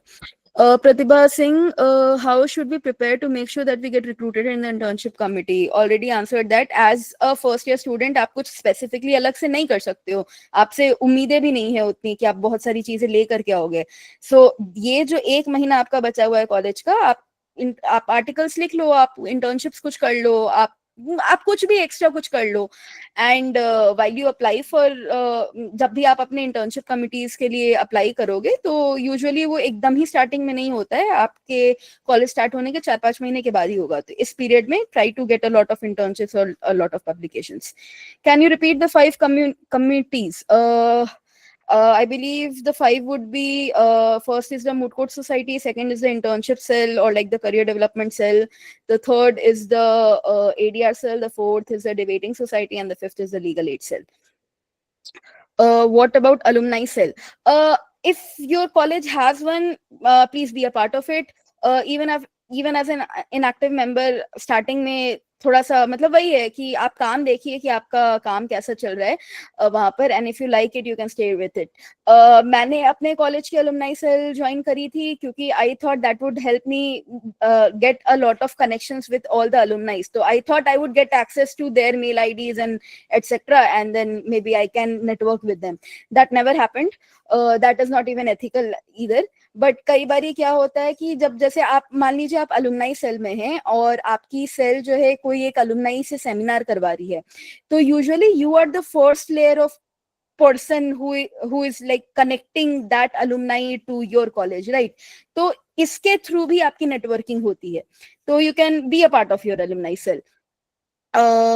When again यहाँ तक मैं पहुंच गई थी। Please CLAT application please Google कर लीजिए। I see a few hands. If you have more questions, you can raise your hands. Let me see. कौन कौन है? Okay. Hi Aditya. Are you there? Yes, ma'am. Actually, I just wanted to thank you for this informative session, ma'am. Most of my doubts got cleared, even though I didn't ask one. So thank you, ma'am. Okay. And thank you, Thank you so Akash much, Priya, Mr. for Aditya. That was very organizing this. Thank you. wholesome. Okay. Hi, Aryan. Ma'am, I am just saying thank you so much for the session. It has been 3 hours now, but there is no grateful session. Thank you. And thank you, Bhaiya, also, Akash Bhaiya. Thank you. Please thank your mentor, Akansh Jain. This was supposed to be a 1.5 hour session only, but then it got stretched again because I got a lot of questions, Right. and again, all of these were very good questions as well. So, yeah, please thank Akansh Jain as well. Amazing person again, and I hope he's helping you guys a lot. Any more hands? Any more raised hands? Any more questions? Okay. Thank you so much. Thank you so much. Chats, please. Cool. Yeah. Hi, Saksham. Hi, ma'am. Yes. I had a question regarding a prior conversation Akash sir had one-sidedly on the group. He said that we'll be having many projects as we go into law school on certain topics which are going to be typed and lengthy. So I was thinking that could we use those projects which we have written for our publications? Acha, okay. Do you mean the academic projects that you write? Sorry? Do you mean the academic projects that you Right, write? right. Which are in parallel to our exams that we have to give in the semesters, right? They're marked as Uh-huh. well. Definitely. So see again, my college was a little lenient with it. So everyone used to chat GPT, everyone used to plagiarize. So obviously you cannot get those kind of projects published. But Okay. if your college is rigorous and if you are like those kind of students जो कि मतलब थोड़ा सा बहुत enthusiastic हैं and they make their research from scratch.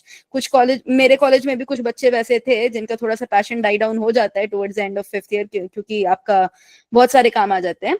But then yeah, अगर आपका project है वैसा, अगर आपकी original research है, if you have done everything in like the proper format with proper citation formats etc., you can always go ahead and get it published.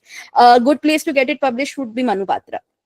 Okay, so it should be authentic, not taking into consideration for what purpose you've written it. It should be original if you're publishing it. Not exactly original. Like, what do you consider original? For me, Like what something, original is? right? For me, what original is that something which is not plagiarized. I'm not Okay. asking you to bring a very new legal opinion or like very new something that has not been thought of, right? वो मैं नहीं आपसे मांग रही हूँ. But anything that is not like AI generated and is not plagiarized is an original authentic work. तो आप उसको publish करवा सकते हैं. Okay. I understand, ma'am. Thank you. Okay, cool. Any more questions? Let me see.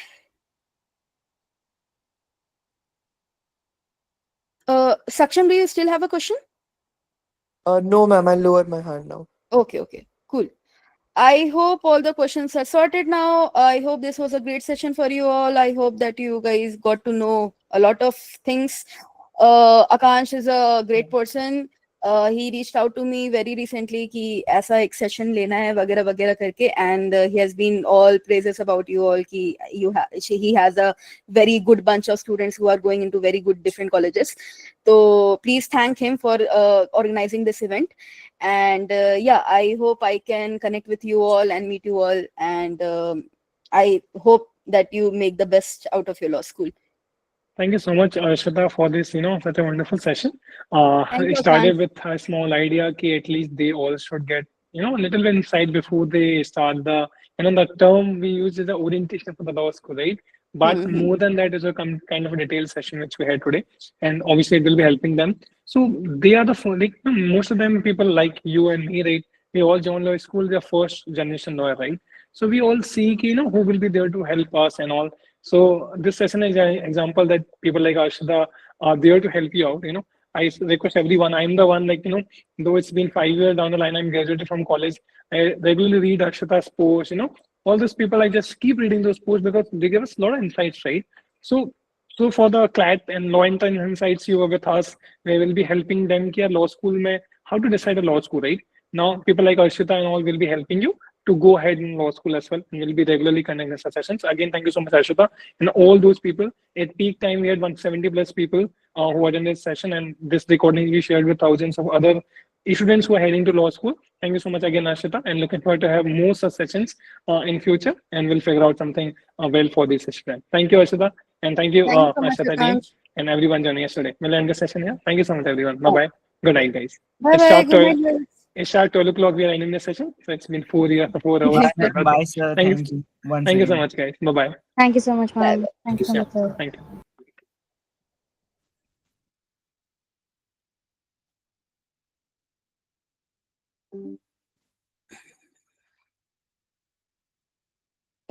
Should I end it for everyone? Okay.